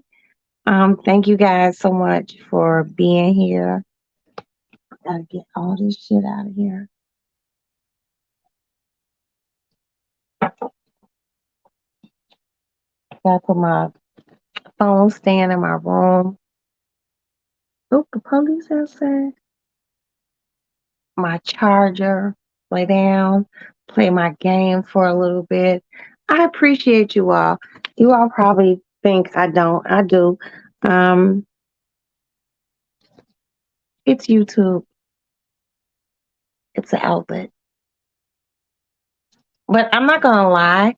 Motherfuckers gonna have to start like coming up and talking to Cause I just don't want to keep reading and talking. Somebody else motherfucking read. So I love you guys. Good night. Good night. My fatty is gonna eat another piece of pizza because I'm still hungry. And I have my doctor's appointment. I think it's at 11. It's already 2, 3. It's 2:50, it's already 3.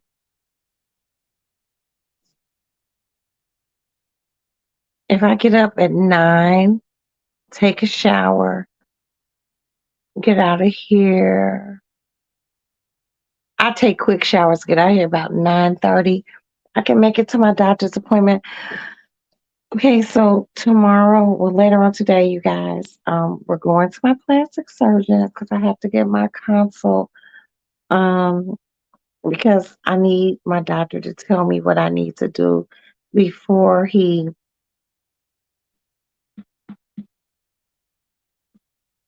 takes that off. And I want him to lipo me through here. And I want him to take the fat and put it through here. So I got some things going on. Ugh. I'm 52 years old. I'm not trying to fight age, but I just don't want to be around here looking like a fucking California raisin. So I'll call you all when I'm on my way to the doctor. We'll be on live, but I don't know, you know.